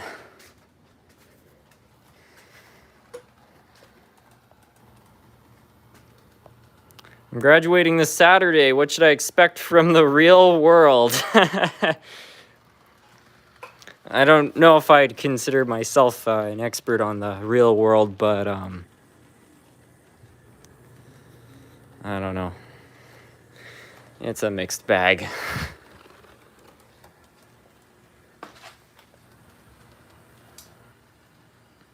Three minutes till 1 a.m. Let's go. Yeah, absolutely. I'm going to probably finish it off shortly after that. I really wasn't intending to keep the stream going till 1 o'clock in the morning, but why not? Oh, looks like we got another super chat from Oreo Legends for $5. Thank you so much. Do you have a 284 American Berkshire Pear Marquette 1225? I don't have the that engine, the Polar Express, no.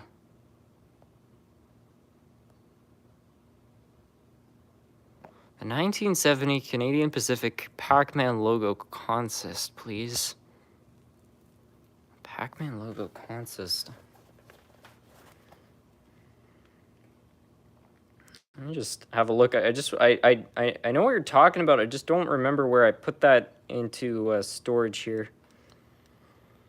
Let's see if I marked it down.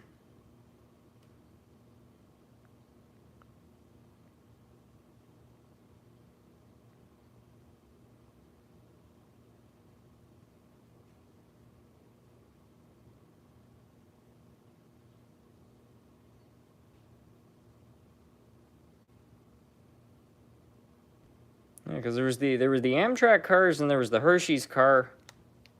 1970 consist.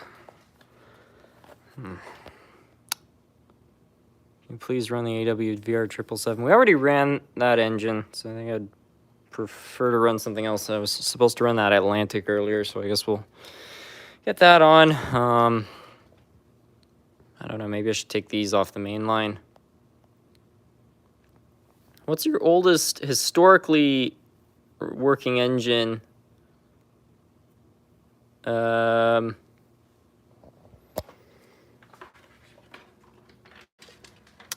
It's probably the military engine up here.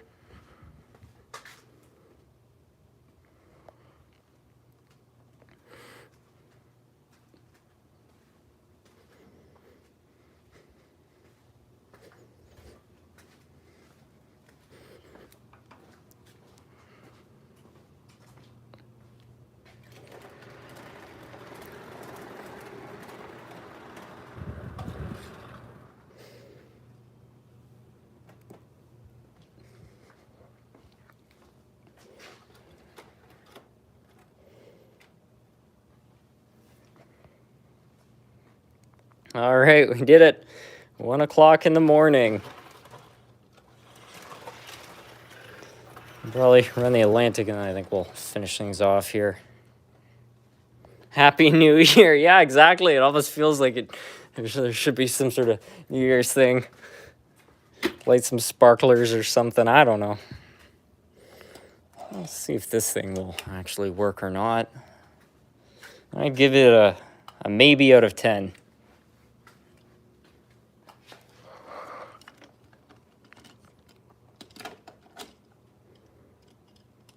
Did do some work. Different back wheels.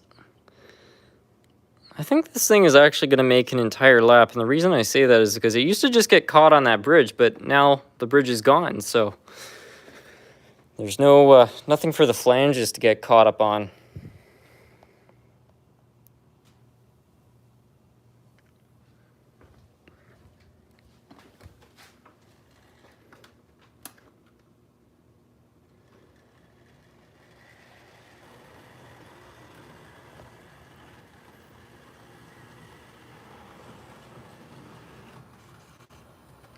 It looks like it already got stuck.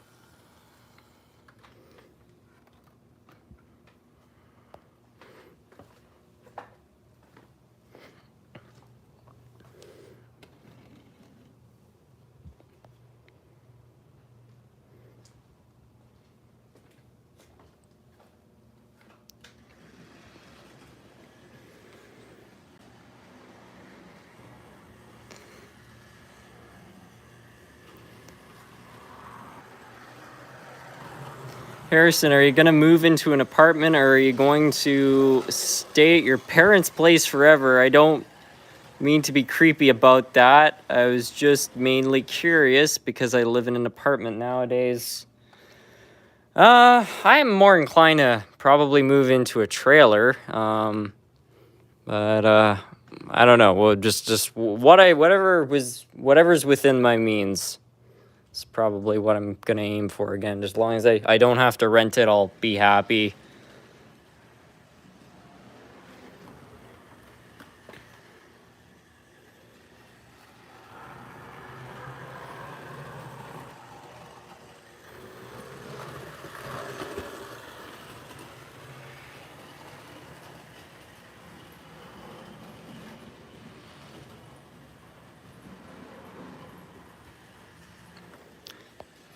No, you really got me to try and fix an old Tyco engine SMT. It's opened up a lot of doors. Thank you a lot. I know you don't answer everyone out loud, but I hope you read this. Well, thank you so much, Wise Guy Gamer.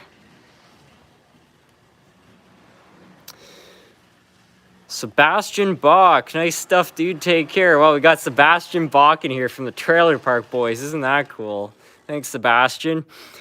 Anyways, I think I'll probably end off the live stream here. Thank you all so much for joining in this evening. Had a lot of fun running the trains. Thank you for sticking around from the beginning to, whoever's left watching the longest live stream that has ever been had on the entire channel. Anyways, I think I'll wish you all a good night. Have a wonderful night, everyone.